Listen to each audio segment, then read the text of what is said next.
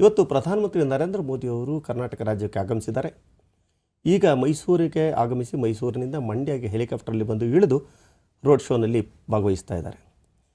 ಈ ಒಂದು ಕಾರ್ಯಕ್ರಮದ ವೇಳೆ ಪ್ರಧಾನಮಂತ್ರಿ ಅವರು ಈ ಭೇಟಿಯಲ್ಲಿ ಸುಮಾರು 16,000 ಕೋಟಿ ರೂಪಾಯಿಗಳ ವಿವಿಧ ಕಾಮಗಾರಿಗಳಿಗೆ ಉದ್ಘಾಟನೆ ಮತ್ತು ಶಂಕುಸ್ಥಾಪನೆಯನ್ನು ನೆರವೇರಿಸ್ತಾರೆ.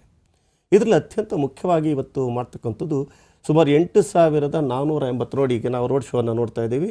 ರಸ್ತೆಯ ಉದ್ದಕ್ಕೂ ಜನ ನಿಂತು ಪುಷ್ಪನ ಅರ್ಚನೆ ಮಾಡ್ತಾರೆ, ಹೂವನ್ನು ಎಸಿತಾ ಇದ್ದಾರೆ. ಪ್ರಧಾನಮಂತ್ರಿಯವರು ನೇರವಾಗಿ ಈ ಕಾರ್ಯಕ್ರಮದಲ್ಲಿ ಕೈಯನ್ನು ಬೀಸಿ ಜನಗಳಿಗೆ ತಮ್ಮ ಅಭಿನಂದನೆಗಳನ್ನು ಸಲ್ಲಿಸ್ತಾ ಇದ್ದಾರೆ. ಈಗ ರೋಡ್ ಶೋ ನಡೀತಾ ಇದೆ. ಮಂಡ್ಯದ PS ಕಾಲೇಜಿನಲ್ಲಿ ನಿರ್ಮಿಸಿರ್ತಕ್ಕಂಥ ಹೆಲಿಪ್ಯಾಡ್ನಲ್ಲಿ ಬಂದು ಇಳಿದ್ರು. ಅಲ್ಲಿಂದ 1.25 ಕಿಲೋಮೀಟರ್ಗಳ ದೂರ ಅವರು ರೋಡ್ ಶೋ ಮಾಡ್ತಾ ಇದ್ದಾರೆ. ಮಂಡ್ಯದಲ್ಲಿ ಪ್ರಧಾನಮಂತ್ರಿ ನರೇಂದ್ರ ಮೋದಿಯವರು ಈಗ ರೋಡ್ ಶೋನಲ್ಲಿ ಭಾಗವಹಿಸಿದ್ದಾರೆ.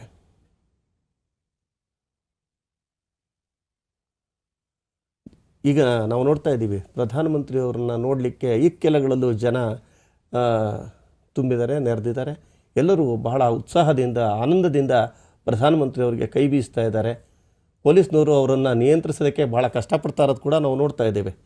ಅವರ ಜೊತೆ SPG ಮತ್ತು ಪೊಲೀಸ್ ಪಡೆ ರಕ್ಷಣೆಗಾಗಿ ನಿಂತಿದೆ.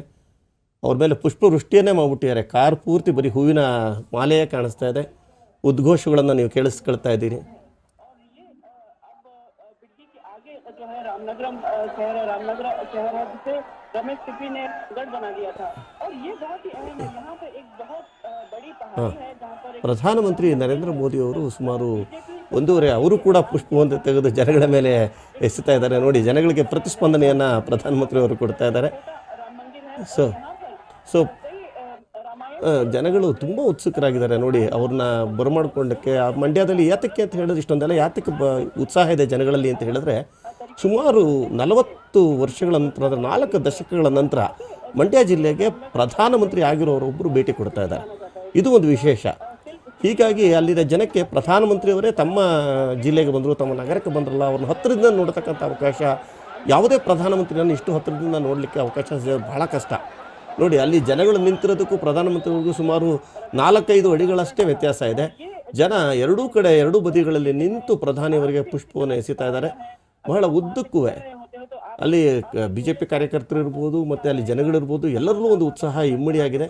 ಜನ ಅವರನ್ನು ಆನಂದದಿಂದ ಬರಮಾಡ್ಕೊಳ್ತಾ ಇದ್ದಾರೆ. ನೋಡಿ, ಎಷ್ಟೊಂದು ಜನ ಇದ್ದಾರೆ ಅಂತ ಹೇಳಿದ್ರೆ ಕೈ ಬೀಸಿ ಕರೀತಾ ಇದ್ದಾರೆ.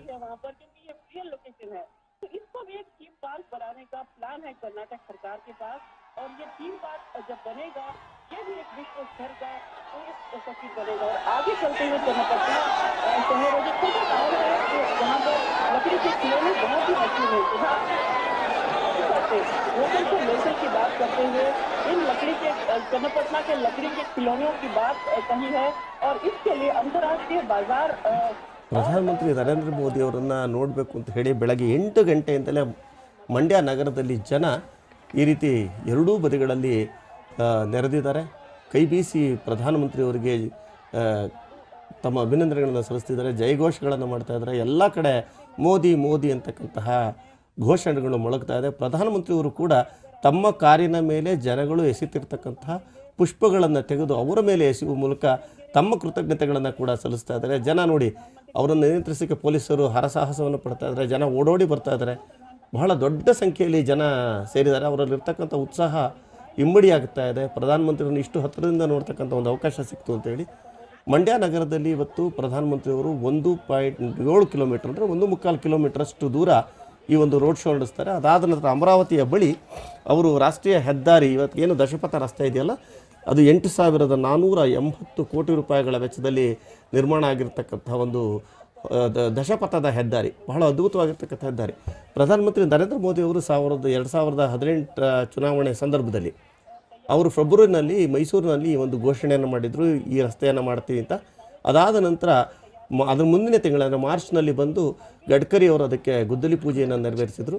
ಅದಾದ ಬಳಿಕ 5 ವರ್ಷಗಳ ಅವಧಿಯ ಒಳಗಡೆ ಅವರೇ ಒಂದು ಉದ್ಘಾಟನೆಯನ್ನು ಮಾಡ್ತಾ ಇದ್ದಾರೆ. ಇವತ್ತು ಆ ಒಂದು ರಸ್ತೆಗೆ ಇಲ್ಲಿಂದ ನೇರವಾಗಿ ರೋಡ್ ಶೋನಲ್ಲಿ ತೆರಳಿ ಅಲ್ಲಿಗೆ ನೇರವಾಗಿ ಬರ್ತಾರೆ. ಅಲ್ಲಿಗೆ ಆ ರಸ್ತೆಯನ್ನು ಅಮರಾವತಿಯ ಬಳಿ ರಾಷ್ಟ್ರೀಯ ಹೆದ್ದಾರಿಗೆ ಬಂದು ಅಲ್ಲೂ ಸುಮಾರು 50 ಮೀಟರ್ಗಳ ದೂರ ನಡೆದು ಆ ರಸ್ತೆಯನ್ನು ಲೋಕಾರ್ಪಣೆ ಮಾಡ್ತಕ್ಕಂಥ ಒಂದು ಕಾರ್ಯಕ್ರಮ ಇದೆ. ಅದಾದ ನಂತರ ಅಲ್ಲಿಂದ ಗೆಜ್ಜಲಗೆರೆಯಲ್ಲಿ ಬೃಹತ್ ಸಮಾವೇಶ ಒಂದು ಏರ್ಪಾಡಾಗಿದೆ. ಆ ಗೆಜ್ಜಲಗೆರೆ ಬಳಿ ಇರ್ತಕ್ಕಂಥ ಆ ಒಂದು ಕಾರ್ಯಕ್ರಮದಲ್ಲಿ ಸಾರ್ವಜನಿಕರನ್ನ ಉದ್ದೇಶಿಸಿ ಅವರು ಭಾಷಣ ಮಾಡ್ತಾರೆ. ಸೊ ಈ ಪ್ರಧಾನಮಂತ್ರಿಯವರು ಈಗ ನೀವೆಲ್ಲ ನೋಡ್ತಾ ಇದ್ರಿ ಎಷ್ಟು ಉತ್ತಮವಾಗಿರ್ತಕ್ಕಂಥ ಒಂದು ಕಾರ್ಯಕ್ರಮದಲ್ಲಿ ಭಾಗವಹಿಸ್ತಾರೆ. ನಮ್ಮ ಕರ್ನಾಟಕದ ಹೆಮ್ಮೆ. ಇವತ್ತು ನಮ್ಮ ಜೊತೆ ಅರ್ಚನಾ ಅವರು ಕೂಡ ಇದ್ದಾರೆ. ಇವತ್ತು ನಾವು ಈ ಒಂದು ಕಾರ್ಯಕ್ರಮದ ಬಗ್ಗೆ ಮಾತಾಡಬೇಕಾದ್ರೆ ಅರ್ಚನಾ ಅವರೇ, ಭಾಳ ಅದ್ಭುತವಾಗಿರತಕ್ಕಂಥ ಒಂದು ರಸ್ತೆಯನ್ನು ನಾವು ನೋಡ್ತಾ ಇದ್ದೀವಿ. ಖಂಡಿತ ಸರ್. ಅದರಿಂದ ನಮ್ಮ ಆರ್ಥಿಕ ಚಟುವಟಿಕೆಗಳು ಉತ್ತಮವಾಗುತ್ತೆ. ಎಲ್ಲಕ್ಕಿಂತ ಹೆಚ್ಚಾಗಿ ಬೆಂಗಳೂರು ರಾಜ್ಯದ ರಾಜಧಾನಿ, ಇದು ಒಂದು ಉದ್ಯಾನಗಳ ನಗರಿ. ಈ ಉದ್ಯಾನ ನಗರಿಯಿಂದ ಅರಮನೆಗಳ ನಗರಿ ಆಗ್ಬೋದು ಅಥವಾ ನಮ್ಮ ಸಾಂಸ್ಕೃತಿಕ ರಾಜಧಾನಿ ಆಗಿರ್ತಕ್ಕಂಥ ಮೈಸೂರಿಗೆ ಸಂಪರ್ಕವನ್ನು ಕಲ್ಪಿಸ್ತಕ್ಕಂಥ ಹಿಂದೆ ನಾವು ನೋಡಿದಾಗೆ ಸುಮಾರು 2015ರಿಂದ ನಾನೇ ಕಾರ್ ಡ್ರೈವ್ ಮಾಡ್ಕೊಂಡು ಮೈಸೂರಿಗೆ ಹೋಗಿ ಬರ್ತಾ ಇದ್ದೆ. ಆ ರಸ್ತೆನಲ್ಲಿ ಏನಾಗಿತ್ತು ಅಂತ ಹೇಳಿದ್ರೆ ಸಾಕಷ್ಟು ಹಂಪುಗಳಿತ್ತು. ಕಾರಣ ಏನಂತ ಹೇಳಿದ್ರೆ ಸಾಕಷ್ಟು ಹಳ್ಳಿಗಳು ಊರುಗಳು ಬರ್ತಾಯಿತ್ತು. ಜನರಿಗೆ ತೊಂದರೆ ಆಗಬಾರ್ದು ಅನ್ನೋ ಕಾರಣಕ್ಕೋಸ್ಕರ ಹಂಪುಗಳನ್ನು ಹಾಕಿದರು.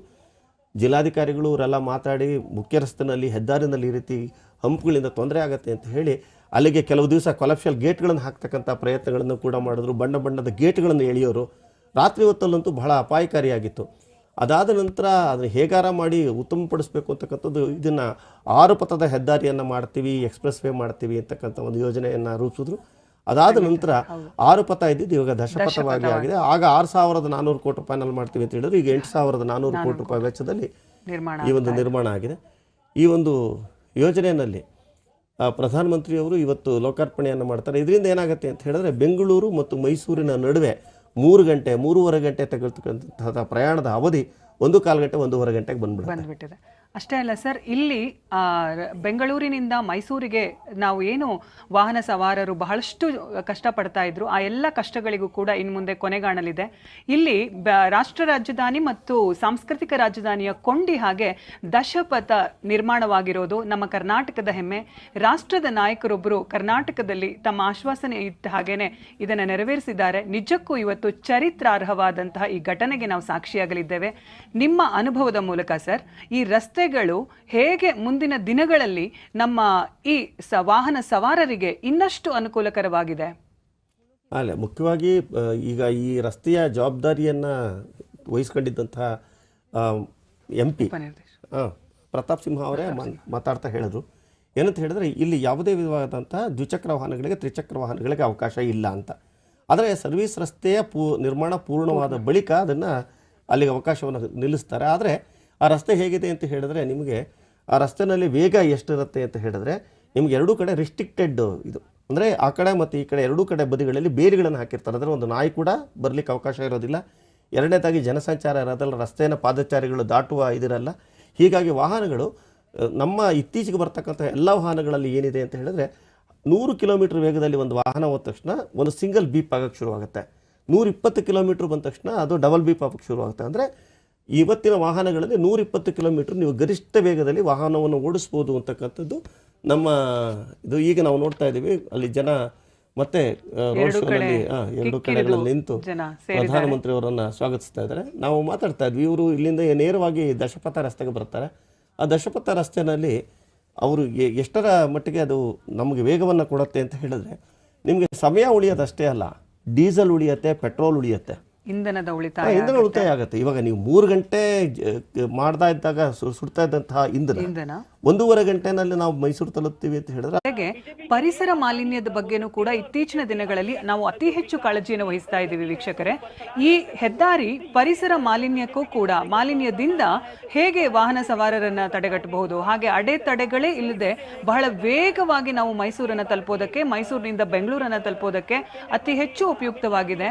ನಿಜವಾಗ್ಲೂ ಸರ್ ಹೇಳಿದ ಹಾಗೆ ವೇಗ, ಇಂಧನದ ಉಳಿತಾಯದ ಜೊತೆಗೆ ಪರಿಸರ ಕಾಳಜಿ ಕೂಡ ಈ ಹೆದ್ದಾರಿಗಿದೆ ಅನ್ನೋದನ್ನ ಕೂಡ ನಮ್ಮ ಸರ್ ಅವರ ವಿವರಣೆಯಿಂದ ನಾವು ತಿಳ್ಕೊಂಡ್ವಿ. ಆರ್ಥಿಕ ಪರಿಸರದ ಬಗ್ಗೆ ಹೇಳ್ತಾ ಇದ್ರಿ, ಇವಾಗ ಯಾತಕ್ಕೋಸ್ಕರ ಅದು ಪ್ರಾಮುಖ್ಯತೆ ಪಡೆಯುತ್ತೆ ಅಂತ. ಭಾರತ ಈಗಾಗಲೇ COP 26ರಲ್ಲಿ ನಾವು ಇಂಗಾಲದ ಹೆಜ್ಜೆಗುರುತುಗಳನ್ನು ಕಡಿಮೆ ಮಾಡ್ತೀವಿ ಅಂತಕ್ಕಂಥ ಒಂದು ನಿರ್ಧಾರವನ್ನು ಕೈಗೊಂಡಿದೆ. ಅದು ಪೆಟ್ರೋಲ್ ಜೊತೆ ಮಿಶ್ರಣ ಮಾಡ್ತಕ್ಕಂಥದ್ದಾಗ್ಬೋದು. ಅದರಿಂದ ನಾವು ಇಂಗಾಲದ ಡೈಆಕ್ಸೈಡನ್ನು ಹೊರಗೆ ಹೊರಸೂಸುವಿಕೆಯನ್ನು ಕಡಿಮೆ ಮಾಡ್ತಕ್ಕಂಥ ಒಂದು ಪ್ರಯತ್ನವನ್ನು ಭಾರತ ಮಾಡ್ತಾ ಇದೆ. ಅಂದರೆ ಸುಸ್ಥಿರ ಅಭಿವೃದ್ಧಿಗೆ ಭಾರತ ಒತ್ತನ್ನು ಕೊಟ್ಟಿದೆ. ಈ ಸುಸ್ಥಿರ ಅಭಿವೃದ್ಧಿಯ ಸಂದರ್ಭದಲ್ಲಿ ನಿಮಗೆ ವಾಹನಗಳಲ್ಲಿ ಉರಿಯತಕ್ಕಂಥ ಇಂಧನದ ಕಡಿಮೆ ಆದ ಹಾಗೆ ಅದು ನಿಮಗೆ ಪರಿಸರಕ್ಕೆ ಬಹಳ ಅನುಕೂಲ ಆಗುತ್ತೆ. ಎಲ್ಲಕ್ಕಿಂತ ಹೆಚ್ಚಾಗಿ ಏನಾಗಿತ್ತು ಅಂತ ಹೇಳಿದ್ರೆ, ನೀವು ಇಲ್ಲಿಂದ ಬೆಂಗಳೂರಿಂದ ಮೈಸೂರಿಗೆ ಹೋಗುವ ರಸ್ತೆಯಲ್ಲಿ ಇಲ್ಲಿ ಬಿಡದಿ ಬರ್ತಾಯಿತ್ತು, ಚನ್ನಪಟ್ಟಣ ಬರ್ತಾಯಿತ್ತು, ರಾಮನಗರ ಬರ್ತಾಯಿತ್ತು. ಅದಾದ ನಂತರ ರಾಮನಗರ ಆದ್ಮೇಲೆ ಚನ್ನಪಟ್ಟಣ ಬರ್ತಾಯಿತ್ತು, ಮದ್ದೂರು ಬರ್ತಾಯಿತ್ತು, ಮಂಡ್ಯ ಬರ್ತಾಯಿತ್ತು. ಅದ್ರ ಮಧ್ಯೆ ಹಲವಾರು ಹಳ್ಳಿಗಳು ಬರ್ತಾಯಿತ್ತು. ಆ ರಸ್ತೆ ಕಿರಿತಾಗಿದ್ದರಿಂದ ಏನಾಗ್ತಾಯಿತ್ತು ಅಂತ ಹೇಳಿದ್ರೆ ಅಲ್ಲಿ ಧೂಳು ಏಳ್ತಾ ಇತ್ತು, ಜನರಿಗೆ ಮಾಲಿನ್ಯದ ಸಮಸ್ಯೆ ಆಗ್ತಾಯಿತ್ತು, ವಾಹನಗಳಿಂದ ಬರ್ತಕ್ಕಂಥ ಹೊಗೆಯಿಂದ ಅವರಿಗೆ ಸಮಸ್ಯೆಗಳಾಗ್ತಾಯಿತ್ತು. ಆದರೆ ಇವಾಗ ಎಲ್ಲ ಕಡೆ ಬೈಪಾಸ್ ಮಾಡಿದ್ದಾರೆ. ಇದು ಎಷ್ಟು ಚೆನ್ನಾಗಿ ಮಾಡಿದ್ದಾರೆ ಅಂತ ಹೇಳಿದ್ರೆ, ಈ ಒಂದು ರಸ್ತೆನಲ್ಲಿ ನಿಮಗೆ ಬೈಪಾಸ್ ರಸ್ತೆಗಳಿಂದ ಹಳ್ಳಿಗೂ ಸಂಪರ್ಕವನ್ನು ಸಾಧಿಸೋದಕ್ಕೆ ಅನುಕೂಲವಾಗಿದೆ ಅಂತ ಸರ್. ಅದಾದ ನಂತರ ಈ ಬೈಪಾಸ್ ರಸ್ತೆಗಳಲ್ಲಿ ಒಂದು ಪರಿಸರ ಮಾಲಿನ್ಯದ ಕಾಳಜಿಯನ್ನು ಬಿಂಬಿಸುವಂತಹ ಕೆಲವು ಹೊಸ ಯೋಜನೆಗಳಿಗೆ ಇನ್ನು ಮುಂದೆ ಕೂಡ ಇವರು ಆ ಆಯೋಜನೆಗಳನ್ನು ಹಾಕೊಂಡಿರುವುದಾಗಿ ತಿಳಿಸ್ತಾ ಇದ್ದಾರೆ. ಬಲ್ಲ ಮೂಲಗಳಿಂದ ನಾವು ಅದನ್ನು ತಿಳಿಯಬಹುದಾಗಿದೆ. ಇಲ್ಲ, ಅಧಿಕೃತವಾಗಿ ಇವತ್ತು ಪ್ರಧಾನಮಂತ್ರಿಯವರು ಕುಶಾಲನಗರ ಮತ್ತು ಮೈಸೂರಿನ ನಡುವೆ 92 ಕಿಲೋಮೀಟರ್ಗಳ ರಸ್ತೆಯನ್ನು ಶಿಲಾನ್ಯಾಸ ಮಾಡ್ತಾರೆ ಇವತ್ತು. ಸೊ ಅದರಿಂದ ಏನಾಗುತ್ತೆ ಅಂತ ಹೇಳಿದ್ರೆ, ಈಗ ಮೈಸೂರಿಗೆ ತನಕ ಬಂದ ತಕ್ಷಣ ಏನಾಗುತ್ತೆ ಅಂತ ಹೇಳಿದ್ರೆ, ರಸ್ತೆ ಮೈಸೂರಿನವ್ರಿಗೆ ಬೆಂಗಳೂರಿನವ್ರಿಗೆ ಮಾತ್ರ ಅನುಕೂಲ ಅಲ್ಲ. ಈ ಮೈಸೂರಿನಿಂದ ಕೊಡಗು ಹೋಗ್ತಕ್ಕಂಥವ್ರಿಗೆ ಅನುಕೂಲ ಆಗುತ್ತೆ, ಕೊಡಗುನಿಂದ ಮಂಗಳೂರಿಗೆ ಸುಳ್ಯ ಮೂಲಕ ಮಂಗಳೂರಿಗೆ ಹೋಗೋರ್ಗೆ ಅನುಕೂಲ ಆಗುತ್ತೆ, ಇಲ್ಲ ಈ ಕಡೆ ಗುಂಡ್ಲುಪೇಟೆ ವಯನಾಡಿಂದ ಕೇರಳಕ್ಕೆ ಹೋಗೋರ್ಗೆ ಅನುಕೂಲ ಆಗುತ್ತೆ. ಸೊ ಇದೇನಾಗುತ್ತೆ ಅಂತ ಹೇಳಿದ್ರೆ, ನಾವು ನೆರೆ ರಾಜ್ಯಕ್ಕೆ ಹೋಗಿ ಕೂಡ ಅನುಕೂಲ ಆಗುತ್ತೆ, ಜೊತೆಗೆ ನಮ್ಮ ಸಮಯದ ಉಳಿತಾಯ ಕೂಡ ಆಗುತ್ತೆ. ಇದು ಪ್ರವಾಸೋದ್ಯಮ ತಾಣಗಳಲ್ಲಿ ಕೊಡಗು ಅತ್ಯಂತ ಪ್ರಮುಖವಾಗಿರ್ತಕ್ಕಂಥದ್ದು ಕರ್ನಾಟಕದಲ್ಲಿ. ಈಗ ಬೆಂಗಳೂರು ಮೈಸೂರಿನ ನಡುವೆ ಈಗ ದಸರಾ ಸಂದರ್ಭದಲ್ಲಂತೂ ಎಷ್ಟು ಜನ ವಿದೇಶಿ ಪ್ರವಾಸಿಗರು ಬರ್ತಾರೆ, ದೇಶೀಯ ಪ್ರವಾಸಿಗರು ಬರ್ತಾರೆ. ಅವರೆಲ್ಲರೂ ಬಂದಂತಹ ಸಂದರ್ಭದಲ್ಲಿ ಪ್ರವಾಸೋದ್ಯಮಕ್ಕೆ ಇದು ಹೆಚ್ಚಿನ ಉತ್ತೇಜನವನ್ನು ಕೊಡುತ್ತೆ. ಪ್ರವಾಸೋದ್ಯಮದ ಜೊತೆಗೆ ಕೈಗಾರಿಕಾ ಅಭಿವೃದ್ಧಿಗೆ ಮತ್ತು ಆರ್ಥಿಕ ಅಭಿವೃದ್ಧಿಗೆ ಇದು ಕಾರಣವಾಗುತ್ತೆ. ಭಾರತದ ಸರ್ವಾಂಗೀಣ ಅಭಿವೃದ್ಧಿಗೆ ಕೂಡ ಕರ್ನಾಟಕಕ್ಕೆ ಇದು ಹೆಚ್ಚಿನ ಕೊಡುಗೆಯನ್ನು ಅಂತ ಇವಾಗ ನಾವು ನೋಡ್ತಾ ಇದ್ದೀವಿ. ಮತ್ತೆ ಪ್ರಧಾನಮಂತ್ರಿಯವರ ಮೇಲೆ ಪುಷ್ಪವೃಷ್ಟಿ ಆಗ್ತಾ ಇದೆ, ಜನ ಅತ್ಯಂತ ಉತ್ಸಾಹದಿಂದ ಭಾಗವಹಿಸ್ತಾ ಇದ್ದಾರೆ. ರಕ್ಷಣೆಯನ್ನು ಕೂಡ ಅಷ್ಟೇ ಸದೃಢವಾಗಿ ರಕ್ಷಣೆಯ ಕ್ರಮಗಳನ್ನು ತೆಗೆದುಕೊಳ್ಳಲಾಗಿದೆ. ಪೊಲೀಸ್ ಅಧಿಕಾರಿಗಳು ಮತ್ತು ಪ್ರಧಾನಮಂತ್ರಿಗಳ ವೈಯಕ್ತಿಕವಾದಂತಹ ಎಲ್ಲ ರಕ್ಷಣಾ ಇಲಾಖೆಯವರು ಕೂಡ ಸಮಗ್ರವಾದಂತಹ ಒಂದು ಸದೃಢವಾದಂತಹ ಅವರನ್ನು ರಕ್ಷಣೆ ಮಾಡಲಿಕ್ಕೆ ಎಡಬಲಗಳಲ್ಲಿ ನಿಂತ್ಕೊಂಡಿದ್ದಾರೆ. ಹೂವಿನ ಒಂದು ಪುಷ್ಪ ವೃಷ್ಟಿಗಳ ಮೂಲಕ ಜನ ತಮ್ಮ ಪ್ರೀತಿಯನ್ನ ತಮ್ಮ ನಾಯಕನ ಆಧಾರದಿಂದ ಸ್ವಾಗತಿಸ್ತಾ ಇದ್ದಾರೆ. ಅಷ್ಟೇ ಪ್ರೀತಿಯಿಂದ ಪ್ರಧಾನಿಗಳು ಕೂಡ ಜನರನ್ನ ಅವರಿಗೆ ಪುಷ್ಪವೃಷ್ಟಿಯನ್ನ ಪುನಃ ಅವರು ಕೂಡ ಮಾಡೋದ್ರ ಮೂಲಕ ತಮ್ಮ ಪ್ರೀತಿಯನ್ನ ತೋರಿಸ್ಕೊಳ್ತಾ ಇದ್ದಾರೆ. ಪೊಲೀಸರು ಅಲ್ಲಿ ಯಥಾ ಪ್ರಕಾರ ತಮ್ಮ ಕರ್ತವ್ಯ ನಿಷ್ಠೆಯನ್ನ ಮೆರಿತಾ ಇದ್ದಾರೆ. ಜನರ ಒಂದು ಜನ ದಟ್ಟಣೆಯನ್ನ ನಿಯಂತ್ರಿಸೋದಕ್ಕೆ ಹರಸಾಹಸ ಪಡ್ತಾ ಇದ್ದಾರೆ. ನಮ್ಮ ರಾಜ್ಯಕ್ಕೆ ಇವತ್ತು ನಿಜಕ್ಕೂ ಹೆಮ್ಮೆಯ ದಿನ. ಒಂದೇ ತಿಂಗಳಲ್ಲಿ ರಾಷ್ಟ್ರದ ನಾಯಕರೊಬ್ಬರು 2 ಬಾರಿ ನಮ್ಮ ರಾಜ್ಯಕ್ಕೆ ಕಾಲಿಟ್ಟು ರಾಜ್ಯದ ಜನತೆಗಿದು ಅತ್ಯಂತ ಸಂತಸದ ದಿನ. ಆಗ್ಲೇ ಸರ್ ಹೇಳಿದ ಹಾಗೆ 40 ವರ್ಷಗಳ ನಂತರ ರಾಷ್ಟ್ರದ ನಾಯಕರೊಬ್ಬರು ಮಂಡ್ಯದ ನೆಲದಲ್ಲಿ ರಾಷ್ಟ್ರಪತಿಗಳು ಕಾಲಿಟ್ಟಿರೋದು ಮಂಡ್ಯದ ಜನರಿಗೆ ನಿಜಕ್ಕೂ ಇಂದು ಮರೆಯಲಾಗದ ದಿನವಾಗಿದೆ.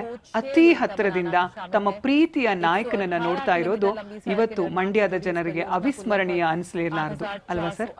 ಇಲ್ಲ ನೋಡಿ, ಅಲ್ಲಿ ಇನ್ನೊಂದು ಜನಗಳ ಉತ್ಸಾಹದ ಜೊತೆಗೆ ಕಲಾ ತಂಡಗಳನ್ನು ಕೂಡ ನಾವು ನೋಡ್ತಾ ಇದ್ದೀವಿ. ಮಂಡ್ಯಕ್ಕೆ ಏನಾಗುತ್ತೆ ಅಂದ್ರೆ ಸಕ್ಕರೆಯ ನಾಡು ಅಂತ ಕರೀತಾರೆ. ಅಲ್ಲಿ ಸಕ್ಕರೆಯ ನಾಡಿನ ಜನ ಅಕ್ಕರೆಯನ್ನು ತೋರ್ತಾ ಇದ್ದಾರೆ, ಪ್ರೀತಿಯನ್ನು ತೋರ್ತಾ ಇದ್ದಾರೆ. ಅವರೆಲ್ಲರೂ ಕೈ ಬೀಸಿ ಪ್ರಧಾನಮಂತ್ರಿಗಳಿಗೆ ತಮ್ಮ ಅಭಿನಂದನೆಗಳನ್ನು ಸಲ್ಲಿಸ್ತಾ ಇದ್ದಾರೆ. ತಮ್ಮ ನಾಡಿಗೆ ಬಂದಿದ್ದಕ್ಕೆ, ತಮ್ಮ ನೆಲಕ್ಕೆ ಬಂದಿದ್ದಕ್ಕಾಗಿ ಅವರಿಗೆ ಸ್ವಾಗತವನ್ನ ಕೋರ್ತಾ ಇದ್ದಾರೆ. ಪ್ರಧಾನಮಂತ್ರಿಯವರು ಕೂಡ ಅವರಿಗೆ ಪ್ರತಿಸ್ಪಂದನೆಯನ್ನ ವ್ಯಕ್ತಪಡಿಸ್ತಾರೆ. ಜನರ ಉತ್ಸಾಹಕ್ಕೆ ತಾವು ಕೂಡ ಧ್ವನಿಯಾಗಿದ್ದಾರೆ ಇವತ್ತು. ಸೊ ಇದ್ರ ಜೊತೆಗೆ ಪ್ರಧಾನಮಂತ್ರಿ ಅವರು ಇಲ್ಲಿಂದ ಹೋದ ನಂತರ ಅಲ್ಲಿ ಆ ಒಂದು ಎಕ್ಸ್ಪ್ರೆಸ್ ಇದು ಹೆದ್ದಾರಿಯನ್ನ ಏನು ಅವರು ಪ್ರವೇಶವನ್ನು ಮಾಡ್ತಾರೆ, ಅಲ್ಲಿ ಕಲಾ ತಂಡಗಳು ಕೂಡ ಅವ್ರಿಗೆ ಬರಮಾಡಿಕೊಳ್ಳಿಕ್ಕೆ ಏನಂದ್ರೆ ಮಂಡ್ಯದಲ್ಲಿ ಸಾಕಷ್ಟು ಜನಪದ ಕಲೆಗಳಿದೆ. ಆ ಕಲೆಗಳ ಅನಾವರಣ ಕೂಡ ಇವಾಗ ಆಗತ್ತೆ. ಅವ್ರ ಜೊತೆಗೆ ಪ್ರಧಾನಮಂತ್ರಿಯವರ ಜೊತೆಗೆ SPG ತಂಡ ರಕ್ಷಣೆಯ ಹೊಣೆಯನ್ನು ಹೊತ್ತು ಮುಂದೆ ಸಾಗ್ತಾ ಇದೆ. ಪ್ರಧಾನಮಂತ್ರಿಯವರ ವಾಹನ ಹೂವಿನಿಂದ ತುಂಬಿ ಹೋಗಿದೆ, ಜನ ಜಯಘೋಷವನ್ನು ಮಾಡ್ತಾ ಇದ್ದಾರೆ. ಸೊ ನಾನು ಅವಾಗ ಹೇಳ್ತಾ ಇದ್ದೆ, ಈ ಎಕ್ಸ್ಪ್ರೆಸ್ ಇದು ಹೆದ್ದಾರಿ ಇದೆಯಲ್ಲ, ಈ ಎಕ್ಸ್ಪ್ರೆಸ್ ಹೆದ್ದಾರಿ ಎಷ್ಟು ವಿಶೇಷವಾಗಿದೆ ಅಂತ ಹೇಳಿದ್ರೆ, ಇದರೊಳಗೆ 8 ಕಿಲೋಮೀಟರ್ ಉದ್ದದ ಎಲಿವೇಟೆಡ್ ಕಾರಿಡಾರ್ ಇದೆ. ಇದರಲ್ಲಿ 9 ಪ್ರಮುಖ ಸೇತುವೆಗಳನ್ನು ನಿರ್ಮಾಣ ಮಾಡಿದ್ದಾರೆ. 42 ಸಣ್ಣ ಸಣ್ಣ ಸೇತುವೆಗಳನ್ನು ಕೂಡ ನಿರ್ಮಾಣ ಮಾಡಿದ್ದಾರೆ. 64 ಅಂಡರ್ ಪಾಸ್ಗಳನ್ನು ಮಾಡಿದ್ದಾರೆ, ಅಂದರೆ ಕೆಳ ಸೇತುವೆಗಳನ್ನು ಮಾಡಿದ್ದಾರೆ. 11 ಓವರ್ ಪಾಸ್ಗಳನ್ನು ಮಾಡಿದ್ದಾರೆ, ಅಂದರೆ ಮೇಲ್ ಸೇತುವೆಗಳನ್ನು ಮಾಡಿದ್ದಾರೆ. ಅದಲ್ಲದೆ 4 ಮುಖ್ಯವಾಗಿರತಕ್ಕಂಥ ರಸ್ತೆ ಮೇಲ್ ಸೇತುವೆಗಳನ್ನು ಕೂಡ ಕಟ್ಟಿದ್ದಾರೆ. 6 ಬೈಪಾಸ್ಗಳಿದೆ. 6 ಬೈಪಾಸ್ಗಳನ್ನು ಯಾಕೆ ಮಾಡಿದ್ದಾರೆ ಅಂತ ಹೇಳಿದ್ರೆ, ನಾನು ಅವಲೇ ಮಾತ್ರ ಹೇಳ್ತಾ ಇದ್ದೆ, ಇವಾಗ ಅಲ್ಲಿ ಬರ್ತಕ್ಕಂಥ ಪ್ರಮುಖ ಪಟ್ಟಣಗಳು ಅಂತ ಹೇಳಿದ್ರೆ ನಿಮಗೆ ಚನ್ನಪಟ್ಟಣ ಇರ್ಬೋದು, ಮದ್ದೂರು ಇರ್ಬೋದು, ರಾಮನಗರ, ಮಂಡ್ಯ, ಈ ಎಲ್ಲ ಕಡೆ ಏನಾಗ್ತಿತ್ತು ಅಂತ ಹೇಳಿದ್ರೆ ಊರೊಳಗೆ ಹೋಗ್ಬೇಕಂತ ಅನಿವಾರ್ಯ ಪರಿಸ್ಥಿತಿ ಬರ್ತಿತ್ತು. ಜನ ಸಿಗ್ನಲ್ ಬಂದಾಗ ಅಲ್ಲಿ ಗಂಟೆಗಟ್ಟಲೆ ಅದಕ್ಕೆ 5 ನಿಮಿಷ ಆಗ್ಬೋದು, 10 ನಿಮಿಷ ಆಗ್ಬೋದು, ಅಲ್ಲಿನ ಜನರಿಗೂ ತೊಂದರೆ ನಿಲ್ಲಲೇಬೇಕಾದಂಥ ಆಗ್ತಿತ್ತು, ಪರಿಸ್ಥಿತಿ. ಪ್ರಯಾಣಿಕರಿಗೂ ತೊಂದರೆ. ಜೊತೆಗೆ ಆ ರಸ್ತೆನಲ್ಲಿ ಏನಾರ ಬಂದ್ಗಳು ನಡೆದ್ರೆ, ಕಾವ್ಯ ವಿಚಾರದಲ್ಲಂತೂ ಒಂದು ಎಷ್ಟು ಅಲ್ಲಿ ಪ್ರತಿಭಟನೆಗಳು ನಡೆದಂಥ ಸಂದರ್ಭದಲ್ಲಿ ಅಥವಾ ರಸ್ತೆ ತಡೆಗಳನ್ನು ನಡೆಸಿದಂಥ ಸಂದರ್ಭದಲ್ಲಿ ಗಂಟೆಗಟ್ಟಲೆ ಕ್ಯೂ ನಿಂತ್ಕೊಂಡು ಕಿಲೋಮೀಟರ್ ಗಟ್ಟಲೆ ವಾಹನಗಳು ನಿಂತಹ ಇದು ಇದೆ. ನಾವು ಮೈಸೂರಿಗೆ ಹೋಗೋಕ್ಕೆ ಒಂದ್ಸರಿ ಕಾವೇರಿ ಗಲಾಟೆ ಆದ ಸಂದರ್ಭದಲ್ಲಿ 6 ಗಂಟೆ ತಗೊಂಡಿದ್ದೆ. ಆದರೆ ಇವಾಗ ಏನಾಗುತ್ತೆ ಅಂತ ಹೇಳಿದ್ರೆ ಮೇಲಿನ ರಸ್ತೆಯಲ್ಲಿ ಹೋಗ್ತಕ್ಕಂಥದ್ರಿಂದ ಯಾರಿಗೂ ಅಲ್ಲಿಗೆ ಬರಲಿಕ್ಕೆ ಅವಕಾಶ ಇಲ್ಲದೆ ಇರೋದ್ರಿಂದ ಕೆಲವು ಕಡೆ ಮಾತ್ರ ಅವ್ರಿಗೆ ಈ ಒಂದು ಸರ್ವಿಸ್ ರಸ್ತೆಗಳಿಗೆ ಬರಲಿಕ್ಕೆ ಅವಕಾಶವನ್ನು ಕೊಟ್ಟಿದ್ದಾರೆ. 4ರಿಂದ 5 ಕಡೆ ಕೊಟ್ಟಿದ್ದಾರೆ. ಇದರಿಂದ ಆರ್ಥಿಕ ಅಭಿವೃದ್ಧಿ ಆಗುತ್ತೆ, ಜೊತೆಗೆ ಸಂಚಾರ ಇದಾಗತ್ತೆ. ಇದರಲ್ಲಿ ಮುಖ್ಯವಾದ ಇನ್ನೂ ಒಂದು ಇದೆ ಸರ್, ಹೌದು, 3 ಪಥದ ವಿಶಾಲವಾದ ರಸ್ತೆಗಳಿವೆ. ಹಾಗೆ ಇಲ್ಲಿ ಟರ್ನಿಂಗ್ ಪಾಯಿಂಟ್ಗಳು ಅತ್ಯಂತ ಕಡಿಮೆ ಇದ್ದಾವೆ. ಯೂ ಟರ್ನ್ಗಳಿಲ್ಲದೆ ಇರೋ ಕಾರಣ ವಾಹನಗಳು ಅಡ್ಡಾದಿಡ್ಡಿಯಾಗಿ ಇಲ್ಲಿ ಸಂಚರಿಸುವಂತಿಲ್ಲ. ಇದರ ಸಂಚಾರದ ಒಂದು ಕ್ರಮನೇ ಬೇರೆ ಹೆದ್ದಾರಿಗಳಿಗೆ ಹೋಲಿಸಿದ್ರೆ ನೀವು ಹೇಳಿದ ಹಾಗೆ ವಿಭಿನ್ನವಾಗಿದೆ ಮತ್ತು ಅಚ್ಚುಕಟ್ಟಾಗಿದೆ. ವಾಹನ ಸವಾರರಿಗೆ ಯಾವುದೇ ರೀತಿಯಾದಂತಹ ತೊಂದರೆ ಆಗೋದಿಲ್ಲ. ಸರ್ವಿಸ್ ರಸ್ತೆ, ನೀವಾಗಲೇ ಅದನ್ನ ಸೂಚಿಸಿದ್ರಿ, ಅದನ್ನ ಈ ಸರ್ವಿಸ್ ರಸ್ತೆಯಿಂದಾಗಿ ಎಕ್ಸ್ಪ್ರೆಸ್ ವೇನಲ್ಲಿ ನಿಧಾನವಾಗಿ ಸಂಚಾರ ಮಾಡೋದಕ್ಕೆ ಸಾಧ್ಯನೇ ಇಲ್ಲ. ವೇಗದ ಒಂದು ಮಿತಿಯನ್ನು ಕೂಡ ಜನ ಇಲ್ಲಿ ಗಮನದಲ್ಲಿ ಇಟ್ಕೊಳ್ಬೇಕಾಗತ್ತೆ. 3 ಗಂಟೆಗಳ ಪ್ರಯಾಣವನ್ನ 75 ನಿಮಿಷಕ್ಕೆ ಇಳಿಸಿರೋದು ಈ ಹೆದ್ದಾರಿಯ ಬಹಳ ದೊಡ್ಡ ಹೆಗ್ಗಳಿಕೆಯಾಗಿದೆ. ನೀವು ಆಗ್ಲೇ ತಿಳಿಸಿದ ಹಾಗೆ ಮಧ್ಯದಲ್ಲಿ ಬರುವಂತಹ ನಗರಗಳಿಂದ ಜನರಿಗಾಗ್ತಿದ್ದಂಥ ಕಿರಿಕಿರಿ, ಪ್ರಯಾಣಿಕರಿಗಾಗ್ತಿದ್ದಂಥ ಕಿರಿಕಿರಿಯನ್ನ ಬಹಳ ಸುಲಭವಾಗಿ ತಪ್ಪಿಸಬಹುದಾಗಿದೆ. ಇಲ್ಲೂ ಕೂಡ ಪ್ರಧಾನಿಗಳು ಅಕ್ಕಪಕ್ಕದಲ್ಲಿ ಬರ್ತಾ ಇರುವಂತಹ ನೋಡಿ, ಅಲ್ಲಿ ಜಾನಪದ ಕಲಾ ತಂಡಗಳನ್ನ ಎಷ್ಟು ಉತ್ಸಾಹಕತೆಯಿಂದ ನೋಡ್ತಾ ಇದ್ದಾರೆ. ನಮ್ಮ ಪ್ರಧಾನಿಗಳು ದೇಶದ ಯಾವುದೇ ಮೂಲೆಗೆ ಹೋಗಿದ್ರು ಅಲ್ಲಿನ ಜನಪದ ಕಲೆ ಸಾಹಿತ್ಯವನ್ನು ಕುರಿತಾಗೆ ಮಾತಾಡಿದ್ದಾರೆ. ಆಗ್ಲೇ ನೀವು ಹೇಳಿದ ಹಾಗೆ ನಮ್ಮ ಮಂಡ್ಯ ಜನಪದ ಕಲೆಗಳ ತವರೂರು. ಅಲ್ಲಿಯ ವೀರಗಾಸೆ ಆಗಿರಬಹುದು, ಕಂಸಾಳೆ ಇರಬಹುದು, ಹಲವಾರು ಜಾನಪದ ಗಾಯಕರ ತಂಡಗಳಿರ್ಬೋದು. ಇವರೆಲ್ಲರೂ ಇವತ್ತು ತಮ್ಮ ಸೇವೆಯ ಜೊತೆಗೆ ಅಲ್ಲಿ ಪೂಜಾ ಕುಣಿತವನ್ನು ಕೂಡ ನೋಡಿದ್ವಿ ನಾವು. ಪ್ರಧಾನಿಗಳು ಕಲೆ, ಸಾಹಿತ್ಯ, ಅಲ್ಲಿನ ಸಂಸ್ಕೃತಿ ಎಲ್ಲವನ್ನು ಕೂಡ ಸಮಗ್ರವಾಗಿ ಗ್ರಹಿಸಿಕೊಂಡೇ ತಮ್ಮ ಒಂದು ಪ್ರಯಾಣವನ್ನು ಮಾಡಿರ್ತಾರೆ ಅಂತ ನಿಮ್ಮ ಎಲ್ಲ ಮಾತುಗಳು ನಿಜ ಸರ್. ಆ ನಿಟ್ಟಲ್ಲಿ ಪ್ರಧಾನಮಂತ್ರಿಯವ್ರನ್ನ ಈಗ ಜನರು ಉತ್ಸಾಹದಿಂದ ತಮ್ಮ ನಗರದಲ್ಲಿ ಸ್ವಾಗತಿಸ್ತಾ ಇದ್ದಾರೆ. ಈಗ ಇಲ್ಲಿ ರಸ್ತೆಯಲ್ಲಿ ಈಗ ನಾವು ಎಕ್ಸ್ಪ್ರೆಸ್ ಹೆದ್ದಾರಿ ಬಗ್ಗೆ ಮಾತಾಡ್ತಾ ಇದ್ವಿ ಅರ್ಚನಾ. ಅದರೊಳಗೆ ಮುಖ್ಯವಾಗಿ ಇವಾಗ ಇನ್ನೊಂದು ಅಪಸ್ವರ ಬಂದಿರತಕ್ಕಂಥದ್ದು ಏನು ಅಂತ ಹೇಳಿದ್ರೆ, ಜನ ಇಲ್ಲಿ ಅತ್ಯಂತ ವೇಗವಾಗಿ ಹೋಗ್ತಾ ಇರೋದ್ರಿಂದ ಅಪಘಾತಗಳಾಗ್ತಾ ಇದೆ ಅಂತ. ಕಳೆದ ಸೆಪ್ಟೆಂಬರ್ನಲ್ಲಿಂದ ಇಲ್ಲಿ ವಾಹನವನ್ನು ಮುಕ್ತಗೊಳಿಸಿದ್ದಾರೆ. ಅಂದರೆ ಎಕ್ಸ್ಪ್ರೆಸ್ ವೇನಲ್ಲಿ ಹೋಗ್ಲಿಕ್ಕೆ ಅವಕಾಶವನ್ನು ಕೊಟ್ಟಿದ್ದಾರೆ. ಈ ಸೆಪ್ಟೆಂಬರ್ನಿಂದ ಇಲ್ಲಿ ತನಕ 6 ತಿಂಗಳ ಅವಧಿಯಲ್ಲಿ ಇಲ್ಲಿ 350 ಅಪಘಾತಗಳು ನಡೆದಿದೆ. ಇದರೊಳಗೆ 80 ಜನ ಸಾವಿಗೀಡಾಗಿದ್ದಾರೆ ಅಂತ. ಇದಕ್ಕೆ ಕಾರಣ ಏನು ಅಂತ ಹೇಳಿದ್ರೆ, ನಿಮಗೆ ವಾಹನದ ಮಿತಿ ಇರುತ್ತೆ 120 ಕಿಲೋಮೀಟ್ರ್ ಅಂತ. ಆದರೂ ಕೂಡ ಜನ 120 ಅಲ್ಲ 150 ಕಿಲೋಮೀಟ್ರ್ ಹೋಗ್ಬೋದು, ರಸ್ತೆ ಚೆನ್ನಾಗಿದೆ ಅಂತ ಹೇಳ್ಬಿಟ್ಟು ಅತ್ಯಂತ ವೇಗದಿಂದ ಓಡಿಸ್ತಾರೆ. ಅಲ್ಲೇ ಫುಟ್ಪಾತ್ಗಳಿಗೆ ನುಗ್ಗಿಸಿ ಅಪಘಾತಗಳನ್ನು ಮಾಡ್ಕೊಳ್ತಿದ್ದಾರೆ, ಬೇರೆ ವಾಹನಗಳಿಗೆ ಇದಾಗ್ತಾ ಇದೆ. ಹೀಗಾಗಿ ಇದಕ್ಕೊಂದು ಕಡಿವಾಣವನ್ನು ಹಾಕಬೇಕು ಅಂತ. ಆದರೆ ಈ ರಸ್ತೆನಲ್ಲಿ ನೋಡಿ, ಎಲ್ಲೂ ನಿಮಗೆ ಯಾವುದೇ ರಸ್ತೆ ಉಬ್ಬುಗಳಿಲ್ಲ, ಅಂದರೆ ಹಂಪ್ಗಳಿಲ್ಲ, ಯಾವುದೇ ರಸ್ತೆ ಉಬ್ಬುಗಳು ಬರೋದಿಲ್ಲ, ಎಲ್ಲೂ ನಿಮಗೆ ಸಿಗ್ನಲ್ ಬರೋದಿಲ್ಲ, ಎಲ್ಲೂ ನಿಮಗೆ ಕ್ರಾಸಿಂಗ್ ಇರೋದಿಲ್ಲ. ಹೀಗಾಗಿ ಏನಾಗುತ್ತೆ ಅಂತ ಹೇಳಿದ್ರೆ, ರಭಸವಾಗಿ ಒಂದು ಕಡೆ ಟೋಲಲ್ಲಿ ನೀವು ಹೊರಟ್ರೆ ಇನ್ನೊಂದು ಟೋಲ್ಗೆ ಸರಾಗವಾಗಿ ನೀವು ಹೋಗ್ಲಿಕ್ಕೆ ಅವಕಾಶ ಇದೆ. ಆದರೆ ರಸ್ತೆ ಇದೆ ಅಂತ ಹೇಳ್ಬಿಟ್ಟು ಅದನ್ನು ಸರಿಯಾಗಿ ಬಳಸ್ಕೊಳ್ತಕ್ಕಂಥದ್ರ ಬಗ್ಗೆ ನಮ್ಮ ಜನ ಗಮನ ಹರಿಸಬೇಕು. ಅದೇ ರೀತಿ ನಮ್ಮ ಸರ್ಕಾರ ಕೂಡ ಇಲ್ಲಿ ಒಂದು ಟೋಲಿಂದ ಮತ್ತೊಂದು ಟೋಲ್ಗೆ ಇರ್ತಕ್ಕಂಥ ಅಂತರ, ಇವಾಗ ನಡಘಟ್ಟದಿಂದ ಮೈಸೂರಿಗೆ ಇರ್ತಕ್ಕಂಥ ಜಂಕ್ಷನ್ ಏನು ಮಾಡಿದ್ದಾರೆ, ಬೆಂಗಳೂರು ನಿಡಘಟ್ಟ ಇದು, ಆ ಜಂಕ್ಷನಲ್ಲಿ ನಿಮಗೆ 2 ಟೋಲ್ಗಳು ಬಂದಂಥ ಸಂದರ್ಭದಲ್ಲಿ 58 ಕಿಲೋಮೀಟ್ರ್ 60 ಕಿಲೋಮೀಟ್ರ್ ಇದ್ದರೆ ನೀವು ಗಂಟೆಗೆ 120 ಎಷ್ಟು ನಿಮಿಷದಲ್ಲಿ ಹೋಗ್ಬೋದು ಅಂತಕ್ಕಂಥದ್ದು ಕ್ಯಾಲ್ಕುಲೇಷನ್ ಸಿಗುತ್ತೆ. ಯಾಂತ್ರಿಕವಾಗಿ ಅದನ್ನು ಕಂಡ್ಕೊಳ್ಳೋಕೆ ಅವಕಾಶ ಇರುತ್ತೆ. ಯಾರು ಅತಿಯಾದಂಥ 150 ಕಿಲೋಮೀಟ್ರ್ 130 ಕಿಲೋಮೀಟ್ರ್ ವೇಗದಲ್ಲಿ ಬಂದಿರ್ತಾರೋ ಅಂಥವ್ರಿಗೆ ದಂಡ ಹಾಕತಕ್ಕಂಥ ಪ್ರಕ್ರಿಯೆಯನ್ನು ಆರಂಭಿಸ್ಬಿಟ್ರೆ ಬಹುಶಃ ಇದನ್ನು ತಪ್ಪಿಸ್ಬೋದು ಅಂತಕ್ಕಂಥ ಒಂದು ಸಲಹೆ ಕೂಡ ಜನಗಳಿಂದ ಬರ್ತಾ ಇದೆ. ಅದನ್ನು ಮುಂದಿನ ದಿನಗಳ ಸರ್ಕಾರ ಗಮನಿಸುತ್ತೆ ಅಂತ ಕಾಣಿಸುತ್ತೆ. ಈಗ ನಾವು ಪ್ರಧಾನಮಂತ್ರಿಯವ್ರನ್ನ ನೋಡ್ತಾ ಇದ್ದೀವಿ. ಪ್ರಧಾನಮಂತ್ರಿಯವರು ರೋಡ್ ಶೋನಲ್ಲಿ ಭಾಗವಹಿಸಿದ್ದಾರೆ. ಈಗ ಅವರು ಮಂಡ್ಯದ ಜನ ಅವರನ್ನು ಬಹಳ ಆತ್ಮೀಯತೆಯಿಂದ ಸ್ವಾಗತಿಸಿದ್ದಾರೆ. ಅವರಲ್ಲಿ ಉತ್ಸಾಹ ಇದೇ ಇಲ್ಲ, ಕಿಲೋಮೀಟರ್ ಗಟ್ಟಲೆ ಜನ ನಿಂತಿದ್ದಾರೆ ಅವ್ರನ್ನ ಸ್ವಾಗತಿಸಲಿಕ್ಕೆ. ಎರಡೂ ಕಡೆ ಎಲ್ಲ ಜನ ಕೈ ಬೀಸಿತಾ ಇದ್ದಾರೆ, ಅವ್ರನ್ನ ಸ್ವಾಗತಿಸ್ತಾ ಇದ್ದಾರೆ, ಪುಷ್ಪವೃಷ್ಟಿಯನ್ನು ಮಾಡ್ತಾ ಇದ್ದಾರೆ. ಸಕ್ಕರೆಯ ನಾಡಿನ ಜನರ ಪ್ರೀತಿಯ ಸವಿಯನ್ನ ನಮ್ಮ ರಾಷ್ಟ್ರ ನಾಯಕರು ಇವತ್ತು ನೋಡ್ತಾ ಇದ್ದಾರೆ, ಅನುಭವಿಸ್ತಾ ಇದ್ದಾರೆ. ಅದನ್ನು ಅವರು ಸಹ ಅವರ ಮುಖದಲ್ಲಿ ಕೂಡ ಆ ಸಂತೋಷ ಎದ್ದು ಕಾಣಿಸ್ತಾ ಇದೆ. ಸರ್ ಖಂಡಿತ ನೀವಾಗಲೇ ಕೊಟ್ಟಂಥ ಮಾಹಿತಿಗಳು ಬಹಳ ಮಾಹಿತಿಪೂರ್ಣವಾಗಿತ್ತು. ಸವಾರರು ಹೇಗೆ ಎಚ್ಚರಿಕೆಯನ್ನು ವಹಿಸಬೇಕು ಈ ರಸ್ತೆನಲ್ಲಿ ಚಲಿಸುವಾಗ ಅನ್ನೋದನ್ನು ನೀವು ಹೇಳಿದ್ರಿ. ಇಲ್ಲಿ ಚಾಲನೆ ವೇಳೆ ನಿಯಂತ್ರಣ ತಪ್ಪಬಹುದು ಅಂತಲೂ ನೀವು ಹೇಳಿದ್ರಿ. ಅದರೊಂದಿಗೆ ಅವರು ವೇಗವಾಗಿ ಸಂಚರಿಸುವಾಗ ಜಾಗೃತಿಯಿಂದ ಇರಬೇಕು, ಎಚ್ಚರಿಕೆಯಿಂದ ಇರಬೇಕು ಅಂತ ಹೇಳಿದ್ರಿ. ಸರ್ಕಾರ ಕೂಡ ಈ ನಿಟ್ಟಿನಲ್ಲಿ ಏನಾದರೂ ಆ ರಸ್ತೆಗಳಲ್ಲಿ ಆಂಬ್ಯುಲೆನ್ಸ್ ವ್ಯವಸ್ಥೆ, ಗಸ್ತು ತಿರುಗೋದು ಎಲ್ಲ ವ್ಯವಸ್ಥೆ ಮಾಡ್ತಾ ಇದೆಯಾ ಸರ್? ಆ ಥರ ಏನಾದರೂ ಮುನ್ನೆಚ್ಚರಿಕೆ ಕ್ರಮಗಳನ್ನು ತಗೊಳ್ತಾ ಇದೆಯಾ? ಅದ್ರ ಬಗ್ಗೆ ಗಮನ ಹರಿಸಿದ್ರೆ ತಿಳಿಸ್ಕೊಡಿ ಸರ್. ಅದಕ್ಕೋಸ್ಕರನೇ ಇವಾಗ ಯೋಚನೆಯನ್ನು ಮಾಡಿದ್ದಾರೆ. ಅದಷ್ಟೇ ಅಲ್ಲದೆ ಏನಾಗಿತ್ತು ಅಂತ ಹೇಳಿದ್ರೆ, ಹಿಂದೆ ಬೆಂಗಳೂರು ಮತ್ತು ಮೈಸೂರು ನಡುವಿನ ರಸ್ತೆ ಇದೆಯಲ್ಲ, ಆ ರಸ್ತೆನಲ್ಲಿ ಇದ್ದಂಥದ್ದು ಮುಖ್ಯವಾಗಿ ಚನ್ನಪಟ್ಟಣದಲ್ಲಿ ಬಣ್ಣದ ಬೊಂಬೆಗಳನ್ನು ಕೊಂಡ್ಕೊಳ್ಳಿಕ್ಕೋಸ್ಕರ ಜನ ನಿಲ್ಲಿಸೋರು. ಅದಲ್ಲದೆ ಮುಂದಕ್ಕೆ ಸ್ವಲ್ಪ ದೂರ ಹೋದರೆ ನಿಮಗೆ ಮದ್ದೂರಿನಲ್ಲಿ ಒಂದು ವಡೆ ಕಾಫಿ ತಿನ್ಲಿಕ್ಕೋಸ್ಕರ ಅದು ಮದ್ದೂರು ವಡೆ ಭಾಳ ಫೇಮಸ್ಸು, ಅಲ್ಲಿ ಜನಪ್ರಿಯವಾಗಿರ್ತಕ್ಕಂಥದ್ದು ಖಾದ್ಯ, ಅದನ್ನು ತಿನ್ಲಿಕ್ಕೋಸ್ಕರ ಜನ ನಿಲ್ಲಿಸೋರು. ಹೀಗಾಗಿ ಮೈಸೂರು ಮತ್ತು ಬೆಂಗಳೂರಿನ ನಡುವೆ ನಿಮಗೆ 3 ಗಂಟೆ 3.5 ಗಂಟೆಗಳ ಪ್ರಯಾಣ ಇದ್ದಂಥ ಸಂದರ್ಭದಲ್ಲಿ ಅರ್ಧ ಗಂಟೆ ವಿಶ್ರಾಂತಿಯೇ ಬೇಕಾಗಿತ್ತು. ಆದರೆ ಇವಾಗ ಅದರ ಅಗತ್ಯ ಇಲ್ಲ. ನಿಮಗೆ 1 ಗಂಟೆ 1.5 ಗಂಟೆ ಒಳಗಡೆ ನೀವು ಮೈಸೂರನ್ನೇ ತಲುಪಿಬಿಡ್ತೀವಿ. ಹೀಗಾಗಿ ಸಾಂಸ್ಕೃತಿಕ ನಗರಿ ಮತ್ತು ಈಗ ನಮಗೆ ಏನಂದರೆ ಮೈಸೂರು ನಾಡಹಬ್ಬ, ಅಲ್ಲಿ ನಡೀತಕ್ಕಂತಹ ದಸರಾ ಉತ್ಸವ ಇದೆಯಲ್ಲ, ದಸರಾ ಉತ್ಸವಕ್ಕೆ ಬಹಳ ಪುರಾತನವಾಗಿರತಕ್ಕಂತಹ ಪ್ರಾಚೀನ ಇತಿಹಾಸ ಇದೆ, 100 ವರ್ಷಗಳ ಇತಿಹಾಸ ಇದೆ. ಅದು ಭವ್ಯವಾಗಿರತಕ್ಕಂತಹ ಜಂಬೂ ಸವಾರಿಯನ್ನು ನೋಡಲಿಕ್ಕೆ ದೇಶ ವಿದೇಶಗಳಿಂದ ಆಗಮಿಸ್ತಾರೆ. ಎಲ್ಲರಿಗೂ ಬೆಂಗಳೂರಿಗೆ ಬಂದು ಬೆಂಗಳೂರಿಂದ ಹೋಗ್ತಕ್ಕಂಥ ಒಂದು ವ್ಯವಸ್ಥೆ ಇತ್ತು. ಸೊ ಈ ನಿಟ್ಟಿನಲ್ಲಿ ಅಲ್ಲಿಗೆ ಹೋಗ್ತಕ್ಕಂತಹ ಜನರಿಗೆ, ಪ್ರವಾಸಕ್ಕೆ ಬಂದಂಥವರಿಗೆ ಸುಗಮವಾಗಿರತಕ್ಕಂತಹ ಸಂಚಾರದ ಒಂದು ವ್ಯವಸ್ಥೆಯನ್ನು ಕಲ್ಪಿಸಬೇಕಾಗುತ್ತೆ. ಸೊ ಹೀಗಾಗಿ ಬೆಂಗಳೂರು ರಾಜ್ಯದಲ್ಲಿ ವಿಧಾನಸೌಧವನ್ನು ನೋಡ್ಲಿಕ್ಕೆ ಬಂದವರು ಮೈಸೂರಿಗೆ ಹೋಗ್ತಾರೆ. ಸೊ ಬೇರೆ ಊರಿಂದ ವಿಧಾನಸೌಧವೂ ಕೂಡ ಬೆಂಗಳೂರು ಅರಮನೆಗಳಿಗೆ, ಮೈಸೂರಿನ ಅರಮನೆಗಳಿಗೆ ವಿಧಾನಸೌಧ ಕಡಿಮೆ ಇಲ್ಲ ಅನ್ನೋ ರೀತಿಯಲ್ಲಿದೆ. ಹೀಗಾಗಿ ಅದೊಂದು ಪ್ರವಾಸಿ ತಾಣವೇ ಹೌದು. ಹೀಗಾಗಿ ಬೆಂಗಳೂರಿಗೆ ಬಂದಂತಹ ಜನ ಇಲ್ಲಿಂದ ನೇರವಾಗಿ ಮೈಸೂರಿಗೆ ಹೋಗ್ತಾ ಇದ್ರು, ಮೈಸೂರಿನಲ್ಲಿ ದಸರಾ ಉತ್ಸವದಲ್ಲಿ ಭಾಗವಹಿಸ್ತಾ ಇದ್ರು. ಸೊ ಹೀಗಾಗಿ ಮೈಸೂರಿನಲ್ಲಿ ಹೋಗ್ತಕ್ಕಂಥ ಸಂದರ್ಭದಲ್ಲಿ ರಸ್ತೆಯ ಕಿರಿಕಿರಿಗಳು ಜನರ ಬಗ್ಗೆ ಭಾಳ ಆಗ್ತಾ ಇತ್ತು ಅಂತ. ಸೊ ಹೀಗಾಗಿಂತ ಮುಖ್ಯವಾಗಿ ಸಮಯದ ಉಳಿತಾಯ ಸರ್. ವೇಗನೇ ಕಾಲದ ಮನೋಧರ್ಮ ಆಗಿರೋ ಈ ಸಂದರ್ಭದಲ್ಲಿ ವೇಗವಾಗಿ ಹೋಗಿ ನಮ್ಮ ಒಂದು ಏನು ಆ ಡೆಸ್ಟಿನೇಷನ್ ಏನಿದೆ ಅದನ್ನು ತಲುಪಿ ಜನ ತಮ್ಮ ಸಮಯವನ್ನು ಉಳಿತಾಯ ಮಾಡಿಕೊಂಡು ಅದನ್ನು ಈಗ ಮೈಸೂರಿನಲ್ಲಿ ಇನ್ಯಾವುದೋ ಒಂದು ಝೂ ನೋಡೋದಕ್ಕೆ, ಇನ್ಯಾವುದೋ ಪ್ರಾಣಿ ಸಂಗ್ರಹಾಲಯ, ವಸ್ತು ಸಂಗ್ರಹಾಲಯ, ಮೈಸೂರಿನ ಅರಮನೆಯನ್ನು ನೋಡೋದಕ್ಕೆ ಬಳಸ್ಕೋತಾರೆ. ಹಾಗೆ ಮೈಸೂರಿನಿಂದ ಬೆಂಗಳೂರಿಗೆ ಬರ್ತಾ ಇರುವಂಥ ಸಂದರ್ಭದಲ್ಲೂ ಕೂಡ ಬೆಂಗಳೂರಿನಲ್ಲೂ ಅವರಿಗೆ ಸಾಕಷ್ಟು ಸಮಯವನ್ನು ಕಳೆಯೋದಕ್ಕೆ ಅನುಕೂಲಕರವಾಗುತ್ತೆ ಈ ರಸ್ತೆ. ಅತಿ ಹೆಚ್ಚು ಉಪಯುಕ್ತವಾಗಿರೋದು ಅಂದರೆ ಇದೆ, ವೇಗಾನೇ ಇಂದಿನ ಕಾಲದ ಧರ್ಮ ಆಗಿರೋದ್ರಿಂದ ಇದು ಒಂದು ಬೆಂಗಳೂರು ಮೈಸೂರಿನಷ್ಟೇ ನಾವು ಯೋಚನೆ ಮಾಡಬಾರ್ದು.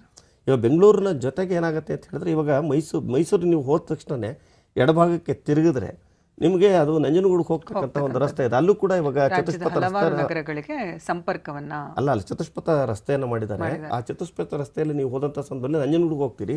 ನಂಜನಗೂಡಿಗೆ ಹೋದ ನಂತರ ಅಲ್ಲಿಂದ ನೀವು ಬೇರೆ ಬೇರೆ ಸ್ಥಳಗಳಿಗೆ, ಮಲೆ ಮಹದೇಶ್ವರನ ಬೆಟ್ಟಕ್ಕೆ ಹೋಗ್ಬೋದು, ಚಾಮರಾಜನಗರಕ್ಕೆ ಹೋಗ್ಬೋದು, ಗುಂಡ್ಲುಪೇಟೆಗೆ ಹೋಗ್ಬೋದು, ಮತ್ತು ವಯನಾಡಿಗೆ ಹೋದರೆ ಕೇರಳಕ್ಕೆ ಹೋಗ್ತಕ್ಕಂಥದ್ದಾಗತ್ತೆ.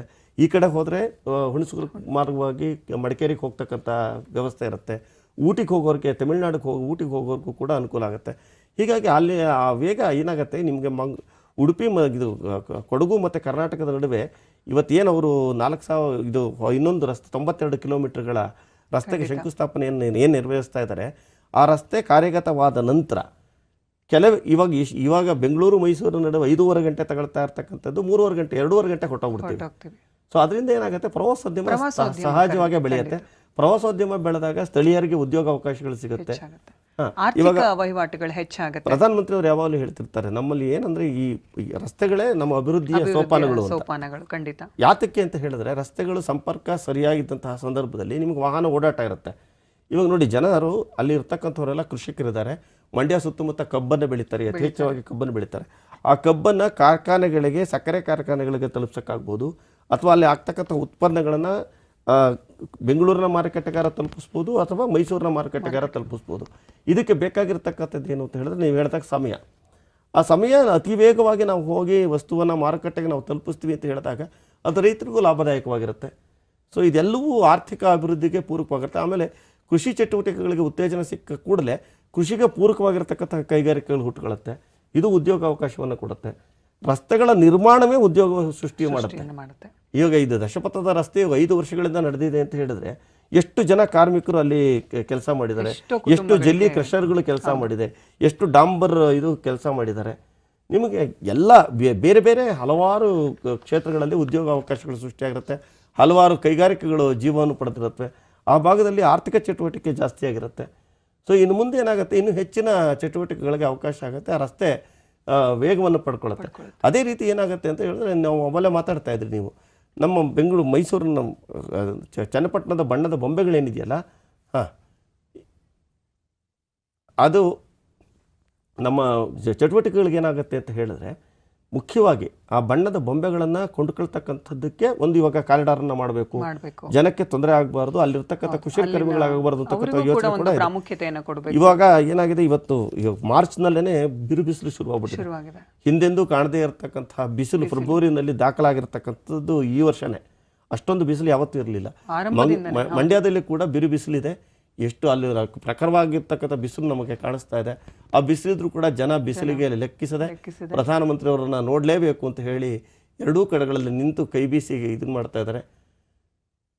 ಸೊ ಪೊಲೀಸರು ಯಾವುದೇ ವಿಧವಂತ ಒಂದು ಕಳೆದ ಬಾರಿ ಬಂದಂತಹ ಸಂದರ್ಭದಲ್ಲಿ ಹುಡುಗ ಅತಿ ಉತ್ಸಾಹದಿಂದ ಓಡ್ ಬಂದು ನಡೆದಂತಹ ಘಟನೆ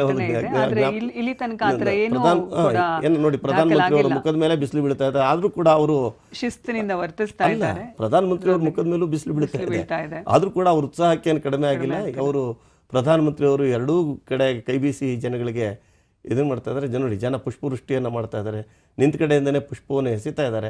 ತಮ್ಮ ರಾಷ್ಟ್ರದ ಪ್ರೀತಿಯ ನಾಯಕನಿಗೆ ತಮ್ಮ ಪ್ರೀತಿಯನ್ನು ತೋರಿಸ್ತಾ ಇದ್ದಾರೆ. ತಾವು ಬೆಳೆದಿರ್ತಕ್ಕಂತಹ ಹೂಗಳನ್ನು ತಂದು ಪುಷ್ಪವೃಷ್ಟಿಯನ್ನು ಮಾಡ್ತಿದ್ದಾರೆ.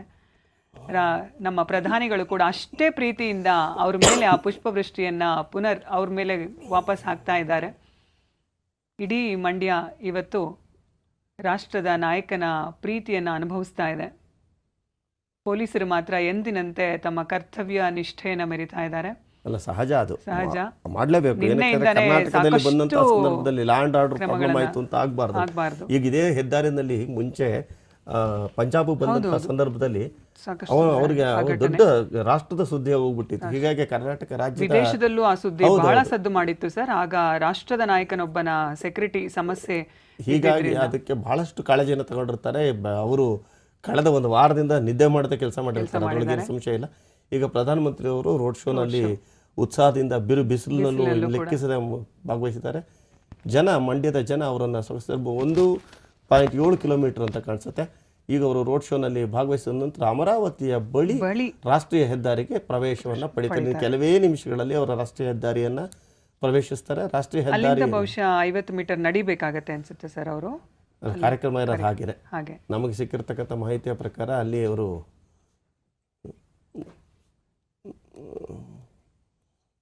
ಜನರು ಕೂಡ ಅಷ್ಟೇ ಪ್ರಧಾನಮಂತ್ರಿಯವ್ರನ್ನ ನೋಡಲೇಬೇಕು ಅಂತ ಹೇಳಿ ಬೆಳಗ್ಗೆ 8 ಗಂಟೆಯಿಂದ ಕಾಯ್ತಾ ಇದ್ದಾರೆ ಅಲ್ಲಿ. ಸೊ ಬೆಳಗ್ಗೆನೇ ಬಂದು ನಿಂತು ಬಿಟ್ಟಿದ್ರು. ಪೊಲೀಸ್ನವರು ಕೂಡ ಅವ್ರನ್ನ ಬೆಳಗ್ಗೆಯಿಂದ ಬರ್ತಾರನಿಲ್ಲಪ್ಪ, ಅವರು 11:45 55 ಬರ್ತಾರೆ ಅಂದ್ರೂ ಬೆಳಗ್ಗೆ 8 ಗಂಟೆಯಿಂದನೇ ತಿಂಡಿನೂ ಬೇಡ, ಊಟನೂ ಬೇಡ, ನಾವು ಬಂದು ನಿಂತ್ಕೊಂಡು ಪ್ರಧಾನಮಂತ್ರಿಯವ್ರು ನೋಡಬೇಕು ಅಂತಕ್ಕಂಥ ಉತ್ಸಾಹವನ್ನು ತೋರ್ತಾ ಇದ್ದಾರೆ. ಜನ ಅವ್ರನ್ನ ಅಷ್ಟು ಆತ್ಮೀಯತೆಯಿಂದ ನಮ್ಮ ನಾಯಕ ಅಂತ ಹೇಳಿ ಆತ್ಮೀಯತೆಯಿಂದ ಬರ್ಮಾಡ್ಕೊಳ್ತಾರೆ. ನೋಡಿ, ಪ್ರಧಾನಮಂತ್ರಿಯವರು ಕೂಡ ಆರಂಭದಲ್ಲೇ ಹೇಳಿದ್ರಿ ಸರ್, ಒಂದು ಮಾತನ್ನು ಹೇಳಿದ್ರಿ ನೀವು, ಪಕ್ಷಾತೀತವಾಗಿ ಇಲ್ಲಿ ಒಬ್ಬ ರಾಷ್ಟ್ರದ ನಾಯಕನನ್ನ ಜನ ನೋಡ್ತಾ ಇದ್ದಾರೆ. ಪ್ರಧಾನಮಂತ್ರಿಯೊಬ್ಬರು ಈ ರಾಷ್ಟ್ರದ ನೆಲಕ್ಕೆ ಬರ್ತಾ ಇರೋದನ್ನ ಎಷ್ಟು ಜನ ಪ್ರೀತಿಯಿಂದ ಸ್ವಾಗತಿಸ್ತಾ ಇದ್ದಾರೆ. ಇಲ್ಲಿ ಜನರಲ್ಲೂ ಅಷ್ಟೇ ನಿಷ್ಕಲ್ಮಶವಾದಂತಹ ಭಾವನೆ ಕಂಡು ಬರ್ತಾ ಇದೆ. ನಮ್ಮ ಪ್ರಧಾನಿಗಳು ಕೂಡ ಅಷ್ಟೇ ಆತ್ಮೀಯತೆಯಿಂದ ತಮ್ಮ ಅಕ್ಕಪಕ್ಕದಲ್ಲಿರುವಂತಹ ಜನರನ್ನ ಕೈ ಬೀಸಿ ಅವರಿಗೆ ತಮ್ಮ ಪ್ರೀತಿಯನ್ನ ತೋರಿಸ್ಕೊಳ್ತಾ ಇದ್ದಾರೆ. ಇಂದು ನಿಜಕ್ಕೂ ಕರ್ನಾಟಕದ ನೆಲದಲ್ಲಿ ಚಾರಿತ್ರಾರ್ಹವಾದಂತಹ ದಿನ. ಇಂಥದ್ದೊಂದು ವಿಶೇಷವಾದ ಸನ್ನಿವೇಶಕ್ಕೆ ನಾವೆಲ್ಲ ಸಾಕ್ಷಿ ಆಗಲಿದ್ದೇವೆ. ರಸ್ತೆಯ ಬಗ್ಗೆ ಸರ್ ಆಗಲೇ ಸಾಕಷ್ಟು ಮಾಹಿತಿಗಳನ್ನು ನಮಗೆ ಕೊಟ್ಟರು. ಹಾಗೆ ಇಲ್ಲಿ ಕೂಡ ಮುಂದಿನ ದಿನಗಳಲ್ಲಿ ಇನ್ನು ಏನೇನು ಕೆಲಸಗಳಾಗಬೇಕಿದೆ ಅನ್ನೋದನ್ನು ಕೂಡ ತಮ್ಮ ಮಾಹಿತಿಗಳಲ್ಲಿ ಹೇಳಿದ್ರು. ಆಗ್ತಾ ಇದೆ ಆಗಲೇ. ಆಂಬ್ಯುಲೆನ್ಸ್ ಗಸ್ತು ತಿರುಗೋದಿರಬಹುದು, ಅಥವಾ ಆಗಮನ ಮತ್ತು ನಿರ್ಗಮನ ದ್ವಾರಗಳ ಬಗ್ಗೆ, ವಿಶ್ರಾಂತಿ ಕೊಠಡಿಗಳಾಗಬೇಕು. ಯಾಕಂದರೆ ಅಡೆತಡೆನೇ ಇಲ್ಲದೆ ಇರುವ ರಸ್ತೆ ಅಲ್ವಾ ಸರ್ ಅದು. ಎಷ್ಟೋ ಕಿಲೋಮೀಟರ್ ಗಟ್ಟಲೆ ಆ ವೇಗವಾಗಿ ಪ್ರಯಾಣ ಮಾಡ್ತಾ ಇರಬೇಕಾದ್ರೆ ಅಲ್ಲಿ ಏನಾದರೂ ಅಪಘಾತಗಳಾದರೆ, ಅಲ್ಲೇನಾದರೂ ಪ್ರಯಾಣಿಕರಿಗೆ ತೊಂದರೆ ಆದರೆ ಅದ್ರ ಬಗ್ಗೆ ಕೂಡ ಎಚ್ಚರಿಕೆ ಕ್ರಮಗಳನ್ನು ತಗೊಳ್ಳೋದಕ್ಕೆ ಕೇಂದ್ರ ಸರ್ಕಾರ ಆ ಕ್ರಮಗಳನ್ನು ತಗೊಳ್ಳೋದಕ್ಕೆ ಮುನ್ನೆಚ್ಚರಿಕೆ ಕ್ರಮಗಳನ್ನು ಆಗಲೇ ತಗೊಂಡಿದೆ ಅನ್ನೋದನ್ನು ಕೂಡ ನಾವಲ್ಲಿ ಗಮನಿಸ್ತಾ ಇದ್ವಿ. ಹೀಗೆ ಎಷ್ಟು ಜನ ತಮ್ಮ ಪ್ರೀತಿಯ ನಾಯಕನನ್ನ ಬಹಳ ಆತ್ಮೀಯವಾಗಿ ಸ್ವಾಗತಿಸ್ತಾ ಇದ್ದಾರೆ. ಇಡೀ ಮಂಡ್ಯದ ಜನತೆ, ಅಕ್ಕಪಕ್ಕದ ಪ್ರದೇಶಗಳ ಜನರೆಲ್ಲ ಅಲ್ಲಿ ನೆರೆದು ಅವರನ್ನು ಆತ್ಮೀಯವಾಗಿ ಸ್ವಾಗತಿಸ್ತಾ ಇದ್ದಾರೆ. ಎಂದಿನಂತೆ ಪ್ರಧಾನಿಗಳು ಕೈ ಬೀಸಿ, ಅದೇ ನಾವಾಗಲೇ ಹೇಳಿದಾಗೆ ಎಲ್ಲ ಜಾನಪದ ಕಲಾ ತಂಡಗಳು ನೋಡಿ, ಈಗ ತಾನೇ ನಡಿಗೆನಲ್ಲಿ ಈಗ ಮುಖ್ಯ ಪ್ರಧಾನಮಂತ್ರಿಯವರು ಈಗ ಆ ಕಲಾ ತಂಡಗಳನ್ನೆಲ್ಲ ನಾವು ನೋಡ್ತಾ ಇದ್ದೀವಿ. ಅವರು ದಶಪಥದ ಹೆದ್ದಾರಿಯನ್ನು ಪ್ರವೇಶ ಮಾಡಿದ್ದಾರೆ. ಡೊಳ್ಳು ಕುಣಿತವನ್ನು ನಾವು ನೋಡ್ತಾ ಇದ್ದೀವಿ. ಪ್ರಧಾನಮಂತ್ರಿಯವರು ಕಲಾ ತಂಡಗಳನ್ನು ವೀಕ್ಷಿಸ್ತಾ ಇದ್ದಾರೆ. ಅಲ್ಲಿ ಹಲವಾರು ಕಲಾ ತಂಡಗಳು ಪ್ರಧಾನಮಂತ್ರಿಯವರಿಗೆ ವೀರಗಾಸೆ ಇದೆ. ವೀರಗಾಸೆಯನ್ನು ಅಲ್ಲಿ ಕೆಂಪು ಹಾಸಿನ ಸ್ವಾಗತವನ್ನು ಪ್ರಧಾನಮಂತ್ರಿಯವರಿಗೆ ಕೊಡಲಾಗಿದೆ. ರಾಷ್ಟ್ರೀಯ ಹೆದ್ದಾರಿಯಲ್ಲಿ ಕನ್ನಡದ ಬಾವುಟ ಕೂಡ ರಾರಾಜಿಸ್ತಾ ಇದೆ. ಕನ್ನಡ ಬಾವುಟ ಪ್ರಧಾನಮಂತ್ರಿಯವರು ಕಲಾ ತಂಡಗಳಿಗೆ ಕೈ ಬೀಸಿ ತಮ್ಮ ಅಭಿನಂದನೆಗಳನ್ನು ಸಲ್ಲಿಸ್ತಾ ಇದ್ದಾರೆ. ಕಲಾ ತಂಡಗಳು ಬಹಳ ಉತ್ಸಾಹದಿಂದ ಪ್ರಧಾನಮಂತ್ರಿಯವರು ಸುಮಾರು 50 ಮೀಟರ್ ನಡೀತಕ್ಕಂಥ ಒಂದು ವ್ಯವಸ್ಥೆಯನ್ನು ಅಲ್ಲಿ ಮಾಡಲಾಗಿದೆ. ಅದಕ್ಕೋಸ್ಕರನೇ ಅಲ್ಲಿ ಕೆಂಪು ಹಾಸನ ಹಾಕಿ ಏನಂದರೆ ಇದು ರಣ ಬಿಸಿಲಿರ್ತಕ್ಕಂಥ ಸನ್ನಿವೇಶ. ಹೀಗಾಗಿ ಬಿಸಿಲಿಗೆ ರಸ್ತೆಯೆಲ್ಲ ಕಾದು ಬಿಟ್ಟಿರುತ್ತೆ, ಅಲ್ಲಿ ನಡೆದು ಹೋಗ್ತಕ್ಕಂಥದ್ದು ಭಾಳ ಕಷ್ಟ. ಹೀಗಾಗಿ ಪ್ರಧಾನಮಂತ್ರಿಯವರಿಗೆ ಕೂಡ ಅಲ್ಲಿ ಕೆಂಪು ಹಾಸಿನ ಸ್ವಾಗತವನ್ನು ಕೊಟ್ಟಿದ್ದಾರೆ. ಈಗ ನಾವು ಗಾರಡಿ ಗೊಂಬೆಗಳನ್ನು ನಾವು ನೋಡ್ತಾ ಇದ್ದೇವೆ. ಕಲಾವಿದರಿಗೂ ಕೂಡ ಕೆಂಪು ಹಾಸಿನ ಮೇಲೆಯೇ ಅವರಿಗೆ ಅವೆಲ್ಲ ಅವಕಾಶವನ್ನು ಕಲ್ಪಿಸಿಕೊಡಲಾಗಿದೆ. ದಶಪಥದ ಹೆದ್ದಾರಿಯಲ್ಲಿ ಬಹಳ ಅದ್ಭುತವಾಗಿರತಕ್ಕಂಥ ರಸ್ತೆ ಅದು. ಬೆಂಗಳೂರು ಮತ್ತು ಮೈಸೂರಿನ ನಡುವೆ ಒಂದು ಐತಿಹಾಸಿಕವಾಗಿ ನಿರ್ಮಾಣವಾಗಿರತಕ್ಕಂಥ ಕರ್ನಾಟಕದ ಪ್ರಥಮ ಎಕ್ಸ್ಪ್ರೆಸ್ ಕಾರಿಡಾರ್ ಇದು. ಇವಾಗ ನಾವು ಡೊಳ್ಳು ಕುಣಿತದ ತಂಡ ವಿಜೃಂಭಣೆಯಿಂದ ತಮ್ಮ ಡೊಳ್ಳುಗಳನ್ನು ಬಾರಿಸುತ್ತಾ ನೃತ್ಯವನ್ನು ಮಾಡ್ತಾ ಇರೋದನ್ನು ನಾವು ನೋಡ್ತಾ ಇದ್ದೀವಿ. ಪ್ರಧಾನಮಂತ್ರಿಯವರು ಅವರೆಲ್ಲರಿಗೂ ಕೈ ಬೀಸಿ ಕಲಾ ತಂಡಗಳಿಗೆ ತಮ್ಮ ಅಭಿನಂದನೆಗಳನ್ನು ಸಲ್ಲಿಸ್ತಾ ಇದ್ದಾರೆ. ಹಾಗೆ ಅಲ್ಲಿ ನಡೆದು ಸಾಗಿ ಈ ರಸ್ತೆಯನ್ನು ಈಗ ಲೋಕಾರ್ಪಣೆಯನ್ನು ಮಾಡಿದ್ದಾರೆ, ಅಂದರೆ ಉದ್ಘಾಟಿಸಿದ್ದಾರೆ. ಕೆಲವೇ ನಿಮಿಷಗಳಲ್ಲಿ ನಮ್ಮ ರಾಷ್ಟ್ರದ ಉದ್ಘಾಟನೆ ಆಗಿದೆ. ಅವರು ಅದರ ಮೇಲೆ ನಡ್ಕೊಂಬಂದ ತಕ್ಷಣ ಉದ್ಘಾಟನೆ ಆಗಿದೆ.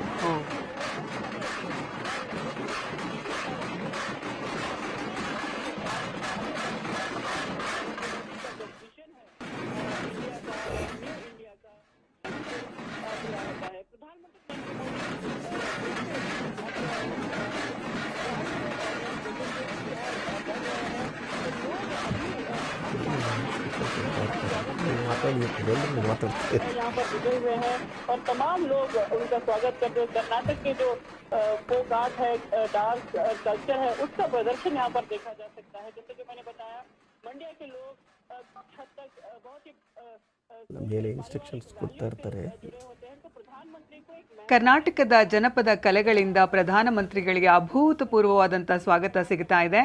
ಕರ್ನಾಟಕದ ಬಾವುಟಗಳೆಲ್ಲ ಕಡೆಗೂ ಅಲ್ಲಿ ರಾರಾಜಿಸ್ತಾ ಇವೆ. ಪ್ರಧಾನಮಂತ್ರಿಗಳು ನಮ್ಮ ರಾಜ್ಯದ ಹೆಮ್ಮೆಯಾಗಿರುವ ಡೊಳ್ಳು ಕುಣಿತ, ವೀರಗಾಸೆ, ಪೂಜಾ ಕುಣಿತ ಇವುಗಳನ್ನೆಲ್ಲ ವೀಕ್ಷಣೆ ಮಾಡ್ತಾ ತಮ್ಮ ಆತ್ಮೀಯ ಬಂಧುಗಳ ಹತ್ರ, ಜನ ಸಮುದಾಯದತ್ತ ಕೈ ಬೀಸ್ತಾ ಇದ್ದಾರೆ. ನಿಜಕ್ಕೂ ನಮ್ಮ ರಾಜ್ಯದ ಅವಿಸ್ಮರಣೀಯ ಕ್ಷಣ ಇದು.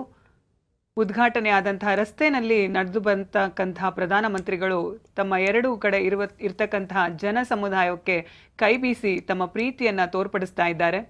ಕರ್ನಾಟಕದ ಬಾವುಟ ಅಲ್ಲಿ ರಾರಾಜಿಸ್ತಾ ಇದೆ. ಕರ್ನಾಟಕದ ಕಲಾ ತಂಡಗಳು ಕೂಡ ಪ್ರಧಾನಿಗಳನ್ನು ನೋಡಿರೋ ಹುಮ್ಮಸ್ಸಿನಲ್ಲಿ ಇನ್ನಷ್ಟು ಹುಮ್ಮಸ್ಸಿನಲ್ಲಿ ತಮ್ಮ ಕಲೆಯನ್ನು ಪ್ರದರ್ಶನ ಮಾಡ್ತಾ ಇದ್ದಾರೆ. ಪ್ರಧಾನಿಗಳು ಎಲ್ಲೇ ಹೋದರೂ ಕೂಡ ಆಯಾ ರಾಜ್ಯದ, ಆಯಾ ಪ್ರದೇಶದ ಕಲೆ, ಸಂಸ್ಕೃತಿ, ಸಾಹಿತ್ಯಕ್ಕೆ ಯಾವತ್ತೂ ಪ್ರಾಶಸ್ತ್ಯವನ್ನು ಕೊಟ್ಟಿರೋದಕ್ಕೆ ಇದು ಇನ್ನೊಂದು ಸಾಕ್ಷಿಯಾಗಲಿದೆ. ಕರ್ನಾಟಕದ ಎಲ್ಲ ಕಲಾ ತಂಡಗಳಿಗೂ ಕೂಡ ವಿಶೇಷವಾಗಿ ಅವರು ಕೈಯನ್ನು ಬೀಸ್ತಾ ಅವರಿಗೆ ಕೃತಜ್ಞತೆಯನ್ನು ಸಲ್ಲಿಸ್ತಾ ಬಹಳ ಪ್ರೀತಿಯಿಂದ ಅವರೊಂದಿಗೆ ಸಂಪರ್ಕಿಸ್ತಾ ಇದ್ದಾರೆ. ಅಲ್ಲಿ ನಾವು ಅದನ್ನು ನೋಡ್ತಾ ಇದ್ದೀವಿ. ಈಗ ತಾನೇ ಆ ವಿಜುವಲ್ಗಳಲ್ಲಿ ಅದನ್ನು ಗಮನಿಸ್ತಾ ಇದ್ದೀವಿ. ಕರ್ನಾಟಕದ ಹೆಮ್ಮೆಯ ಡೊಳ್ಳು ಕುಣಿತ, ವೀರಗಾಸೆ ಎಲ್ಲ ಕಲಾವಿದರು ಕೂಡ ಅತ್ಯಂತ ಉತ್ಸಾಹದಿಂದಾನೇ ಭಾಗವಹಿಸ್ತಾ ಇದ್ದಾರೆ.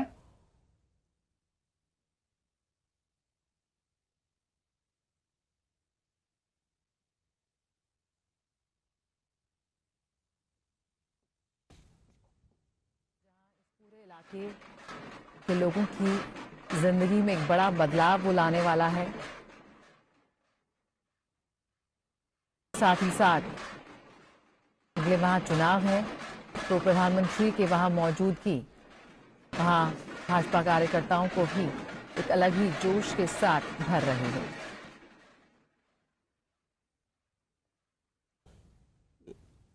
आयशा, हम कह सकते हैं कि इस वक्त जो भारत ಹೆದ್ದಾರಿ ಅಂದರೆ ದಶಪಥದ ಹೆದ್ದಾರಿ ಬೆಂಗಳೂರು ಮತ್ತು ಮೈಸೂರಿನ ನಡುವೆ ನಿರ್ಮಾಣ ಆಗಿರತಕ್ಕಂಥ ಅದ್ಭುತವಾಗಿರ್ತಕ್ಕಂಥ ಹೆದ್ದಾರಿಯ ಮೇಲೆ ಕಲಾ ತಂಡಗಳಿಗೆ ತಮ್ಮ ಅಭಿನಂದನೆಗಳನ್ನು ಸಲ್ಲಿಸುವ ಮೂಲಕ ಅಲ್ಲಿ 50 ಮೀಟರಷ್ಟು ದೂರ ನಡೆದು ಆ ರಸ್ತೆಯನ್ನು ಇವತ್ತು ಲೋಕಾರ್ಪಣೆಯನ್ನು ಮಾಡಿದ್ದಾರೆ. ಈಗ ನಾವು ನೋಡ್ತಾ ಇರ್ತಕ್ಕಂಥ ದೃಶ್ಯಗಳು ಇದಕ್ಕೆ ಮೊದಲು ಅಂದರೆ ಈಗ ರಾಷ್ಟ್ರೀಯ ಹೆದ್ದಾರಿಗೆ ಬರಲಿಕ್ಕೆ ಮುಂಚೆ ನಡೆದಂತಹ ಒಂದು ರೋಡ್ ಶೋ. ಆ ರೋಡ್ ಶೋನಲ್ಲಿ ಪ್ರಧಾನಮಂತ್ರಿಯವರು ಬಂದಿದ್ದನ್ನು ನಾವೆಲ್ಲ ನೋಡಿದ್ವಿ. ಈಗ ನಾವು ರಾಷ್ಟ್ರೀಯ ಹೆದ್ದಾರಿಯನ್ನು ಉದ್ಘಾಟನೆ ಮಾಡಿದ್ರು, ಕಲಾ ತಂಡಗಳು ಅವ್ರಿಗೆ ಸ್ವಾಗತವನ್ನು ಕೋರಿದ್ರು. ಪ್ರಧಾನಮಂತ್ರಿಯವರು ಕೂಡ ಅವ್ರಿಗೆ ಉತ್ಸಾಹಕ್ಕೆ ತಾವು ಉತ್ಸಾಹದಿಂದ ಕೈಗಳನ್ನು ಬೀಸೋದ್ರ ಮೂಲಕ ಕಲಾ ತಂಡಗಳಿಗೆ ಕೂಡ ಪ್ರೋತ್ಸಾಹವನ್ನು ಕೊಟ್ಟರು. ಪ್ರಧಾನಮಂತ್ರಿಯವರು ಒಂದು ನೀವು ಹೇಳ್ತಾ ಇದ್ರಿ ಸಾಹಿತ್ಯ ಮತ್ತು ಸಂಸ್ಕೃತಿ ಆ ಭಾಷೆಗೆ ಪ್ರಾಧಾನ್ಯತೆಯನ್ನು ಕೊಡ್ತಾರೆ ಅಂತ. ಯಾವುದೇ ಭಾರತ ಇರತಕ್ಕಂಥದ್ದು ಅನೇಕತೆಯಲ್ಲಿ ಏಕತೆಯನ್ನು ವೈವಿಧ್ಯತೆಯಲ್ಲಿ ಏಕತೆಯನ್ನು ಸಾಧಿಸಿರ್ತಕ್ಕಂಥ ರಾಜ್ಯ. ನಮ್ಮಲ್ಲಿ ಪ್ರತಿ ಹಂತದಲ್ಲೂ ಕೂಡ 30 ಕಿಲೋಮೀಟರ್ ದೂರ ಹೋದರೆ ನಮ್ಮ ಭಾಷೆ ಬದಲಾಗುತ್ತೆ, ನಮ್ಮಲ್ಲಿರ್ತಕ್ಕಂಥ ಆ ವೇಷಭೂಷಣಗಳು ಬದಲಾಗುತ್ತೆ, ಆಹಾರ ಪದ್ಧತಿಗಳು ಬದಲಾಗುತ್ತೆ, ಎಲ್ಲವೂ ಬದಲಾವಣೆಗಳಾಗ್ತಾ ಹೋಗುತ್ತೆ. ಇಷ್ಟೆಲ್ಲ ವೈವಿಧ್ಯತೆ ಇದ್ದರೂ ನಾವು ಏಕ ಭಾರತವಾಗಿ ಶ್ರೇಷ್ಠ ಭಾರತವಾಗಿರೋದಕ್ಕೆ ಕಾರಣ ಏನು ಅಂತ ಹೇಳಿದ್ರೆ ನಮ್ಮಲ್ಲಿರ್ತಕ್ಕಂಥ ಹೊಂದಾಣಿಕೆಯ ಮನೋಭಾವ. ಹೀಗಾಗಿ ನಮ್ಮಲ್ಲಿ ಪ್ರಧಾನಮಂತ್ರಿಯವರ ಕಲ್ಪನೆಯಲ್ಲಿರ್ತಕ್ಕಂಥದ್ದು ಏಕ ಭಾರತ ಶ್ರೇಷ್ಠ ಭಾರತ ಅಂತ. ಅಂದರೆ ನೆರೆಹೊರೆ ಯಾವುದೇ ರಾಜ್ಯ ಇರಲಿ, ಯಾವುದೇ ಪ್ರದೇಶ ಇರಲಿ, ಅಂದರೆ ಕರ್ನಾಟಕದಲ್ಲೇ ಕೂಡ ಹಲವಾರು ಭಾಷೆಗಳಿದೆ. ನಮಗೆ ಬೆಂಗಳೂರಿನಲ್ಲಿರ್ತಕ್ಕಂಥ ಕನ್ನಡಕ್ಕೂ ಮೈಸೂರಿನಲ್ಲಿರ್ತಕ್ಕಂಥ ಕನ್ನಡಕ್ಕೂ ಹುಬ್ಬಳ್ಳಿ ಧಾರವಾಡದ ಕನ್ನಡಕ್ಕೂ ಭಾಳಷ್ಟು ವ್ಯತ್ಯಾಸ ಇದೆ. ಬೆಳಗಾವಿ ಕಡೆ ಇರತಕ್ಕಂಥ ಕನ್ನಡಕ್ಕೂ ವ್ಯತ್ಯಾಸ ಇದೆ. ಹೀಗಾಗಿ ನಮ್ಮ ಜನಗಳ ನಡುವೆ ಇರತಕ್ಕಂಥ ಒಂದು ಸಂಪರ್ಕವನ್ನು ಬೆಳೆಸಬೇಕು, ಅವರುಗಳ ನಡುವೆ ಒಂದು ಬಾಂಧವ್ಯವನ್ನು ಹುಟ್ಟಬೇಕು. ಇಲ್ಲಿರುವ ಕಲೆಯೇ ಮತ್ತೊಂದು ರಾಜ್ಯದವರಿಗೆ ತಿಳಿಬೇಕು, ಇಲ್ಲಿರುವ ಕಲೆ ಮತ್ತೊಂದು ಪ್ರದೇಶಕ್ಕೆ ತಿಳಿಬೇಕು ಅಂತ. ಇವಾಗ ಸೋಮನ ಕುಣಿತ ಅಂತ ಹೇಳಿದ್ರೆ ಈ ಮೈಸೂರು ಭಾಗದಲ್ಲಿ, ನೀವು ಮಂಡ್ಯ ಭಾಗದಲ್ಲಿ, ತುಮಕೂರು ಭಾಗದಲ್ಲಿ ನೋಡೋಕ್ಕೆ ಸಾಧ್ಯ. ಆದರೆ ಅದನ್ನು ನೀವು ಉತ್ತರ ಕರ್ನಾಟಕದಲ್ಲಿ ನೋಡಲಿಕ್ಕಾಗೋದಿಲ್ಲ. ಅಲ್ಲಿ ಉತ್ತರ ಕರ್ನಾಟಕದಲ್ಲಿರ್ತಕ್ಕಂಥ ಕಲಾ ಪದ್ಧತಿಗಳನ್ನು ನಮ್ಮಲ್ಲಿ ನೋಡಲಿಕ್ಕಾಗೋದಿಲ್ಲ. ಸೊ ಹೀಗಾಗಿ ಅದು ವೀರಗಾಸೆ ಇರ್ಬೋದು, ಮತ್ತೊಂದು ಇರ್ಬೋದು, ಎಲ್ಲವೂ ಇಂಥ ಕಂಸಾಳೆ, ಇಂಥ ಪಟ ಕುಣಿತ ಇರ್ಬೋದು, ನಂದಿ ಧ್ವಜದ ಕುಣಿತ ಇರ್ಬೋದು, ಇವೆಲ್ಲ ಏನಾಗುತ್ತೆ ಕಲಾ ತಂಡಗಳು ಇಂತಹ ಕಾರ್ಯಕ್ರಮಗಳಲ್ಲಿ ಪ್ರದರ್ಶನವಾದಾಗ ಇಡೀ ಭಾರತಕ್ಕೆ ಪರಿಚಯ ಆಗುತ್ತೆ. ಕರ್ನಾಟಕದ ಕಲಾ ವೈಭವ ಏನು ಅಂತಕ್ಕಂಥದ್ದು ಇಡೀ ರಾಷ್ಟ್ರಕ್ಕೆ ಗೊತ್ತಾಗುತ್ತೆ. ಏನಕ್ಕೆ ಪ್ರಧಾನಮಂತ್ರಿಯವರ ಕಾರ್ಯಕ್ರಮವನ್ನು ಕೇವಲ ಕರ್ನಾಟಕದ ಜನ ಅಷ್ಟೇ ಇವತ್ತು ವೀಕ್ಷಣೆ ಮಾಡ್ತಾ ಇರೋದಿಲ್ಲ, ಇಡೀ ವಿಶ್ವನೇ ವೀಕ್ಷಣೆ ಮಾಡ್ತಾ ಇರುತ್ತೆ. ಹೀಗಾಗಿ ಕರ್ನಾಟಕದ ಈ ಒಂದು ಕಲಾ ತಂಡಗಳ ಪರಿಚಯ ಕೂಡ ಪ್ರಧಾನಮಂತ್ರಿಯವರ ಮೂಲಕ ಈ ಒಂದು ಕಾರ್ಯಕ್ರಮದ ಮೂಲಕ ಇಡೀ ಜಗತ್ತಿಗೆ ಮುಟ್ಟತ್ತೆ. ಸೊ ಅದ್ರ ಬಗ್ಗೆ ಆಸಕ್ತಿ ಹುಟ್ಟಕ್ಕೆ ಶುರುವಾಗುತ್ತೆ. ಇಂತಹ ಇದನ್ನು ನೋಡಬೇಕು ಅಂತ ಹೇಳಿ ನಮ್ಮ ಜನಪದ ನೃತ್ಯಗಳಲ್ಲಿರ್ತಕ್ಕಂಥ ವಿಶೇಷತೆಯನ್ನು ಅಧ್ಯಯನ ಮಾಡಲಿಕ್ಕೆ ವಿದೇಶಗಳಿಂದ ಜನ ಬರ್ತಾರೆ. ಹೀಗಾಗಿ ಇಂತಹ ಒಂದು ಸಂದರ್ಭಗಳಲ್ಲಿ ಇದು ನಮಗೆ ಭಾಳಷ್ಟು ಅನುಕೂಲಕರವಾಗುತ್ತೆ. ಇವತ್ತಿಲ್ಲಿ ಮಾಡಿರ್ತಕ್ಕಂಥ ದಶಪಥ ಹೆದ್ದಾರಿ ಇದೆಯಲ್ಲ, ಈ ಒಂದು ಹೆದ್ದಾರಿಯ ಲೋಕಾರ್ಪಣೆಯೊಂದಿಗೆ ಏನಾಗುತ್ತೆ ನಮ್ಮ ಬೆಂಗಳೂರು ಮತ್ತು ಮೈಸೂರಿನ ನಡುವೆ ಸರಾಗವಾದ ಸುಗಮವಾದ ಸಂಚಾರಕ್ಕೆ ಅನುಕೂಲಕರವಾಗುತ್ತೆ. ಇವತ್ತು ತಂತ್ರಜ್ಞಾನದ ಬಳಕೆ ಇರ್ಬೋದು, ಈ ಒಂದು ಮಾಡಿರ್ತಕ್ಕಂಥ ಬ್ರಿಡ್ಜ್ಗಳಿರ್ಬೋದು, ಆ ಒಂದು ಎಲಿವೇಟೆಡ್ ಕಾರಿಡಾರ್ಗಳಿರ್ಬೋದು, ಆ ರಸ್ತೆಯಲ್ಲಿ ನೀವು ಹೋಗ್ತಾ ಇದ್ರೆ ಏನಾಗುತ್ತೆ ಅಂತ ಹೇಳಿದ್ರೆ ಎಷ್ಟು ಅವಿಸ್ಮರಣೀಯವಾಗಿದೆ ಅಂತ ಹೇಳಿದ್ರೆ ಪಕ್ಕದಲ್ಲಿ ಬೆಟ್ಟಗಳನ್ನು ನಾವು ನೋಡ್ತೀವಿ. ಪ್ರಕೃತಿ ರಮಣೀಯತೆ ಅಂದರೆ ನೀವು ಇಲ್ಲಿಂದ ಹೋಗ್ತಾ ಇದ್ದಾಗ ರಾಮನಗರದ ಬಳಿ ಸಮೀಪಕ್ಕೆ ಬಂದಂಥ ಸಂದರ್ಭದಲ್ಲಂತೂ ರಾಮನಗರದಲ್ಲಿ ಶೋಲೆ ಚಿತ್ರಗಳ ಬಹಳ ಹಿಂದೆನೇ ನಡೆದಿತ್ತು. ಪ್ರತಿ ಬಾರಿ ಅಲ್ಲಿ ಹೋದಾಗ್ಲೂ ನಮ್ಗೆ ಆ ಚಿತ್ರದ ಜ್ಞಾಪಕ ಬರುತ್ತೆ. ಅದು ಬಹಳ ದೀರ್ಘಕಾಲ ನಡೆದಂತಹ ಒಂದು ಇದು. ನೀವು ಅಲ್ಲಿ ಹೋದರೆ ಆ ಒಂದು ಏನು ಕಾರ್ಯಕ್ರಮ ಇದೆಯಲ್ಲ, ಆ ಬೆಟ್ಟ ಗುಡ್ಡಗಳ ಮಧ್ಯೆನೇ ಹೋಗುತ್ತೆ. ಒಂದು ಹಂತದಲ್ಲಂತೂ ಹೇಗಿದೆ ಅಂತ ಹೇಳಿದ್ರೆ ಒಂದು ಬೆಟ್ಟವನ್ನೇ ಕಡಿದು ರಸ್ತೆಯನ್ನು ಮಾಡಿದ್ದಾರೆ. ಈ ಕಡೆನೂ ಬೆಟ್ಟ ಇದೆ, ಈ ಕಡೆನೂ ಬೆಟ್ಟ ಇದೆ, ಮಧ್ಯದಲ್ಲಿ ವಾಹನಗಳು ಹೋಗ್ತಾ ಇರುತ್ತೆ. ಅಲ್ಲಿ ಆ ರಮಣೀಯತೆಯೇ ಬೇರೆ. ನಿಮಗೆ ಅಲ್ಲಿಂದ ಮುಂದಕ್ಕೆ ಹೋದಾಗ ನಿಮ್ಮ ಮುಂದೆ ಒಂದು ದೊಡ್ಡ ಬೆಟ್ಟ ಕಾಣಿಸ್ತಾ ಇರುತ್ತೆ, ರಸ್ತೆ ಮಧ್ಯದಲ್ಲಿ ಕಾಣಿಸ್ತಾ ಇರುತ್ತೆ. ಅದು ಹುಣ್ಣಿಮೆಯ ಸಂದರ್ಭದಲ್ಲಂತೂ ಆ ಚಂದ್ರನ ಬೆಳಕು ಎಷ್ಟು ಚೆನ್ನಾಗಿ ಕಾಣಿಸ್ತಾ ಇರುತ್ತೆ ಅಂದರೆ ನಿಮಗೆ ಅದು ಆನಂದ. ಅದು ಆ ರಸ್ತೆನಲ್ಲಿ ವಾಹನವನ್ನು ಓಡಿಸ್ಲಿಕ್ಕೆ ಒಂಥರ ಸಂತೋಷ ಇರುತ್ತೆ. ಇದೇನಾಗುತ್ತೆ ಅಂದರೆ ಪ್ರಕೃತಿಯ ನಡುವೆ ನಾವು ಸಂಚಾರ ಮಾಡ್ತಾ ಇರ್ತೀವಿ. ಆದರೆ ಎಚ್ಚರ ತಪ್ಪದು ಜನ. ರಸ್ತೆ ಬಹಳ ಸುಗಮವಾಗಿದೆ, ಚೆನ್ನಾಗಿದೆ, ಅತಿ ವೇಗವಾಗಿ ಹೋಗ್ಬೋದು ಅಂತಕ್ಕಂಥ ಸಂದರ್ಭದಲ್ಲಿ ಎಚ್ಚರವನ್ನು ತಪ್ಪಬಾರ್ದು. ತಮ್ಮ ಕಾಳಜಿಯನ್ನು ಅವರು ತಾವು ವಹಿಸ್ಬೇಕಾಗತ್ತೆ.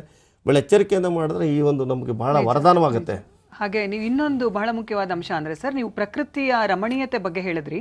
ಹಾಗೆ ನಾವು ಪ್ರಾಕೃತಿಕವಾಗಿ ಈ ಸೌಂದರ್ಯವನ್ನು ಸವಿಯುವಾಗ ಕಾಡು ಪ್ರಾಣಿಗಳ ಒಂದು ದಾಳಿ ಕೂಡ, ಅದನ್ನು ಕೂಡ ನಾವು ಗಮನಿಸಬೇಕು. ನಿಮಗೆ ಗೊತ್ತಿರಬಹುದು, ಕಳೆದ 2-3 ತಿಂಗಳಲ್ಲಿ ಅನೇಕ ಚಿರತೆಗಳ ಬಲಿ ಕೂಡ ಅಲ್ಲಾಯಿತು. ಅಂದರೆ ಅರಣ್ಯ ಇಲಾಖೆ ಅದನ್ನು ಸಮಗ್ರವಾಗಿ ತನಿಖೆ ಮಾಡಿ ಎಲ್ಲ ಮಾಡ್ತು, ಜನರಿಗೆ ಅದ್ರ ಬಗ್ಗೆ ಅವೇರ್ನೆಸ್ ಮೂಡಿಸ್ತು, ಜಾಗೃತಿಯನ್ನು ಮೂಡಿಸ್ತು. ಅದು ಎತ್ತರವಾಗಿರತಕ್ಕಂಥ ಬೇಲಿಗಳನ್ನು ಈಗ ಪಕ್ಕದಲ್ಲಿ ಹಾಕಿದ್ದಾರೆ. ಬಹಳಷ್ಟು ಕಡಿಮೆ ಆ ಥರದ್ದು ಆಗ್ತಕ್ಕಂಥದ್ದು ಭಾಳ ಕಡಿಮೆ. ಈಗ ಪ್ರಧಾನಮಂತ್ರಿಯವರು ಈ ಕಾರ್ಯಕ್ರಮದಲ್ಲಿ ನಾವೆಲ್ಲ ನೋಡಿದ್ವಿ. ರೋಡ್ ಶೋ ಆಯಿತು. ರೋಡ್ ಶೋ ನಂತರ ಅವರು ದಶಪಥ ಹೆದ್ದಾರಿಯಲ್ಲಿ ಕೆಂಪು ಹಾಸಿನ ಮೇಲೆ ನಡ್ಕೊಂಡು ಬಂದರು. ಅದಾದ ನಂತರ ಈಗ ಮತ್ತೆ ಅಲ್ಲಿಂದ ಇಳಿದು ಅಲ್ಲೇ ಪಕ್ಕದಲ್ಲಿರ್ತಕ್ಕಂಥ ಗೆಜ್ಜಲಗೆರೆಯಲ್ಲಿ ಒಂದು ಕಾರ್ಯಕ್ರಮವನ್ನು ಸಾರ್ವಜನಿಕ ಸಮಾರಂಭವನ್ನು ಏರ್ಪಾಡು ಮಾಡಿದ್ದಾರೆ. ಆ ಸಮಾರಂಭವನ್ನು ಉದ್ದೇಶಿಸಿ ಪ್ರಧಾನಮಂತ್ರಿಯವರಿಗೆ ಸ್ವಲ್ಪ ಹೊತ್ತಿನಲ್ಲೇ ಅಲ್ಲಿಗೆ ಕೆಲವೇ ಕ್ಷಣಗಳಲ್ಲಿ ಪ್ರಧಾನಮಂತ್ರಿಯವರು ಆ ಒಂದು ಕಾರ್ಯಕ್ರಮದ ಸ್ಥಳವನ್ನು ತಲುಪ್ತಾರೆ. ಅಲ್ಲಿ ಕರ್ನಾಟಕದ ಬಗ್ಗೆ ನೀವು ಹೇಳಿದಾಗೆ ಅವರು ಇಲ್ಲಿ ಸ್ಥಳೀಯ ಭಾಷೆಯಲ್ಲೇ ಭಾಷಣವನ್ನು ಆರಂಭ ಮಾಡ್ತಾರೆ ಅಂತಕ್ಕಂಥದ್ದು ನಮ್ಮ ನಿರೀಕ್ಷೆ ಕೂಡ. ಅತ್ಯಂತ ಕುತೂಹಲದಿಂದ ಕಾಯ್ತಾ ಇದ್ವಿ. ಪ್ರಧಾನಿಗಳ ಭಾಷಣ ಯಾವಾಗಲೂ ವಿಶೇಷತೆಗಳಿಂದ ಕೂಡಿರುತ್ತೆ. ಮೊನ್ನೆ ಇತ್ತೀಚೆಗೆ ನಡೆದಂಥ ಶಿವಮೊಗ್ಗದ ಭಾಷಣ ಅದಕ್ಕೆ ಸಾಕ್ಷಿಯಾಗಿದೆ. ಖಂಡಿತ ಬಹಳ ಆಕರ್ಷಣೀಯವಾದಂತಹ ಭಾಷಣ. ಇಡೀ ರಾಜ್ಯನೇ, ಮಂಡ್ಯದ ಜನ ವಿಶೇಷವಾಗಿ ಏನು ಹೇಳ್ಬೋದು, ನಮ್ಮ ಜಿಲ್ಲೆ ಬಗ್ಗೆ ಏನು ಹೇಳ್ಬೋದು ಪ್ರಧಾನಿ ಅನ್ನೋ ದೃಷ್ಟಿಯಿಂದ ನಾವು ಕೂಡ ಅದೇ ಕಾತುರತೆಯಲ್ಲಿ ಪ್ರಧಾನಿಗಳ ಭಾಷಣಕ್ಕಾಗಿ ಕಾಯ್ತಾ ಇದ್ದೀವಿ. ನೋಡೋಣ, ನಿಮ್ಮ ಒಂದು ಮಾಹಿತಿಯ ಜೊತೆಗೆ ನಾವು ಪ್ರಧಾನಿಗಳ ಭಾಷಣದ ಸವಿಯನ್ನು ಇವತ್ತು ನಮ್ಮ ವೀಕ್ಷಕರು ಉಣಲಿದ್ದಾರೆ. ಇವತ್ತು ಪ್ರಧಾನಮಂತ್ರಿ ನರೇಂದ್ರ ಮೋದಿಯವರು ರಾಜ್ಯಕ್ಕೆ ಆಗಮಿಸಿದ್ದಾರೆ. ರಾಜ್ಯದಲ್ಲಿ ಸುಮಾರು 16,000 ಕೋಟಿ ರೂಪಾಯಿಗಳ ವಿವಿಧ ಯೋಜನೆಗಳಿಗೆ ಶಂಕುಸ್ಥಾಪನೆ ಮತ್ತು ಶಿಲಾನ್ಯಾಸವನ್ನು ಅವರು ನೆರವೇರಿಸ್ತಾ ಇದ್ದಾರೆ. ನೋಡಿ, ಈಗ ಪ್ರಧಾನಮಂತ್ರಿಯವರು ವಸ್ತು ಪ್ರದರ್ಶನವನ್ನು ವೀಕ್ಷಿಸ್ತಾ ಇದ್ದಾರೆ. ಜೊತೆಯಲ್ಲಿ ಮುಖ್ಯಮಂತ್ರಿ ಬಸವರಾಜ ಬೊಮ್ಮಾಯಿ ಅವರಿದ್ದಾರೆ, ನಿತಿನ್ ಗಡ್ಕರಿ ಅವರಿದ್ದಾರೆ. ಅವರು ಕೇಂದ್ರದ ಸರ್ಕಾರದ ಹೆದ್ದಾರಿ ಮತ್ತು ರಸ್ತೆ ಸಾರಿಗೆ ಸಚಿವರು. ಪ್ರಹ್ಲಾದ್ ಜೋಶಿ ಅವರು ಸಂಸದೀಯ ವ್ಯವಹಾರಗಳ ಖಾತೆ ಸಚಿವರು. ಅವರು ಕೂಡ ಇಲ್ಲಿ ವಸ್ತು ಪ್ರದರ್ಶನವನ್ನು ವೀಕ್ಷಣೆ ಮಾಡ್ತಾ ಇದ್ದಾರೆ. ಇಲ್ಲಿ ಒಂದು ಗೆಜ್ಜಲಗೆರೆಯಲ್ಲಿ ಒಂದು ಕಾರ್ಯಕ್ರಮದ ತಾಣದಲ್ಲಿ ಇರತಕ್ಕಂಥ ವಸ್ತು ಪ್ರದರ್ಶನದಲ್ಲಿ ಎಲ್ಲವನ್ನು ಅವರು ವೀಕ್ಷಣೆ ಮಾಡ್ತಿದ್ದಾರೆ. ಈಗ ನೇರ ಪ್ರಸಾರವನ್ನು ನೀವು ನೋಡಿ. हर 6 महीने बैंगलोर मैसूर पहुंचते थे और हर बार वो हेलीकॉप्टर के जरिए इसका जायजा लेते रहे और इस रोड में जो फीडबैक्स गांव के लोग देते थे, कई एमपी, कई यहाँ के जो लोकल रिप्रेजेंटेटिव्स हैं जो बदलाव चाहते थे, वो बदलाव उन्होंने इसमें इंटीग्रेट किया और ये तमाम लोगों की राय को उन्होंने शामिल किया. तो यही इस वक्त प्रधानमंत्री नरेंद्र मोदी इस प्रदर्शनी का जायजा ले रहे हैं और अलग अलग फेजेस, इस रोड के जो अलग अलग बाईपास है, अलग अलग दिशाओं में जो रोड की डाइवर्शन है, वो तमाम चीजें 3 डायमेंशनल प्रोजेक्ट के तहत, मॉडल के तहत प्रधानमंत्री को समझाया जा रहा है. प्रधानमंत्री को बताया जा रहा है कि कैसे ये रोड तैयार हुआ और इस रोड के बनने के बाद कैसे इस क्षेत्र को, खासकर ओल्ड मैसूर क्षेत्र को विकास की गति मिल रही है और कैसे बैंगलोर मैसूर एक्सप्रेसवे पर अब विकास भी एक तेज गति के साथ आगे बढ़ेगा. बिल्कुल, कैसे एक विकास गति के साथ यहाँ आगे बढ़ती नजर आ रही हैं तमाम परियोजनाएं, और ये बहुत महत्वपूर्ण होता है जब किसी भी परियोजना की शिलान्यास किया जाता है, किसी परियोजना की शुरुआत की जाती है. तो हमने इतिहास देखा है पिछले 1 दशक में कि कैसे रिकॉर्ड टाइम में, रिकॉर्ड समय में उन परियोजनाओं को पूरा किया जा रहा है. यहाँ जवाबदेही तय हो रही है, लगातार मॉनिटरिंग हो रही है, उसकी गुणवत्ता पर ध्यान देते हुए कैसे अगर कोई वादा किया जा रहा है, शिलान्यास किया जा रहा है, कैसे उसे पूरा किया जा रहा है, ये भी बहुत महत्वपूर्ण है. आयशा, यहाँ पे हम कह सकते हैं रिकॉर्ड टाइम में ये परियोजना को खत्म किया गया और ಹೆದ್ದಾರಿಗಳಿಗೆ ಮುಖ್ಯವಾಗಿ ಬೇಕಾಗಿರ್ತಕ್ಕಂಥದ್ದು ಗುಣಮಟ್ಟ. ಅದನ್ನ ನಿತಿನ್ ಗಡ್ಕರಿ ಅವರು ಹೆದ್ದಾರಿ ಮತ್ತು ರಸ್ತೆ ಸಾರಿಗೆ ಸಚಿವರಾಗಿ ಬಹಳ ಅಚ್ಚುಕಟ್ಟಾಗಿ ನಿಭಾಯಿಸ್ತಾ ಇದ್ದಾರೆ ಅಂತಲೇ ಹೇಳ್ಬೋದು. ಕಾರಣ, ಈ ಭಾರತ ಮಾಲಾ ಬಂದ ಮೇಲೆ, ಸೊ ಭಾರತ ಮಾಲಾ ಪರಿಯೋಜನೆ ಅಡಿಯಲ್ಲಿ ಇವರು 80,000 ಕಿಲೋಮೀಟರ್ ರಾಷ್ಟ್ರೀಯ ಹೆದ್ದಾರಿಗಳನ್ನು ಈವರೆಗೆ ನಿರ್ಮಾಣ ಮಾಡಲಾಗಿದೆ. ಭಾರತದಲ್ಲಿ ಹೆದ್ದಾರಿಗಳ ನಿರ್ಮಾಣ ಪ್ರತಿನಿತ್ಯ ನಡೀತಾ ಇದೆ. ಹಿಂದೆ 3.5 ಲಕ್ಷ ಕಿಲೋಮೀಟರ್ಗಳ ರಸ್ತೆಗಳನ್ನು ಗ್ರಾಮೀಣ ಪ್ರದೇಶದಲ್ಲಿ ಕೂಡ ನಿರ್ಮಾಣ ಮಾಡಲಾಗಿದೆ.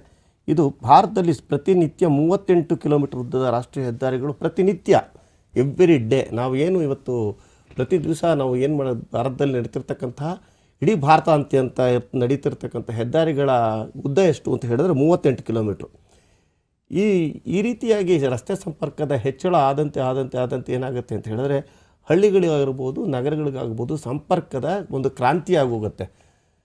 ಸಂಪರ್ಕ ಜಾಸ್ತಿ ಆದಾಗ ಏನಾಗುತ್ತೆ ಅಂತ ಹೇಳಿದ್ರೆ ಸಂಪರ್ಕದ ಜೊತೆಗೆ ಅದು ಬೇರೆ ಎಲ್ಲದಕ್ಕೂ ಪೂರಕವಾಗಿ ಪರಿಣಾಮವನ್ನು ಬೀರ್ತಾ ಹೋಗುತ್ತೆ. ಅದು ವ್ಯಾಪಾರಕ್ಕಾಗ್ಬೋದು, ವಾಣಿಜ್ಯಕ್ಕಾಗ್ಬೋದು, ಕೈಗಾರಿಕೋದ್ಯಮಕ್ಕಾಗ್ಬೋದು, ಪ್ರವಾಸೋದ್ಯಮಕ್ಕಾಗ್ಬೋದು, ಅಥವಾ ಕೃಷಿ ಉತ್ಪನ್ನಗಳನ್ನು ಮಾರುಕಟ್ಟೆಗೆ ಸಾಗಿಸೋದಕ್ಕಾಗ್ಬೋದು, ಎಲ್ಲದಕ್ಕೂ ಕೂಡ ಅದು ಪೂರಕವಾಗಿ ನಿಲ್ಲುತ್ತೆ. ಹೀಗಾಗಿ ಅಲ್ಲಿ ಸ್ಥಳೀಯ ಪ್ರದೇಶದಲ್ಲಿರ್ತಕ್ಕಂಥ ಪ್ರಧಾನಮಂತ್ರಿಯವರು ಯಾವಾಗಲೂ ಹೇಳ್ತಿರ್ತಾರೆ ವೋಕಲ್ ಸೇ ಲೋಕಲ್ ಅಂತೆ. ಬಟ್ ನಾವು ಅದು ನಮ್ಮಂದರೆ ಸ್ಥಳೀಯತೆಗೆ ನಾವು ಧ್ವನಿಯಾಗಬೇಕು ಅಂತ. ಎಷ್ಟೋ ಕಡೆ ಏನಾಗುತ್ತೆ ಅಂದರೆ ಸ್ಥಳೀಯವಾಗಿ ಭಾಳಷ್ಟು ಉತ್ತಮವಾಗಿರತಕ್ಕಂತಹ ಇದಿರುತ್ತೆ. ಅದಕ್ಕೆ ನಾವು ಹೆಚ್ಚಿನ ಮಾರುಕಟ್ಟೆಯನ್ನು ಒದಗಿಸಿದಂಥ ಸಂದರ್ಭದಲ್ಲಿ ಅಲ್ಲಿರ್ತಕ್ಕಂಥ ಕುಶಲಕರ್ಮಿಗಳಿಗಾಗ್ಬೋದು, ಅಲ್ಲಿ ಅದಕ್ಕೆ ಸ್ಥಳೀಯವಾಗಿರ್ತಕ್ಕಂಥ ಉತ್ಪನ್ನಗಳಿಗೆ ಒಂದು ಗೌರವ ಬರುತ್ತೆ, ಬೆಲೆ ಬರುತ್ತೆ. ಅದರಿಂದ ಆ ಸ್ಥಳೀಯ ಅಭಿವೃದ್ಧಿ ಕೂಡ ಆಗತ್ತೆ. ಸೊ ಹೀಗಾಗಿ ಒಂದು ಸ್ಥಳೀಯ ಅಭಿವೃದ್ಧಿ ಆಗಬೇಕಾದ್ರೆ ನಾವು ಎಲ್ಲ ವಿದೇಶದ ಮೇಲೆ ಅವಲಂಬನೆಯನ್ನು ಕಡಿಮೆ ಮಾಡಿ ಆತ್ಮನಿರ್ಭರ ಭಾರತವನ್ನು ನಿರ್ಮಾಣ ಮಾಡಬೇಕು ಅಂತ ಹೇಳಿದಾಗ ಈ ರೀತಿಯಾಗಿ ನಾವು ಸ್ಥಳೀಯತೆಗೆ ಬೆಲೆಯನ್ನು ಕೊಡಬೇಕಾಗತ್ತೆ, ಸ್ಥಳೀಯತೆಗೆ ಗೌರವವನ್ನು ಕೊಡಬೇಕಾಗತ್ತೆ, ಸ್ಥಳೀಯ ಉತ್ಪನ್ನಗಳಿಗೆ ನಾವು ಹೆಚ್ಚಿನ ಆದ್ಯತೆಗಳನ್ನು ಕೊಡಬೇಕಾಗತ್ತೆ. ಅದರಲ್ಲಿ ಜನರ ಜವಾಬ್ದಾರಿ ಭಾಗವಹಿಸುವಿಕೆ ಕೂಡ ಇರುತ್ತೆ. ಹೀಗಾಗಿ ಅವರು ಮಹಿಳಾ ನೇತೃತ್ವದ ಅಭಿವೃದ್ಧಿ ಆಗ್ಬೋದು, ಬಂದರು ನೇತೃತ್ವದ ಅಭಿವೃದ್ಧಿ ಆಗ್ಬೋದು, ರಸ್ತೆ ಸಂಪರ್ಕ ನೇತೃತ್ವದ ಅಭಿವೃದ್ಧಿ ಅಂತ ಹೇಳ್ಬಿಟ್ಟು ಅವ್ರು ಹೇಳ್ತಾರೆ. ಪೋರ್ಟ್ ಲೆಡ್ ಡೆವಲಪ್ಮೆಂಟ್ ಬಗ್ಗೆ ಮಾತಾಡ್ತಾರೆ, ರೋಡ್ ಲೆಡ್ ಡೆವಲಪ್ಮೆಂಟ್ ಬಗ್ಗೆ ಮಾತಾಡ್ತಾರೆ, ವುಮನ್ ಲೆಡ್ ಡೆವಲಪ್ಮೆಂಟ್ ಬಗ್ಗೆ ಮಾತಾಡ್ತಾರೆ. ಯಾತಕ್ಕೆ ಅಂತ ಹೇಳಿದ್ರೆ ಇದು ಒಂದು ಒಕ್ಕೂಟ ವ್ಯವಸ್ಥೆ. ಭಾರತದಲ್ಲಿ ಎಲ್ಲ ರಾಜ್ಯಗಳು ಸೇರಿದ್ರೆ ಭಾರತ ವ್ಯವಸ್ಥೆ ಆಗುತ್ತೆ. ಆ ರೀತಿ ಭಾರತದ ವ್ಯವಸ್ಥೆಯಲ್ಲಿ ಭಾರತದಲ್ಲಿರ್ತಕ್ಕಂಥ ಪ್ರತಿಯೊಬ್ಬ ಜನರು ತಮ್ಮದೇ ಆಗಿರ್ತಕ್ಕಂಥ ಕೊಡುಗೆಯನ್ನು ಈ ದೇಶದ ಆರ್ಥಿಕತೆಗೆ ಕೊಟ್ಟರೆ, ಈಗ ಭಾರತ 5ನೇ ಸ್ಥಾನದಲ್ಲಿದೆ ವಿಶ್ವದಲ್ಲಿ ಆರ್ಥಿಕತೆಯಲ್ಲಿ. ಇದು 3ನೇ ಸ್ಥಾನಕ್ಕೆ ಹೋಗ್ತಕ್ಕಂಥ $5 ಟ್ರಿಲಿಯನ್ ಎಕಾನಮಿಯ ರಾಷ್ಟ್ರವಾಗಿ ಹೊರಹೊಮ್ಮಲಿಕ್ಕೆ ಅವಕಾಶ ಆಗಬೇಕು ಅಂದಾಗ ಸೊ ಮುಖ್ಯವಾಗಿ ನೋಡಿ, ಇವಾಗ ನಾವು ನೇರ ಪ್ರಸಾರವನ್ನು ನೋಡ್ತಾ ಇದ್ದೀವಿ. ಪ್ರಧಾನಮಂತ್ರಿಯವರು ಗೆಜ್ಜಲಗೆರೆಯಲ್ಲಿ ನಿರ್ಮಾಣ ಮಾಡತಕ್ಕಂಥ ಬೃಹತ್ ಕಾರ್ಯಕ್ರಮದಲ್ಲಿ ಸಾರ್ವಜನಿಕ ಉದ್ದೇಶ ಮಾತಾಡ್ತಾರೆ, ಕೈ ಬೀಸ್ತಾ ಇದ್ದಾರೆ. ಈಗ ನಾವು ನೇರ ಕಾರ್ಯಕ್ರಮವನ್ನು ವೀಕ್ಷಿಸೋಣ.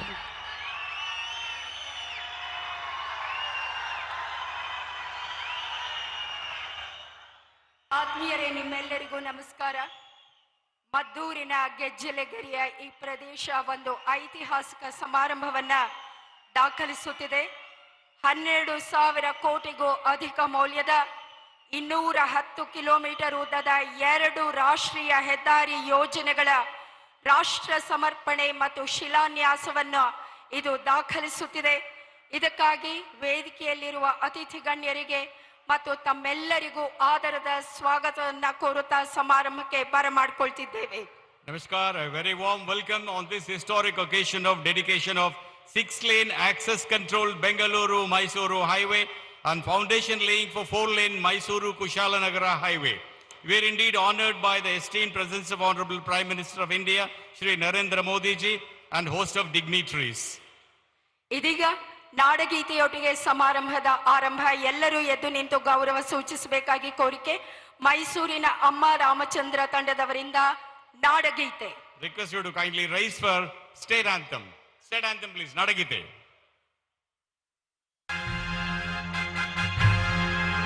ಜಯ ಭಾರತ ಜನನಿಯ ತನುಜಾತೆ, ಜಯ ಹೇ ಕರ್ನಾಟಕ ಮಾತೆ, ಜಯ ಸುಂದರ ನದಿವನಗಳ ನಾಡೆ, ಜಯ ಹೇ ರಸ ಋಷಿಗಳ ಬೇರೆ.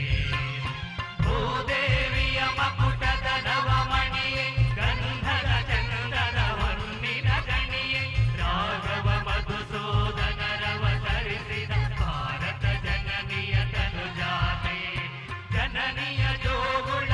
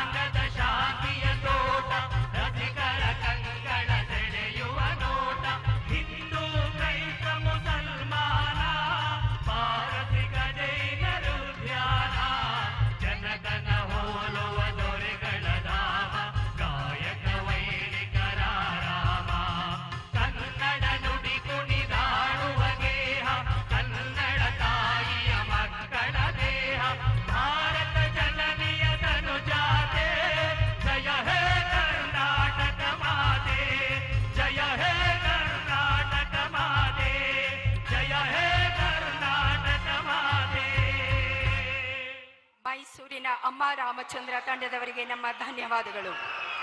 On behalf of the hosts and people of Karnataka, we take this wonderful opportunity to felicitate Honorable Prime Minister for his august presence on this memorable occasion, and we request him to kindly accept our felicitations. ದಯಮಾಡಿ ಸನ್ಮಾನ್ಯ ಮುಖ್ಯಮಂತ್ರಿಗಳು ಶ್ರೀ ಬಸವರಾಜ ಬೊಮ್ಮಾಯಿ ಅವರು ಈ shawl ಅನ್ನ ಮಾನನೀಯ ಪ್ರಧಾನಮಂತ್ರಿಗಳಿಗೆ ಅರ್ಪಿಸಬೇಕಾಗಿ ಕೋರಿಕೆ. ಮಂಡ್ಯ ಪ್ರದೇಶ, ಮೈಸೂರು ಪ್ರದೇಶ, ರೈತರ ಶಕ್ತಿ ಎಲ್ಲವನ್ನ ಬಿಂಬಿಸುವ ಹಸಿರು ಶಾಲಿನ ಕೊಡುಗೆ ಮಾನನೀಯ ಪ್ರಧಾನಮಂತ್ರಿಗಳಿಗೆ. Kisan ki jeevadhari hariyali. Mysuru ಮಲ್ಲಿಗೆ ಮಾಲೆ ಮಾನನೀಯ ಸಚಿವರು ಶ್ರೀ ಎಸ್.ಟಿ. ಸೋಮಶೇಖರ್ ಅವರಿಂದ. ಇದೀಗ ಮೈಸೂರು ಪೇಟವನ್ನ ದಯಮಾಡಿ ಸಂಸದರು ಪ್ರತಾಪ್ ಸಿಂಹ ಅವರು ಪ್ರಧಾನಮಂತ್ರಿಗಳಿಗೆ ತೋರಿಸಬೇಕಾಗಿ ಕೋರಿಕೆ.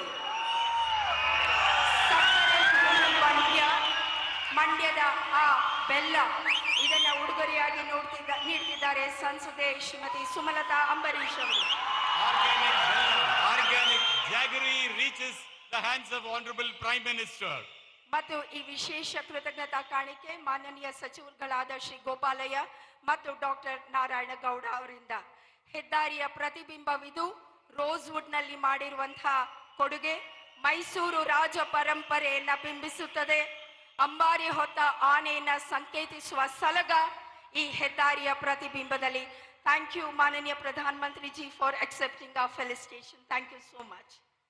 It's indeed a matter of pride for both NHAI and the Road Transport Ministry, as such projects bring people together with faster connectivity. Request for welcome speech of Honorable Nitin Gadkari ji. Welcome, sir. ಸ್ವಾಗತಿಸೋಣ ಸನ್ಮಾನ್ಯ ಶ್ರೀ ನಿತಿನ್ ಗಡ್ಕರಿ ಅವರನ್ನು.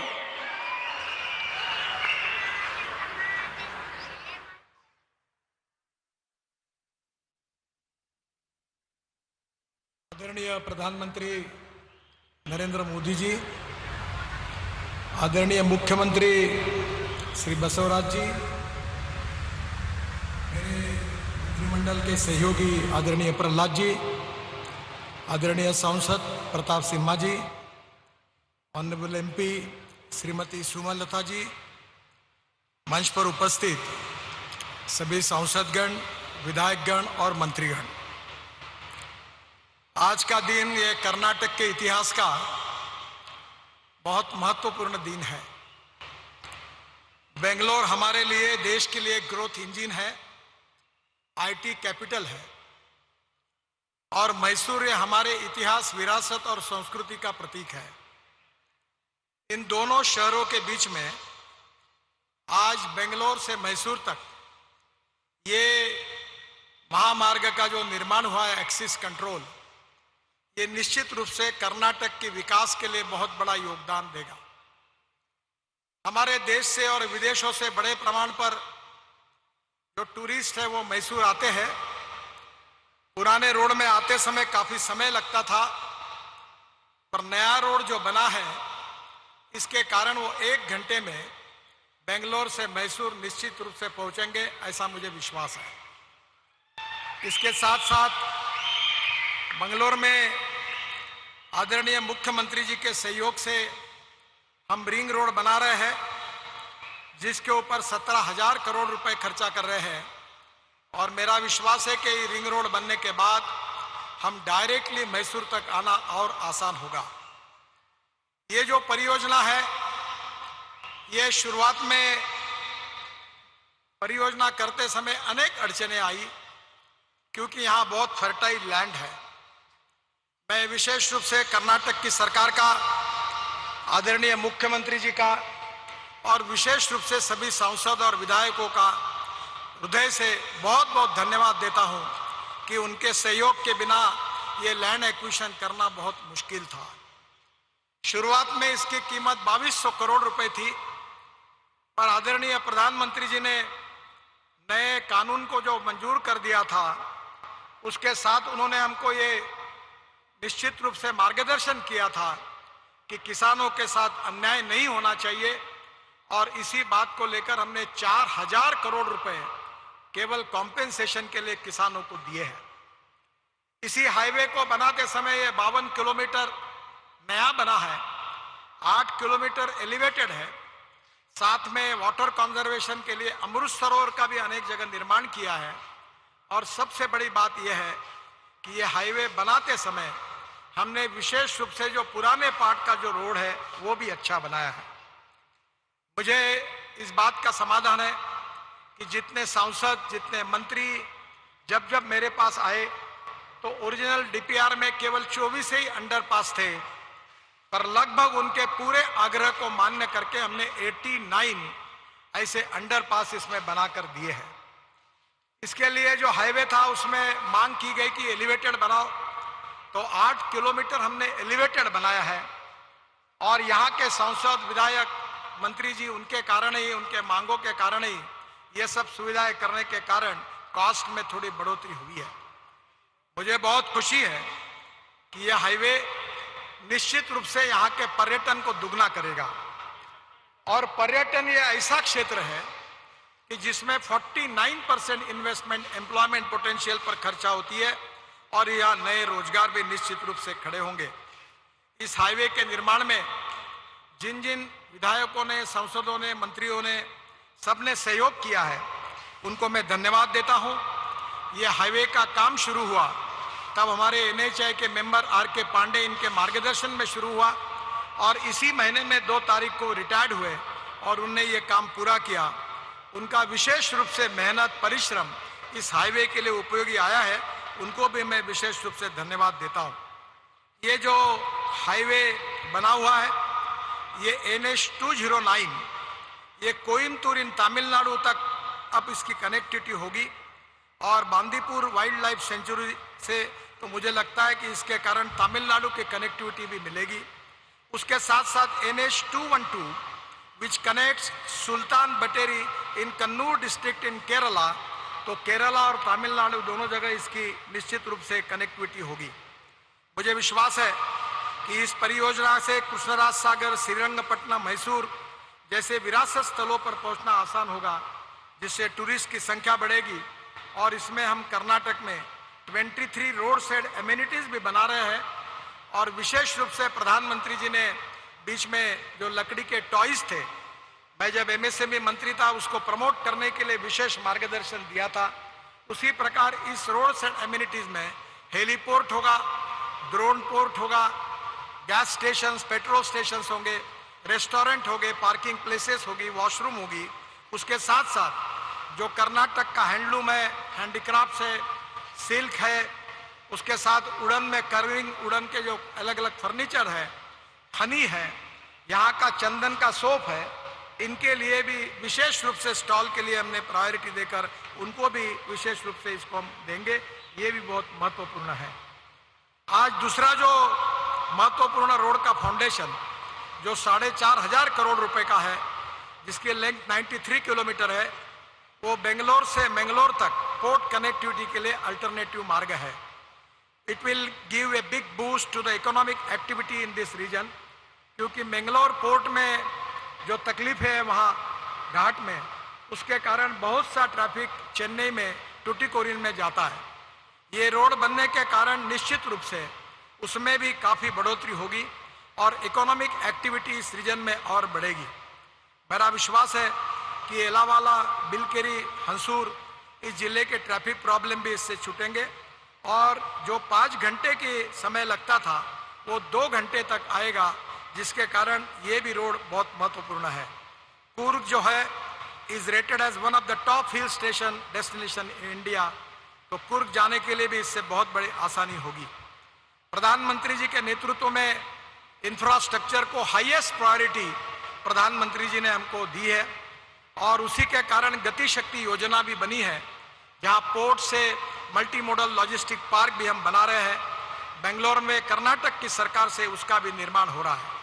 सबसे महत्वपूर्ण जो Bangalore Chennai express highway है, ये विशेष रूप से दिल्ली से, नॉर्थ से, पंजाब, हरियाणा, वहां से जोड़कर सूरत तक आने के बाद मुंबई और पूना जाने की अब जरूरत नहीं है।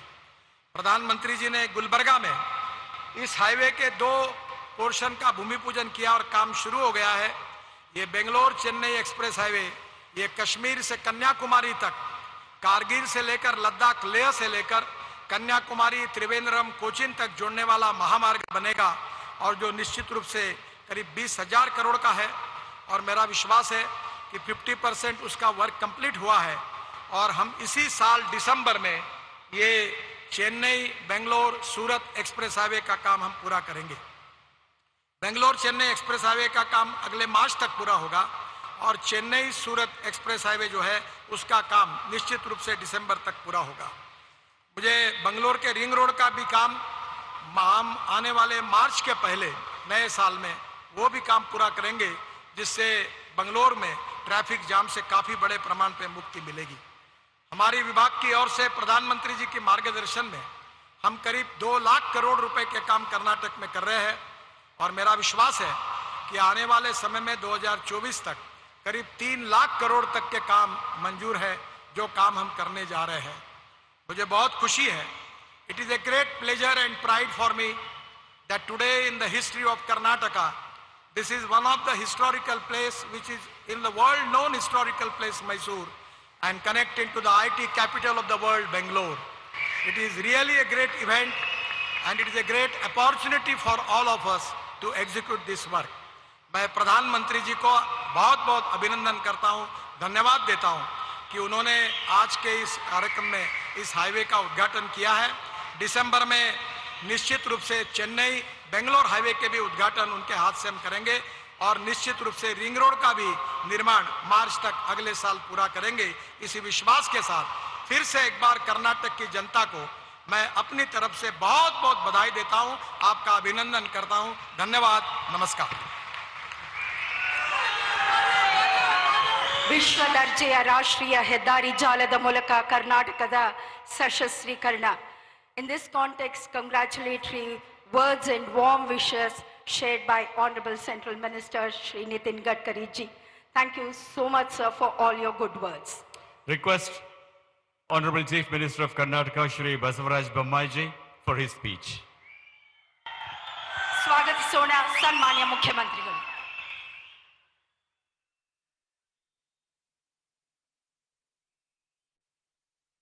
ಎಲ್ಲರಿಗೂ ಸಕ್ಕರೆ ನಾಡಿನ ಮಹಾಜನತೆಗೆ ನನ್ನ ಹೃದಯಪೂರ್ವಕವಾದಂಥ ನಮಸ್ಕಾರಗಳು.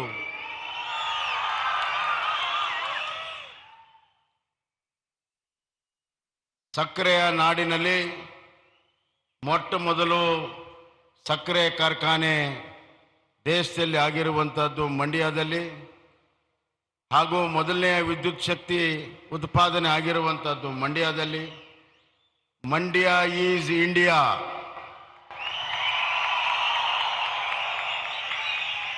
ಇವತ್ತಿನ ಬೆಂಗಳೂರು ಮೈಸೂರು ಸೂಪರ್ ಹೈವೇ ಇಡೀ ಭಾರತ ದೇಶಕ್ಕೆ ಕನೆಕ್ಟ್ ಮಾಡ್ತಾ ಇದೆ.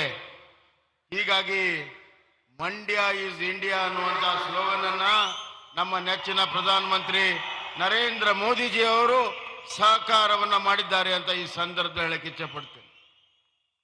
ವೇದಿಕೆ ಮೇಲಿರುವಂಥ ಆದರಣೀಯ ವಿಶ್ವ ನಾಯಕರು, ನಮ್ಮೆಲ್ಲರ ನಾಯಕರು, ಬಡವರ ಬಂಧು ಸನ್ಮಾನ್ಯ ಶ್ರೀ ನರೇಂದ್ರ ಮೋದಿಜಿಯವರೇ, ಅದೇ ರೀತಿ ಈ ನ್ಯಾಷನಲ್ ಹೈವೇದಲ್ಲಿ ಕ್ರಾಂತಿಯನ್ನು ಮಾಡ್ತಿರುವಂಥ ನಮ್ಮೆಲ್ಲರ ಆತ್ಮೀಯರು ಮತ್ತು ನಾಯಕರಾದಂಥ ಶ್ರೀ ನಿತಿನ್ ಗಡ್ಕರಿಜಿಯವರೇ, ಕೇಂದ್ರದ ಸಚಿವರು, ಕರ್ನಾಟಕವನ್ನು ಅತ್ಯಂತ ಪ್ರಭಾವಶಾಲಿಯಾಗಿ ಪ್ರತಿನಿಧಿಸುವಂಥ ನಾಯಕರಾದಂಥ ಶ್ರೀ ಪ್ರಹ್ಲಾದ್ ಜೋಶಿಯವರೇ, ಸಂಸತ್ ಸದಸ್ಯರಾದಂಥ ಶ್ರೀಮತಿ ಸುಮಲತಾ ಅವರೇ, ಶ್ರೀ ಪ್ರತಾಪ್ ಸಿಂಹ ಅವರೇ, ನನ್ನ ಸಚಿವ ಸಂಪುಟದ ಸಹೋದ್ಯೋಗಿಗಳಾದಂಥ ಶ್ರೀ ಗೋಪಾಲಯ್ಯ ಅವರೇ, ನಾರಾಯಣಗೌಡ್ರೆ, ಸೋಮಶೇಖರ್ ಅವರೇ, ವೇದಿಕೆ ಮೇಲಿರುವ ಗಣ್ಯರೇ, ಇಲ್ಲಿ ನೆರೆದಿರುವಂಥ ಎಲ್ಲ ನನ್ನ ಅಣ್ಣ ತಮ್ಮಂದಿರೇ, ಅಕ್ಕ ತಂಗಿಯರೇ, ಮಾಧ್ಯಮದ ಸ್ನೇಹಿತರು, ನಾವೆಲ್ಲರೂ ಕೂಡ ಸನ್ಮಾನ್ಯ ಪ್ರಧಾನಮಂತ್ರಿ ಅವರಿಗೆ ವಿಶ್ವ ನಾಯಕರು ಅಂತ ಕರಿತೇವೆ.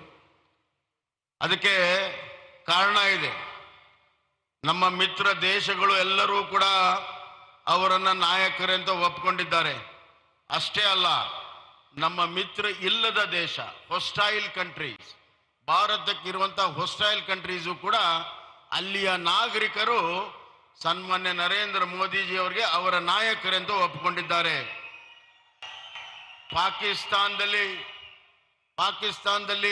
ಇವತ್ತು ಪಾಕಿಸ್ತಾನಕ್ಕೆ ಸಮಸ್ಯೆ ಬಗೆಹರಿಸೋದಕ್ಕೆ ಬೇಕಾಗಿರುವಂತದ್ದು ನರೇಂದ್ರ ಮೋದಿಜಿ ಅನ್ನುವ ನಾಯಕ ಹೇಳ್ತಾರೆ. ಚೈನಾ ಅನ್ನುವಂತಹ ದೇಶದಲ್ಲಿಯೂ ಕೂಡ ಅಲ್ಲಿಯ ನಾಗರಿಕರು ನರೇಂದ್ರ ಮೋದಿಜಿಯವರನ್ನ ಅತ್ಯಂತ ಬುದ್ಧಿವಂತ ಆಡಳಿತಗಾರರು ಅಂತ ಹೊಗಳಿದ್ದಾರೆ. ವಿಶ್ವ ಅಣ್ಣ ಅಂತ ಕರೆಸಿಕೊಳ್ಳುವಂತ ಅಮೆರಿಕದಲ್ಲೂ ಕೂಡ ಅತ್ಯಂತ ಶಕ್ತಿಶಾಲಿ ನಾಯಕರು ನರೇಂದ್ರ ಮೋದಿಜಿ ಅಂತ ಹೇಳಿದ್ದಾರೆ. ಹೀಗಾಗಿ ಇವತ್ತು G20 ವಿಶ್ವದ 20 ಶ್ರೇಷ್ಠ ರಾಷ್ಟ್ರಗಳ ನಾಯಕತ್ವವನ್ನ, ಅದರ ಅಧ್ಯಕ್ಷತೆಯನ್ನ ಇವತ್ತು ಭಾರತಕ್ಕೆ ಬಂದಿದೆ. ಅದು ಭಾರತಕ್ಕೆ ಬಂದಿದ್ರೆ ಅದಕ್ಕೆ ನಮ್ಮ ನಾಯಕರಂತ ನರೇಂದ್ರ ಮೋದಿಜಿಯವರು ಕಾರಣ ಅನ್ನುವಂಥ ಮಾತನ್ನ ನಾನು ಹೇಳಕ್ಕೆ ಇಚ್ಛೆ ಪಡ್ತೀನಿ.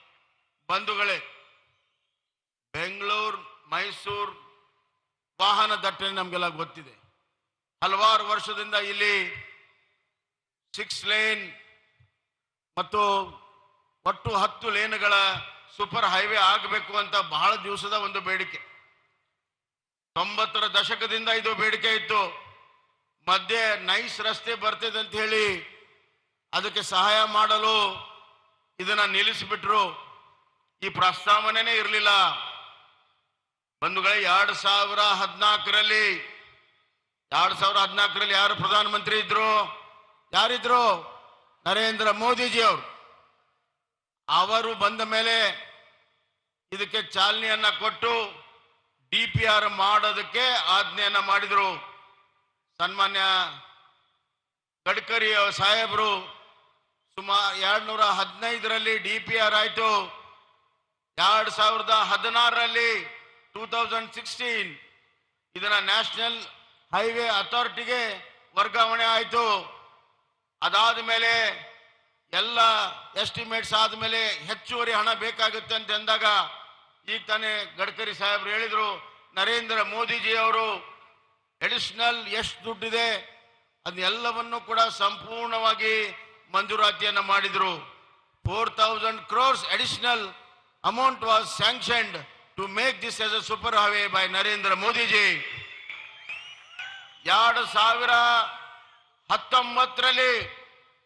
2019ರಲ್ಲಿ ಕೆಲಸ ಪ್ರಾರಂಭ ಆಯ್ತು. ಯಾರಿದ್ರು ಪ್ರಧಾನಮಂತ್ರಿ? ನರೇಂದ್ರ ಮೋದಿಜಿ ಅವರಿದ್ರು. 2019 ಪ್ರಾರಂಭ ಮಾಡಿ 2023ರಲ್ಲಿ ಮುಗಿದಿದೆ. ಯಾರಿದ್ದಾರೆ ಪ್ರಧಾನಮಂತ್ರಿ?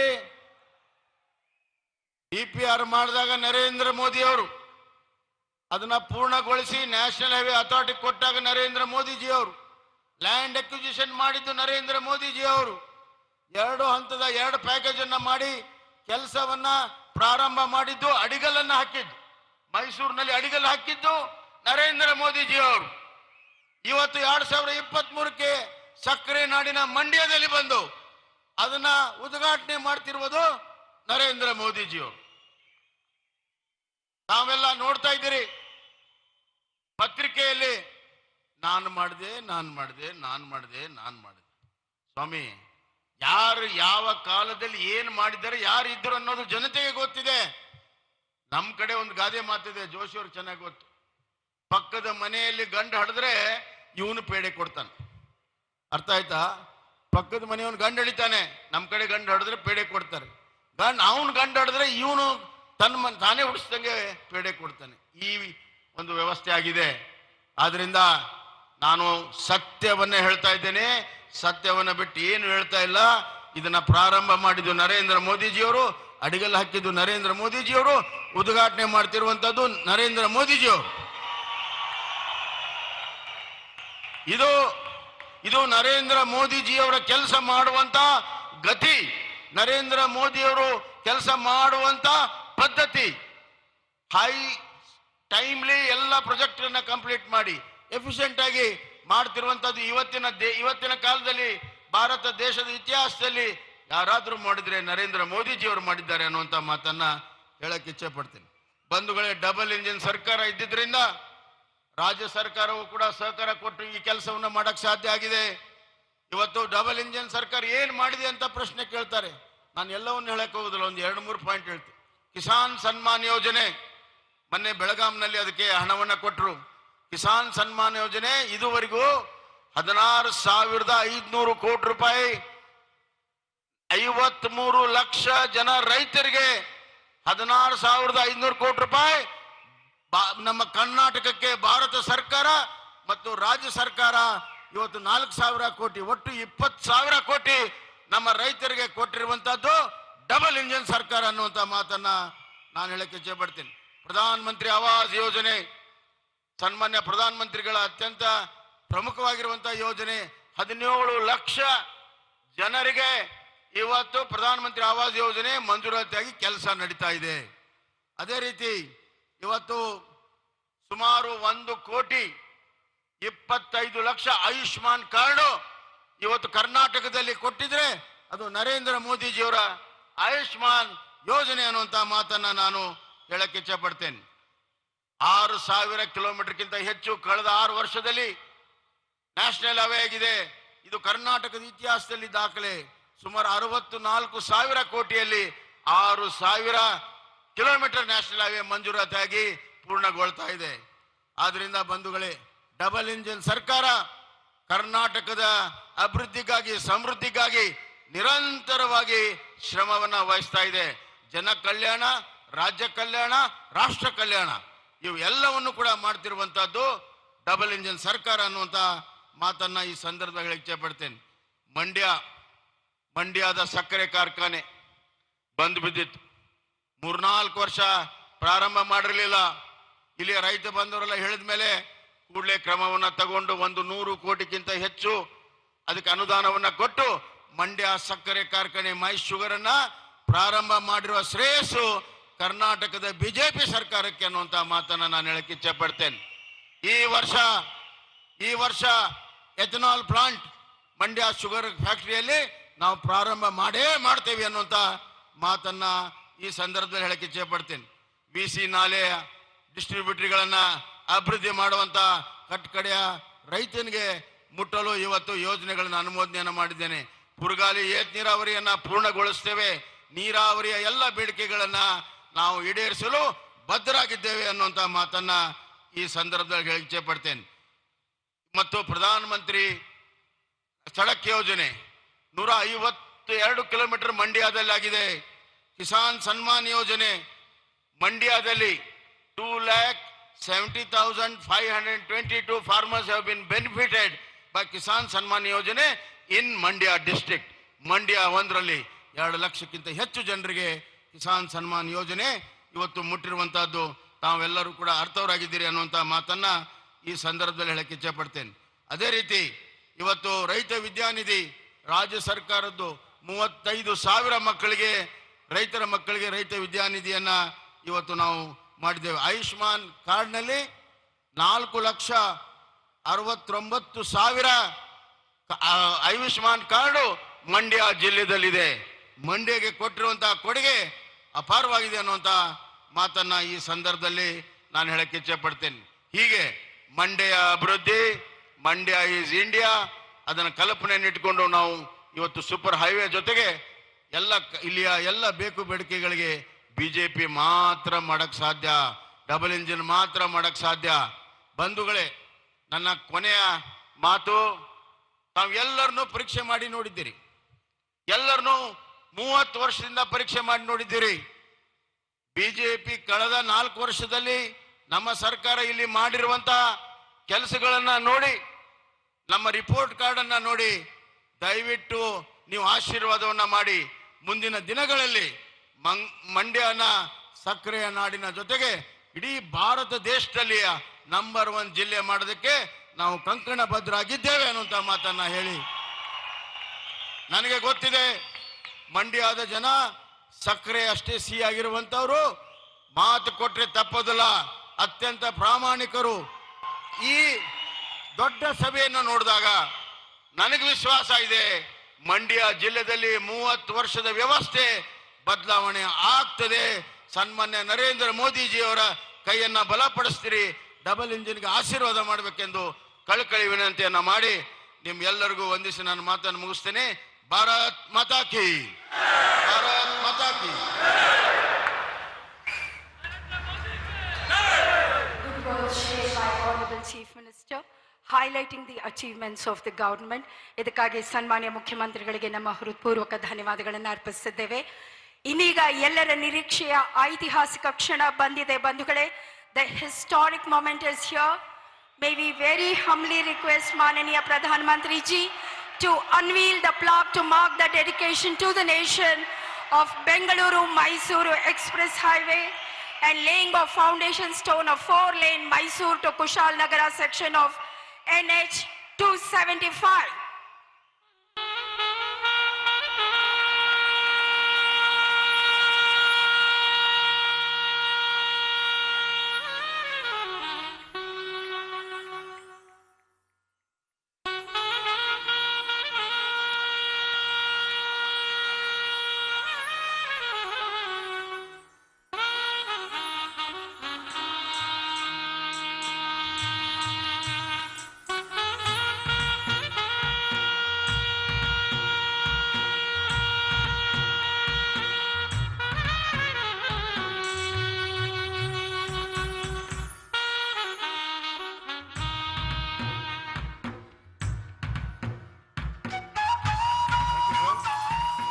Now we have a screening of a short film on these projects. May we have the film, please?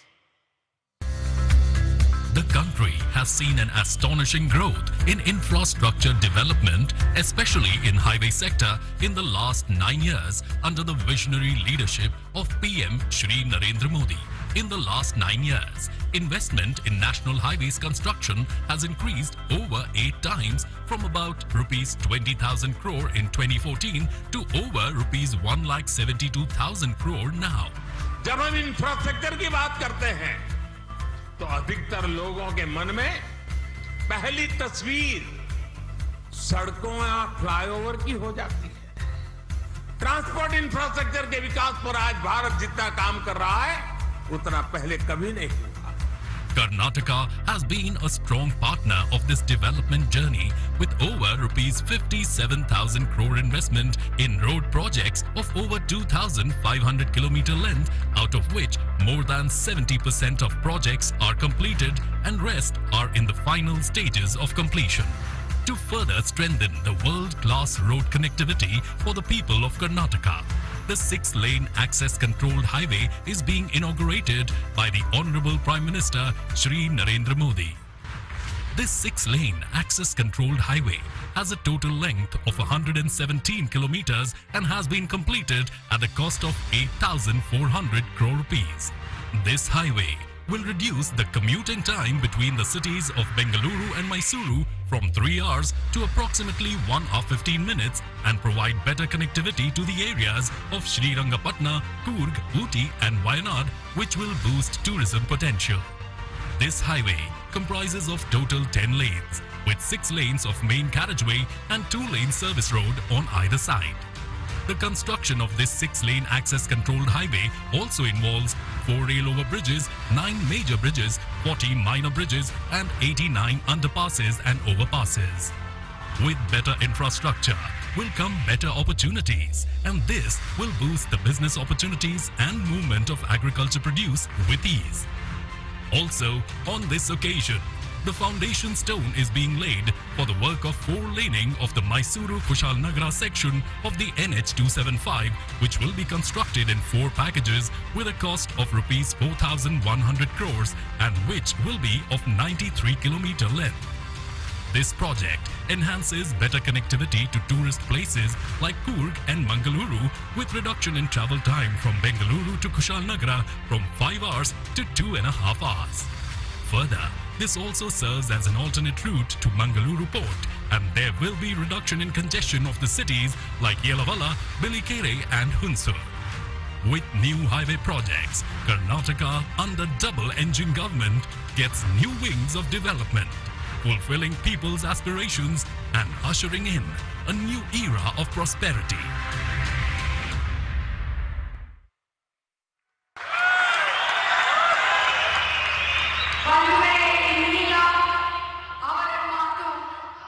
ಮಾರ್ಗದರ್ಶನ ಅವರು ಕೊಡುವ ಸ್ಫೂರ್ತಿ ಎಲ್ಲವನ್ನು ನಮ್ಮದಾಗಿಸಿಕೊಳ್ಳುವ ಸಮಯ. ಅವರೇ ಭಾರತದ ಮಾನನೀಯ ಪ್ರಧಾನ ಮಂತ್ರಿಗಳು ಶ್ರೀ ನರೇಂದ್ರ ಮೋದಿ ಜಿ ಅವರು. Request for Honorable Prime Minister's speech. Bandhugale, Shri Pratap Singh Naik, MLA Mangaluru, will translate Honorable Prime Minister's speech into Kannada.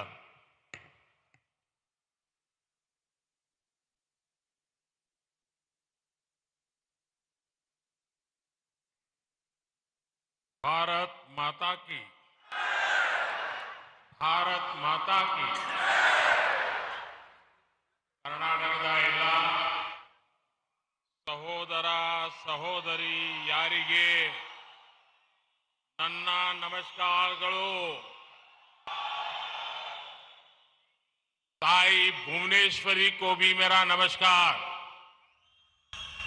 मैं आदि चुनचुनागिरी और मेलुकोटे के गुरुओं के सामने भी नमन करता हूं, उनके आशीर्वाद की कामना करता हूं।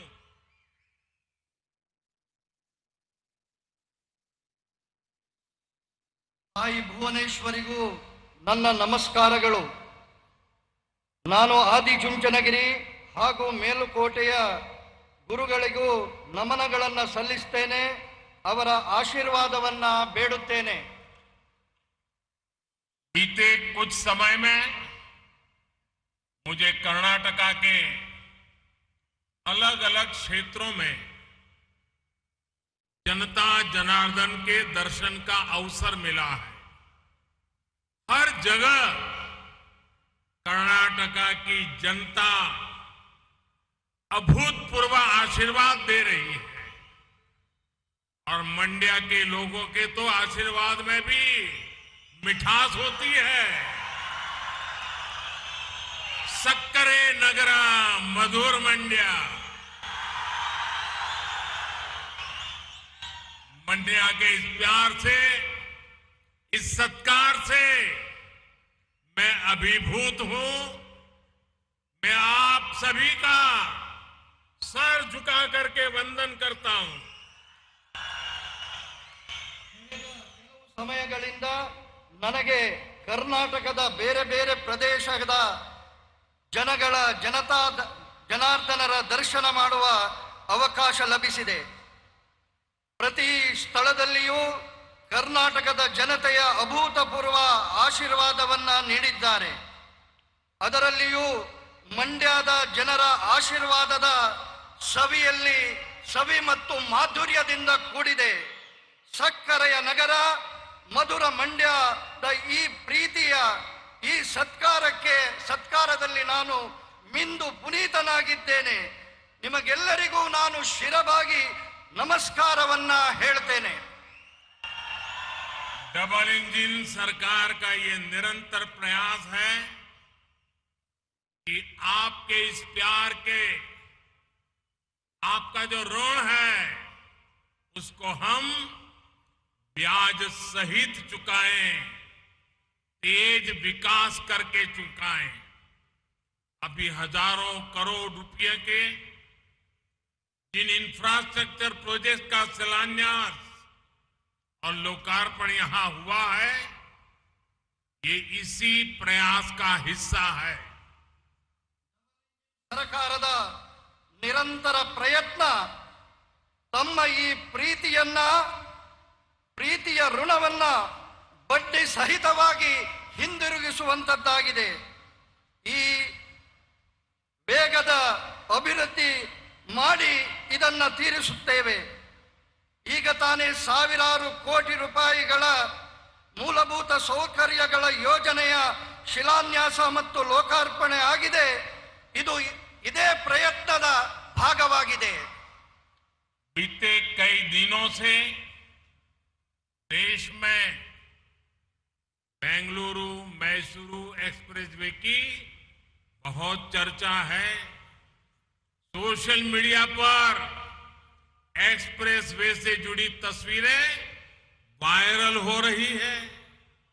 हर देशवासी की, हमारे युवाओं की ये इच्छा रही है कि ऐसे शानदार आधुनिक एक्सप्रेसवे भारत में हर जगह बने। आज बेंगलुरु मैसूरू एक्सप्रेसवे को देखकर हमारे देश के युवा गर्व से भरे हुए हैं। इस एक्सप्रेसवे से मैसूरू और बेंगलुरु के बीच का समय अब आधे से भी कम रह गया है। ಕೆಲವು ದಿನಗಳಿಂದ ದೇಶದಲ್ಲಿ ಬೆಂಗಳೂರು ಮೈಸೂರು ಎಕ್ಸ್‌ಪ್ರೆಸ್ ವೇಯ ಬಗ್ಗೆ ಚರ್ಚೆ ನಡೆಯುತ್ತಿದೆ. ಸಾಮಾಜಿಕ ಮಾಧ್ಯಮಗಳಲ್ಲಿ ಎಕ್ಸ್‌ಪ್ರೆಸ್ ವೇಗೆ ಸಂಬಂಧಪಟ್ಟ ಚಿತ್ರಗಳು ವೈರಲ್ ಆಗಿವೆ.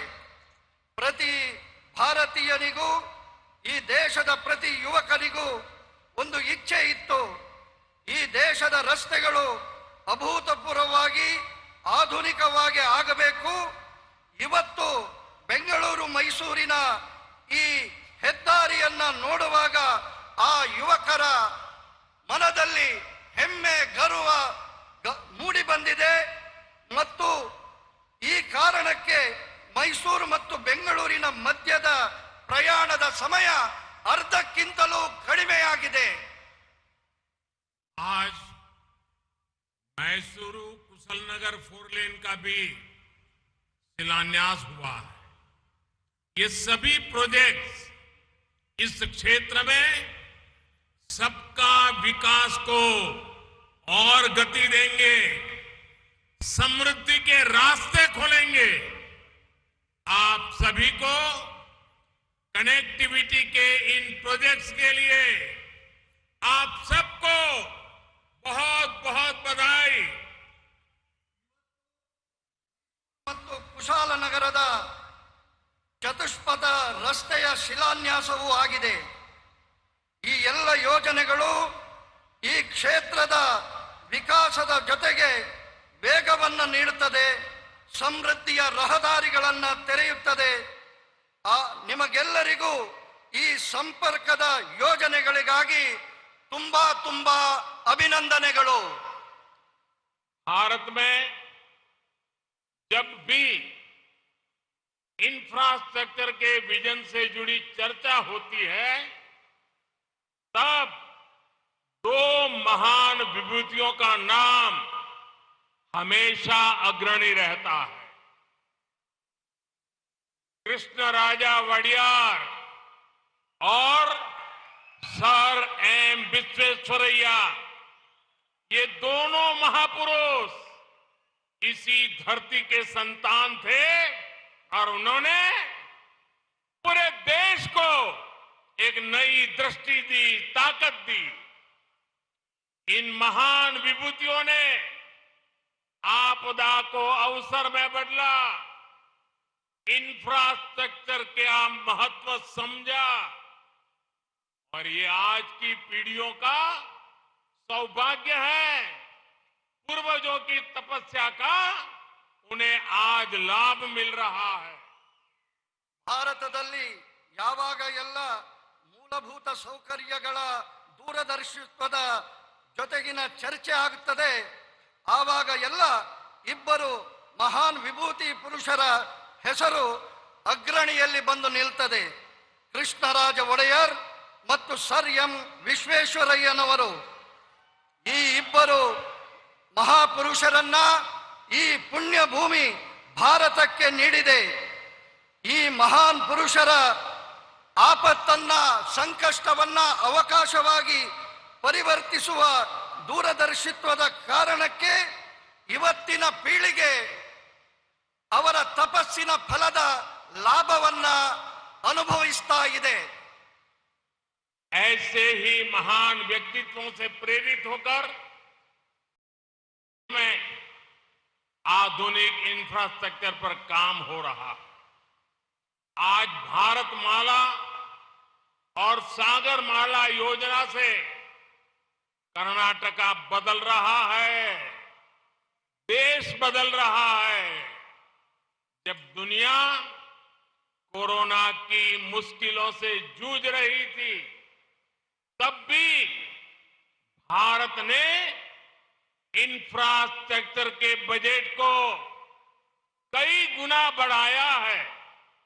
इस वर्ष के बजट में तो रिकॉर्ड 10 लाख करोड़ रुपए हमने इंफ्रास्ट्रक्चर के लिए रखे हैं। ಇಂತಹ ಮಹಾಪುರುಷರ ಪ್ರೇರಣೆಯಿಂದ ಇವತ್ತು ದೇಶ ಆಧುನಿಕ ಮೂಲಭೂತ ಸೌಕರ್ಯಗಳ ಕೆಲಸವನ್ನ ಮಾಡ್ತಾ ಇದೆ. ಭಾರತ್ ಮಾಲಾ ಮತ್ತು ಸಾಗರ್ ಮಾಲಾದ ಯೋಜನೆಯ ಕಾರಣಕ್ಕೆ ಕರ್ನಾಟಕ ಬದಲಾಗುತ್ತಿದೆ, ದೇಶ ಬದಲಾಗುತ್ತಿದೆ. ಜಗತ್ತು ಕೊರೋನಾದ ಸಂಕಟದಲ್ಲಿ ಹೋರಾಡುತ್ತಿರುವಾಗ ಆಗಲೂ ಭಾರತದ ಮೂಲಭೂತ ಸೌಕರ್ಯಕ್ಕೆ ಬಜೆಟ್ನಲ್ಲಿ ಬಹಳಷ್ಟು ಅವಕಾಶವನ್ನ ಹೆಚ್ಚಿಗೆ ಮಾಡಿದೆ. ಈ ವರ್ಷದ ಬಜೆಟ್ನಲ್ಲಂತೂ 10 ಲಕ್ಷ ಕೋಟಿ ರೂಪಾಯಿಯನ್ನ ನಾವು ಮೂಲಭೂತ ಸೌಕರ್ಯಗಳಿಗಾಗಿ ಕಾದಿರಿಸಿದ್ದೇವೆ. इंफ्रास्ट्रक्चर अपने साथ सिर्फ सुविधा नहीं लाता, बल्कि ये रोजगार लाता है, निवेश लाता है, कमाई के साधन लाता है. सिर्फ कर्नाटका में ही बीते वर्षों में 1 लाख करोड़ रुपए से अधिक हाईवे से जुड़े प्रोजेक्ट्स में हमने पूंजी निवेश किया है. ಮೂಲಭೂತ ಸೌಕರ್ಯಗಳು ತನ್ನೊಂದಿಗೆ ಸೌಕರ್ಯವನ್ನ ಮಾತ್ರ ತರುವಂತದ್ದಲ್ಲ, ಬದಲಾಗಿ ಉದ್ಯೋಗವನ್ನ ತರುತ್ತದೆ, ಹೂಡಿಕೆಯನ್ನ ತರುತ್ತದೆ, ಸಂಪಾದನೆಯ ಸಾಧನಗಳನ್ನು ತರುತ್ತದೆ. ಕೇವಲ ಕರ್ನಾಟಕದಲ್ಲಿ ಕಳೆದ ಕೆಲವು ವರ್ಷಗಳಲ್ಲಿ 1 ಲಕ್ಷ ಕೋಟಿ ರೂಪಾಯಿಗಿಂತಲೂ ಅಧಿಕವಾದಂತಹ ಹೈವೇ ಸಂಬಂಧಿತ ಯೋಜನೆಗಳಿಗಾಗಿ ಹಣವನ್ನ ಬಿಡುಗಡೆ ಮಾಡಿದೆ. बेंगलुरु और मैसूरू दोनों कर्नाटका के महत्वपूर्ण शहर है. एक शहर को टेक्नोलॉजी के लिए जाना जाता है तो दूसरे को ट्रेडिशन के लिए. इन दोनों शहरों को आधुनिक कनेक्टिविटी से जोड़ना कई अलग अलग दृष्टिकोण से बहुत महत्वपूर्ण है. ಬೆಂಗಳೂರು ಮತ್ತು ಮೈಸೂರು ಎರಡೂ ಕರ್ನಾಟಕದ ಮಹತ್ವಪೂರ್ಣ ನಗರಗಳಾಗಿವೆ. ಒಂದು ತನ್ನ ಟೆಕ್ನಾಲಜಿಗೆ ಪರಿಚಿತವಾಗಿದ್ದರೆ ಇನ್ನೊಂದು ತನ್ನ ಪರಂಪರೆಯ ಕಾರಣಕ್ಕೆ ಪರಿಚಿತವಾಗಿದೆ. ಈ ಎರಡು ನಗರಗಳ ಆಧುನಿಕ ಸಂಪರ್ಕದಿಂದಾಗಿ ಬೇರೆ ಬೇರೆ ರೀತಿಯ ದೃಷ್ಟಿಕೋನದ ಬಹಳ ಮಹತ್ವವನ್ನ ಈ ಸಂಪರ್ಕ ಪಡಿತದೆ. लंबे समय से दोनों शहरों के बीच यात्रा करने वाले लोग भारी ट्रैफिक की शिकायत करते थे, लेकिन अब एक्सप्रेसवे की वजह से ये दूरी सिर्फ 1.5 घंटे में पूरी की जा सकेगी. इससे इस पूरे क्षेत्र में आर्थिक विकास की रफ्तार बहुत तेज होने वाली है. ಬಹಳ ಸಮಯಗಳಿಂದ ಈ ಎರಡು ನಗರಗಳ ಪ್ರಯಾಣಿಕರು ಭಾರಿ ರೀತಿಯಲ್ಲಿ ವಾಹನದ ದಟ್ಟಣೆಯ ಕಾರಣಕ್ಕೆ ದೂರುಗಳನ್ನು ಸಲ್ಲಿಸ್ತಾ ಇದ್ರು. ಇವತ್ತು ಈ ಎಕ್ಸ್ಪ್ರೆಸ್ ಹೈವೇಯ ಕಾರಣದಿಂದಾಗಿ ಈ ಪ್ರಯಾಣದ ದೂರವನ್ನ ಕೇವಲ 1.5 ಗಂಟೆಯಲ್ಲಿ ಪೂರ್ಣ ಮಾಡಲು ಸಾಧ್ಯವಾಗ್ತದೆ. ಇದರ ಕಾರಣಕ್ಕೆ ಈ ಪ್ರದೇಶದಲ್ಲಿ ಆರ್ಥಿಕತೆಯ ಅಭಿವೃದ್ಧಿಯ ವೇಗವು ಹೆಚ್ಚುತ್ತದೆ. ये एक्सप्रेसवे रामनगर और मंड्या से गुजर रहा है. यहां भी कई ऐतिहासिक धरोहर मौजूद है. इन शहरों में भी पर्यटन की संभावना बढ़ जाएगी.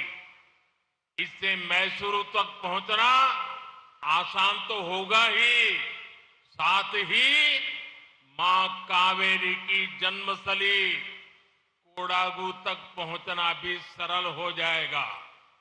ಈ ಎಕ್ಸ್ಪ್ರೆಸ್ ವೇ ರಾಮನಗರ ಮತ್ತು ಮಂಡ್ಯದ ಮೂಲಕ ಹಾದು ಹೋಗುತ್ತಿದೆ. ಇದು ಈ ಪ್ರದೇಶಗಳು ಕೂಡ ಐತಿಹಾಸಿಕ ಕಾರಣಕ್ಕೆ ಪ್ರಸಿದ್ಧವಾಗಿದೆ. ಇದರ ಕಾರಣಕ್ಕೆ ಇಲ್ಲಿ ಪ್ರವಾಸೋದ್ಯಮ ಹೆಚ್ಚಾಗುವ ಸಂಭವವಿದೆ. ಇದರಿಂದಾಗಿ ಈ ಮಾರ್ಗದ ಮೂಲಕ ಕಾವೇರಿಯ ಜನ್ಮಸ್ಥಳವಾದ ಕೊಡಗಿಗೆ ಹೋಗುವಂತಹ ವ್ಯವಸ್ಥೆ ಸುಲಭವಾಗುತ್ತದೆ. अभी हम देखते हैं कि बरसात में लैंडस्लाइड के कारण वेस्टर्न घाट में बेंगलुरु मंगलुरु का रास्ता अक्सर बंद हो जाता। इससे इस क्षेत्र की पोर्ट कनेक्टिविटी प्रभावित होती है। मैसूरू कुशलनगर हाईवे के चौड़ीकरण से ये समस्या भी दूर हो जाएगी। अच्छी कनेक्टिविटी के चलते इस क्षेत्र में इंडस्ट्री का भी विस्तार बहुत तेजी से होगा। ನಾವು ನೋಡುತ್ತೇವೆ, ಮಳೆಗಾಲದ ಕಾಲದಲ್ಲಿ ಪಶ್ಚಿಮ ಘಟ್ಟಗಳಲ್ಲಿ ಭೂಕುಸಿತದ ಕಾರಣಕ್ಕೆ ಬೆಂಗಳೂರು ಮಂಗಳೂರು ರಸ್ತೆ ಆಗಾಗ ಬಂದ್ ಆಗ್ತದೆ. ಈ ಕ್ಷೇತ್ರದಲ್ಲಿ ಬಂದರಿನ ಜೊತೆಗಿನ ಸಂಪರ್ಕ ಈ ಕಾರಣಕ್ಕೆ ಪ್ರಭಾವಕ್ಕೆ ಒಳಗಾಗ್ತದೆ. ಮೈಸೂರು ಕುಶಾಲನಗರದ ಹೈವೇಯ ಅಗಲೀಕರಣ ಈ ಸಮಸ್ಯೆಯನ್ನ ದೂರ ಮಾಡುತ್ತದೆ. ಒಳ್ಳೆಯ ಸಂಪರ್ಕದ ಕಾರಣಕ್ಕೆ ಈ ಪ್ರದೇಶದಲ್ಲಿ ಕೈಗಾರಿಕೆಯ ವಿಸ್ತಾರವು ಬಹಳ ವೇಗವನ್ನ ಪಡೆಯುತ್ತದೆ.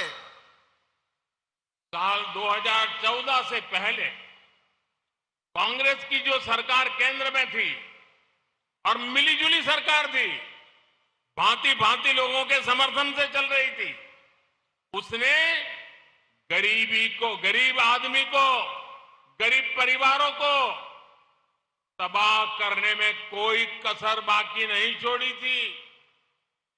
जो पैसा गरीब के विकास के लिए था, उसका हजारों करोड़ रुपए कांग्रेस की सरकार ने लूट लिया था।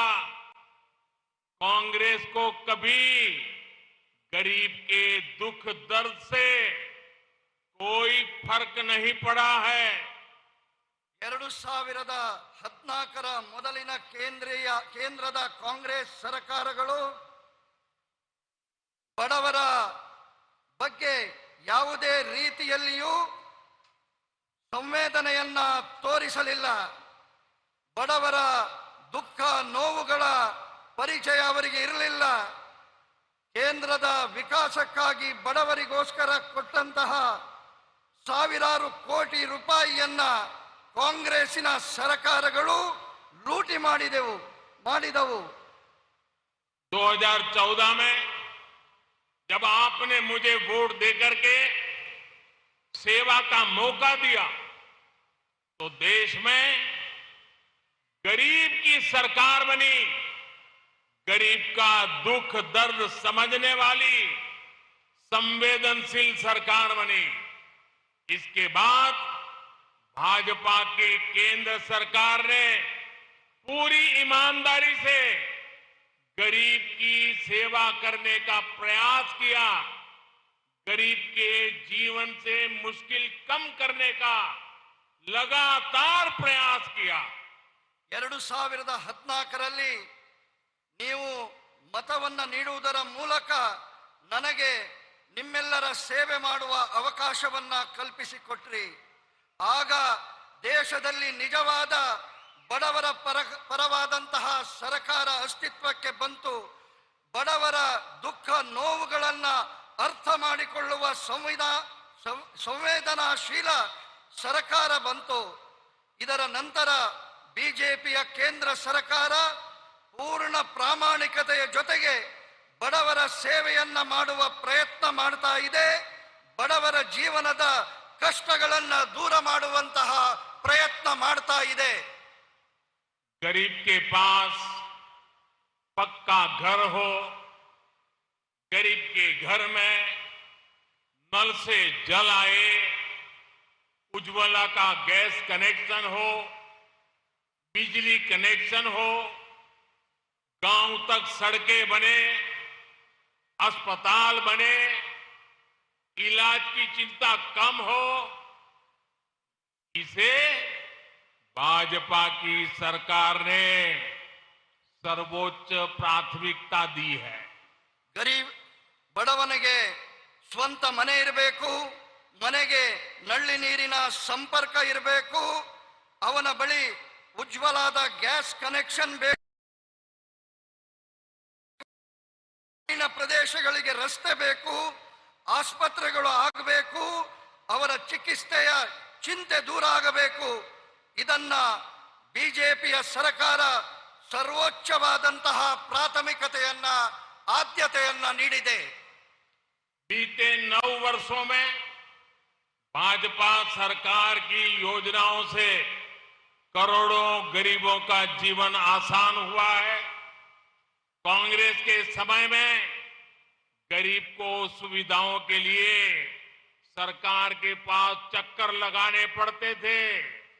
अब भाजपा की सरकार गरीब के पास जाकर उसे सुविधाएं दे रही है। जो लोग अब भी भाजपा सरकार की योजनाओं के लाभ से वंचित है, उन तक भी अभियान चला करके पहुंचा जा रहा है। ಕಳೆದ 9 ವರ್ಷಗಳಲ್ಲಿ ಬಿಜೆಪಿಯ ಸರ್ಕಾರದ ಯೋಜನೆಗಳು ಕೋಟಿ ಕೋಟಿ ಬಡವರ ಜೀವನವನ್ನಕ್ಕಿಂತಲೂ ಅಧಿಕ ಬಡವರಿಗೆ, ಹೊಸ ಕುಟುಂಬಗಳಿಗೆ ನಲ್ಲಿಯ ನೀರನ್ನ ಮನೆಗೆ ತಲುಪಿಸಿದ್ದೇವೆ. हमारे देश में दशकों से सिंचाई के जो प्रोजेक्ट लटके थे वो भी तेजी से पूरे कर रहे हैं। इस साल बजट में केंद्र सरकार ने अपर भद्रा प्रोजेक्ट को 5,300 करोड़ रुपए देने की घोषणा की है। इससे भी कर्नाटका के एक बड़े हिस्से में सिंचाई से जुड़ी समस्याओं का स्थायी समाधान होने वाला है। ನಮ್ಮ ದೇಶದಲ್ಲಿ ದಶಕಗಳ ಕಾಲ ನೀರಾವರಿಯ ಯೋಜನೆಗಳು ನೇತಾಡಿಕೊಂಡೇ ಇರುತ್ತವೆ. ಇದಕ್ಕೆ ವೇಗವನ್ನ ಕೊಡುವ ದೃಷ್ಟಿಯಲ್ಲಿ ನಮ್ಮ ಸರ್ಕಾರ ಈ ಬಾರಿಯ ಬಜೆಟ್ನಲ್ಲಿ ಭದ್ರಾ ಮೇಲ್ದಂಡೆ ಯೋಜನೆಗೆ 5,300 ಕೋಟಿ ರೂಪಾಯಿ ಕೊಡುವಂತಹ ಘೋಷಣೆ ಮಾಡಿದೆ. ಈ ಕಾರಣಕ್ಕೆ ಕರ್ನಾಟಕದ ಬಹುದೊಡ್ಡ ಪ್ರದೇಶದಲ್ಲಿ ನೀರಾವರಿಯ ಸಮಸ್ಯೆಗೆ ಶಾಶ್ವತವಾದಂತಹ ಪರಿಹಾರ ಸಿಗಲಿದೆ.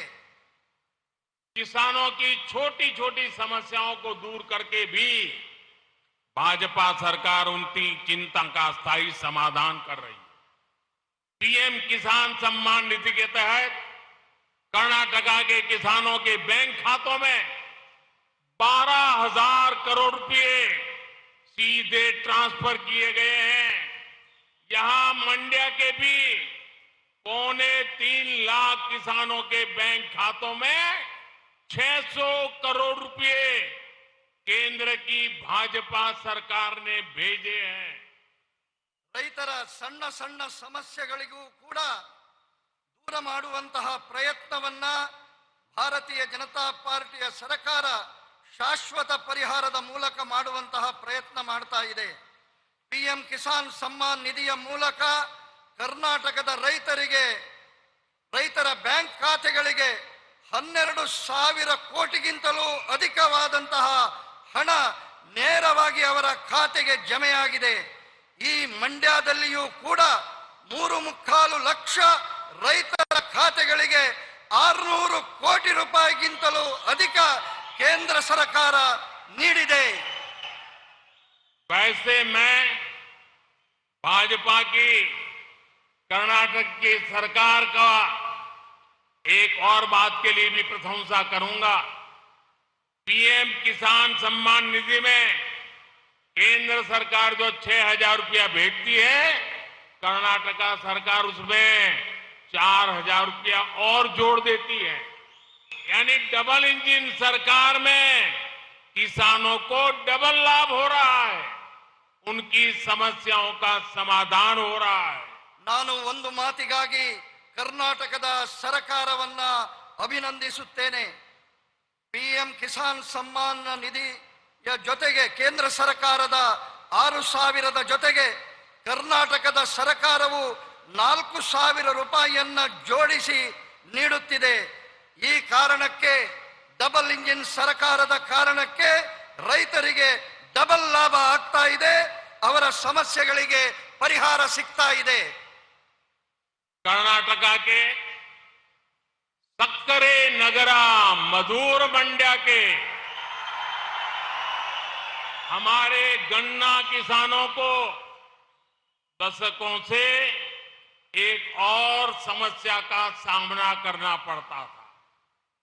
गन्ने की पैदावार ज्यादा हो तो भी मुसीबत, गन्ना कम पैदा हो तो भी मुसीबत। इस वजह से चीनी मिलों पर गन्ना किसानों का बकाया सालों साल चलता रहता था। ಕರ್ನಾಟಕದ ಸಕ್ಕರೆಯ ನಗರ ಮಂಡ್ಯದ ಕಬ್ಬು ಬೆಳೆಗಾರರಿಗೆ ದಶಕಗಳಿಂದ ಒಂದು ಸಮಸ್ಯೆ ಯಾವಾಗಲೂ ಎದುರಿಸಬೇಕಾಗ್ತದೆ.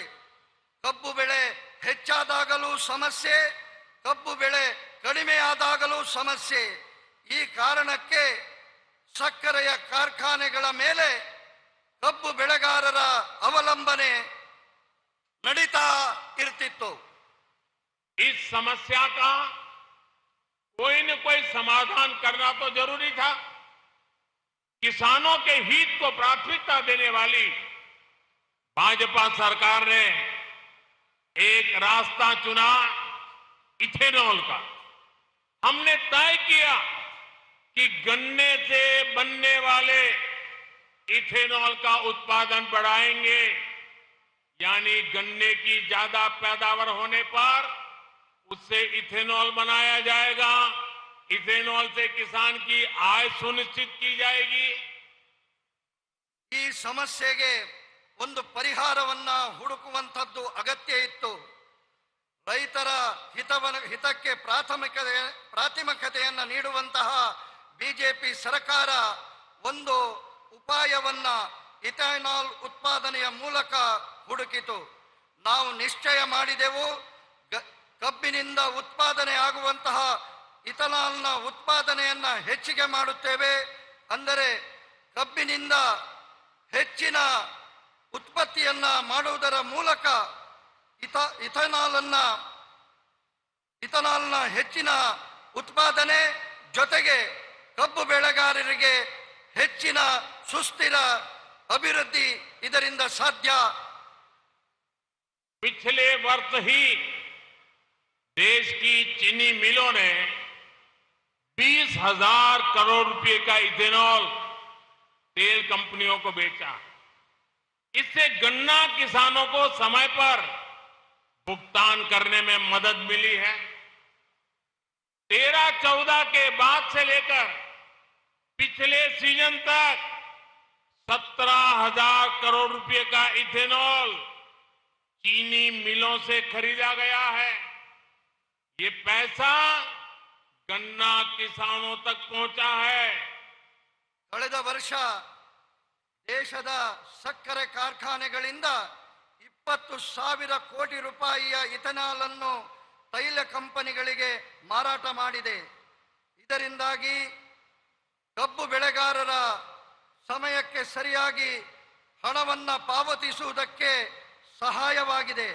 2013-14 ನಂತರ ಕಳೆದ ಸೀಸನ್ ವರೆಗೂ 70,000 ಕೋಟಿ ರೂಪಾಯಿಯ ಇಥೆನಾಲ್ ಚೀನಾ ಸಕ್ಕರೆ ಕಾರ್ಖಾನೆಗಳಿಂದ ಕ್ರಯಕ್ಕೆ ತೆಗೆದುಕೊಂಡಿದೆ.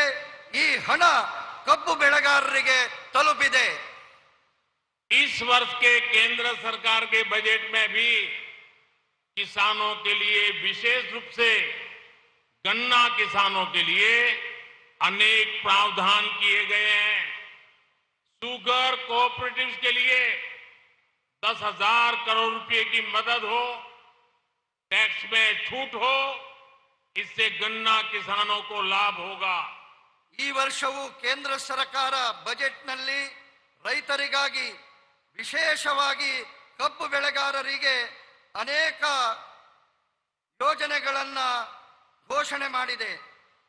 ಸಕ್ಕರೆಯ ಸಹಕಾರಿ ಸಂಘಗಳಿಗೆ 10,000 ಕೋಟಿ ರೂಪಾಯಿಯ ಸಹಾಯಧನ, ತೆರಿಗೆಯಲ್ಲಿ ರಿಯಾಯಿತಿ, ಇದರಿಂದ ಕಬ್ಬು ಬೆಳೆಗಾರರಿಗೆ ಲಾಭವಾಗಲಿದೆ. हमारा देश अवसरों की धरती है. दुनिया भर के लोग भारत में अपनी संभावनाएं तलाश रहे हैं. 2022 में भारत में रिकॉर्ड विदेशी निवेश आया. इसका सबसे बड़ा लाभ ये हमारे कर्नाटका को हुआ. कोरोना काल के बावजूद कर्नाटका में लगभग 4 लाख करोड़ रुपए का निवेश हुआ है. ये डबल इंजन सरकार की मेहनत दिखाता है. ಇವತ್ತು ನಮ್ಮ ದೇಶ ಅವಕಾಶಗಳ ಭೂಮಿಯಾಗಿ ಪರಿವರ್ತನೆ ಆಗಿದೆ. ಜಗತ್ತಿನ ಎಲ್ಲ ಜನರು ಭಾರತದಲ್ಲಿ ತಮ್ಮ ಅವಕಾಶಗಳ ಹುಡುಕಾಟವನ್ನ ಮಾಡ್ತಾ ಇದ್ದಾರೆ. 2022ರಲ್ಲಿ ಭಾರತದಲ್ಲಿ ವಿದೇಶಿ ಹೂಡಿಕೆ ಬಂದಿದೆ, ದಾಖಲೆ ಪ್ರಮಾಣದಲ್ಲಿ ಬಂದಿದೆ. ಇದರ ದೊಡ್ಡ ಲಾಭ ಕರ್ನಾಟಕಕ್ಕೆ ಆಗಲಿದೆ. ಕರ್ನಾಟಕ ಕೊರೋನಾ ಕಾಲದ ಹೊರತಾಗಿಯೂ ಕರ್ನಾಟಕದಲ್ಲಿ ಸುಮಾರು 4 ಲಕ್ಷ ಕೋಟಿ ರೂಪಾಯಿಯ ಹೂಡಿಕೆ ಆಗಿದೆ. ಇದು ಡಬಲ್ ಎಂಜಿನ್ ಸರ್ಕಾರದ ಪರಿಶ್ರಮವನ್ನು ತೋರಿಸುತ್ತದೆ. कर्नाटका में आईटी के अलावा बायोटेक्नोलॉजी से लेकर डिफेंस मैन्युफैक्चरिंग तक हर सेक्टर का विस्तार हो रहा है. डिफेंस, एरोस्पेस और स्पेस सेक्टर में अभूतपूर्व निवेश हो रहा है.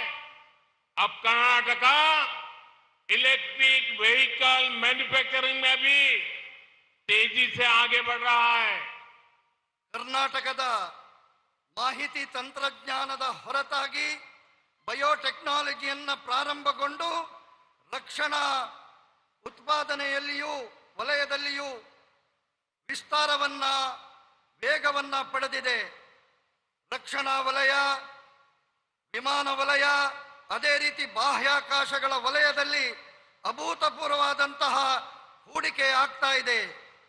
ಇವತ್ತು ಕರ್ನಾಟಕ ವಿದ್ಯುತ್ ವಾಹನಗಳ ತಯಾರಿಕೆಗೆ ಬಹಳ ವೇಗವನ್ನ ನೀಡಿದೆ. डबल इंजन सरकार के इन प्रयासों के बीच कांग्रेस और उनके साथी क्या कर रहे हैं? कांग्रेस के तो एक काम लिया है सर पे. कांग्रेस मोदी की कब्र खोदने का सपना देख रही है. कांग्रेस मोदी की कब्र खोदने में बिजी है और मोदी बेंगलुरु मैसूरू एक्सप्रेस वे बनाने में बिजी है. कांग्रेस मोदी की कब्र खोदने में व्यस्त है और मोदी गरीब का जीवन आसान बनाने में व्यस्त है.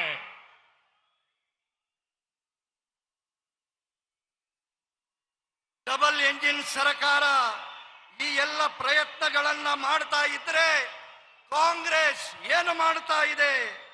ಕಾಂಗ್ರೆಸ್ ಮೋದಿಯ ಸಮಾಧಿಯನ್ನ ಮಾಡುವಂತಹ ಕನಸನ್ನ ಕಾಣ್ತಾ ಇದೆ. ಕಾಂಗ್ರೆಸ್ ಮೋದಿಯ ಸಮಾಧಿಯನ್ನ ಅಗೆಯುವಂತಹ ಕೆಲಸದಲ್ಲಿ ಬ್ಯುಸಿಯಾಗಿದ್ರೆ ಮೋದಿ ಬೆಂಗಳೂರು ಮೈಸೂರು ಎಕ್ಸ್ಪ್ರೆಸ್ ಅನ್ನ ಮಾಡುವ ದಿಕ್ಕಿನಲ್ಲಿ ಬ್ಯುಸಿಯಾಗಿದ್ದಾರೆ. ಕಾಂಗ್ರೆಸ್ ಮೋದಿಯ ಸಮಾಧಿಯನ್ನ ಮಾಡುವುದರಲ್ಲಿ ವ್ಯಸ್ತವಾಗಿದ್ದರೆ ಮೋದಿ ಬಡವರ ಜೀವನವನ್ನ ಸುಧಾರಣೆ ಮಾಡುವುದರಲ್ಲಿ ವ್ಯಸ್ತರಾಗಿದ್ದಾರೆ. मोदी की कब्र खोदने का सपना देख रहे कांग्रेसियों को पता नहीं है कि देश की करोड़ों माताओं, बहनों, बेटियां, देश के लोगों का आशीर्वाद मोदी का सबसे बड़ा सुरक्षा कवच है. ಮೋದಿ ಅವರ ಸಮಾಧಿಯ ಅಗೆಯುವಿಕೆಯ ಕನಸನ್ನ ಕಾಣುವ ಕಾಂಗ್ರೆಸ್ಸಿಗರಿಗೆ ಗೊತ್ತಿಲ್ಲ, ದೇಶದ ತಾಯಂದಿರು, ಸಹೋದರಿಯರು, ಹೆಣ್ಣು ಮಕ್ಕಳು ಈ ದೇಶದ ಮಹಾಜನತೆಯ ಆಶೀರ್ವಾದ ಮೋದಿಯ ರಕ್ಷಾ ಕವಚವಾಗಿ ನಿಂತಿದೆ. कर्नाटका के तेज विकास के लिए डबल इंजन सरकार जरूरी है। मैं फिर मंड्या की जनता का इस भव्य आयोजन के लिए, भव्य सत्कार के लिए, आपके आशीर्वाद के लिए हृदय से आपका आभार व्यक्त करता हूं। आप सभी को विकास के प्रोजेक्ट के लिए बहुत बहुत बधाई देता हूं। ಕರ್ನಾಟಕದ ಈ ವೇಗದ ವಿಕಾಸಕ್ಕೆ ಡಬಲ್ ಇಂಜಿನ್ ಸರ್ಕಾರದ ಅಗತ್ಯ ಇದೆ. ನಾನು ಮತ್ತೆ ಮಂಡ್ಯದ ಜನತೆಗೆ ಈ ಭವ್ಯ ಕಾರ್ಯಕ್ರಮದ ಆಯೋಜನೆಗೆ ನಿಮ್ಮ ಹೃತ್ಪೂರ್ವಕವಾದಂತಹ ಸ್ವಾಗತಕ್ಕೆ ಹೃದಯಪೂರ್ವಕವಾಗಿ ನಾನು ಪ್ರಣಾಮಗಳನ್ನು ಸಲ್ಲಿಸುತ್ತೇನೆ. ನಮ್ಮೆಲ್ಲರ ವಿಕಾಸದ ಯೋಜನೆಗಳಿಗೆ ನಿಮಗೆ ಮತ್ತೆ ಮತ್ತೆ ಅಭಿನಂದನೆಗಳನ್ನು ಸಲ್ಲಿಸುತ್ತೇನೆ. ಧನ್ಯವಾದ. भारत माता की, भारत माता की, भारत माता की, भारत माता की। बहुत बहुत धन्यवाद।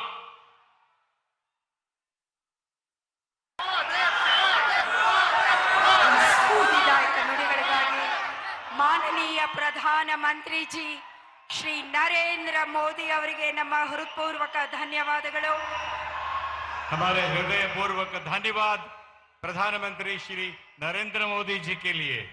आप सबकी तरफ से हृदय पूर्वक नमन और नमस्कार। ಮತ್ತು ಇದನ್ನ ಭಾಷಾಂತರಗೈದ ಮಾನ್ಯ MLC ಶ್ರೀ ಪ್ರತಾಪ್ ಸಿಂಹ ನಾಯಕ್ ಅವರಿಗೂ ಸಹ ನಮ್ಮ ಹೃತ್ಪೂರ್ವಕ ಧನ್ಯವಾದಗಳು.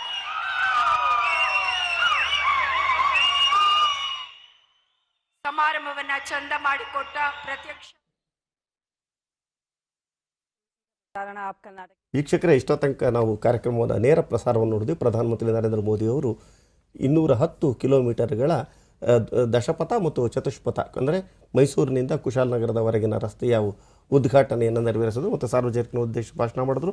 ಆ ಸಾರ್ವಜನಿಕ ಸಮಾರಂಭದಲ್ಲಿ ಗಡ್ಕರಿ ಅವರು ಕೂಡ ಭಾಗವಹಿಸಿ ಮಾತಾಡಿದ್ರು. ಗಡ್ಕರಿ ಅವರು ನಮ್ಮ ಬೆಂಗಳೂರು ಅಭಿವೃದ್ಧಿಯ ಚಾಲಕ ಶಕ್ತಿಯಾಗಿದೆ, ಈ ದೇಶದ ಚಾಲಕ ಶಕ್ತಿ ಅಂತಕ್ಕಂಥ ಮಾತುಗಳನ್ನ ಆಡಿದ್ರೆ, ಬಸವರಾಜ ಬೊಮ್ಮಾಯಿ ಅವರು ಕರ್ನಾಟಕದ ಮುಖ್ಯಮಂತ್ರಿಯವರು ಅವರು ಹೇಳಿದ ಮಾತು ಏನು ಅಂತ ಹೇಳಿದ್ರೆ, ಮಂಡ್ಯ ಅಂದರೆ ಇಂಡಿಯಾ ಅಂತ ಮಂಡ್ಯದ ಪ್ರಾಮುಖ್ಯತೆಯನ್ನು ಹೇಳಿದ್ರು. ಪ್ರಧಾನಮಂತ್ರಿ ನರೇಂದ್ರ ಮೋದಿಯವರು ಆದಿಚುಂಚನಗಿರಿ ಮಠ ಮತ್ತು ಮೇಲುಕೋಟೆಯ ಗುರುಗಳನ್ನು ಸ್ಮರಿಸುತ್ತಾ ಕರ್ನಾಟಕದಲ್ಲಿ ನಾವು ಎಷ್ಟೆಲ್ಲ ಕೊಡುಗೆಗಳನ್ನು ನೀಡಿದ್ದೇವೆ ಅಂತಕ್ಕಂತಹ ವಿವರಣೆಗಳನ್ನು ಕೊಡ್ತಾ ಹೋದರು. ರೈತರಿಗೆ ಕೊಟ್ಟಿರ್ತಕ್ಕಂಥ ಉಪಕಾರಗಳ ಬಗ್ಗೆ ವಿವರಗಳನ್ನು ಕೊಟ್ಟರು. ಜೊತೆಗೆ ಕರ್ನಾಟಕದ ಅಭಿವೃದ್ಧಿಯಲ್ಲಿ ಹೇಗೆ ಈ ರಸ್ತೆ ಪರಿಣಾಮಕಾರಿಯಾಗಿ ಪಾತ್ರವನ್ನು ವಹಿಸುತ್ತೆ ಅಂತಕ್ಕಂಥ ವಿಚಾರಗಳನ್ನು ಹೇಳಿದರು.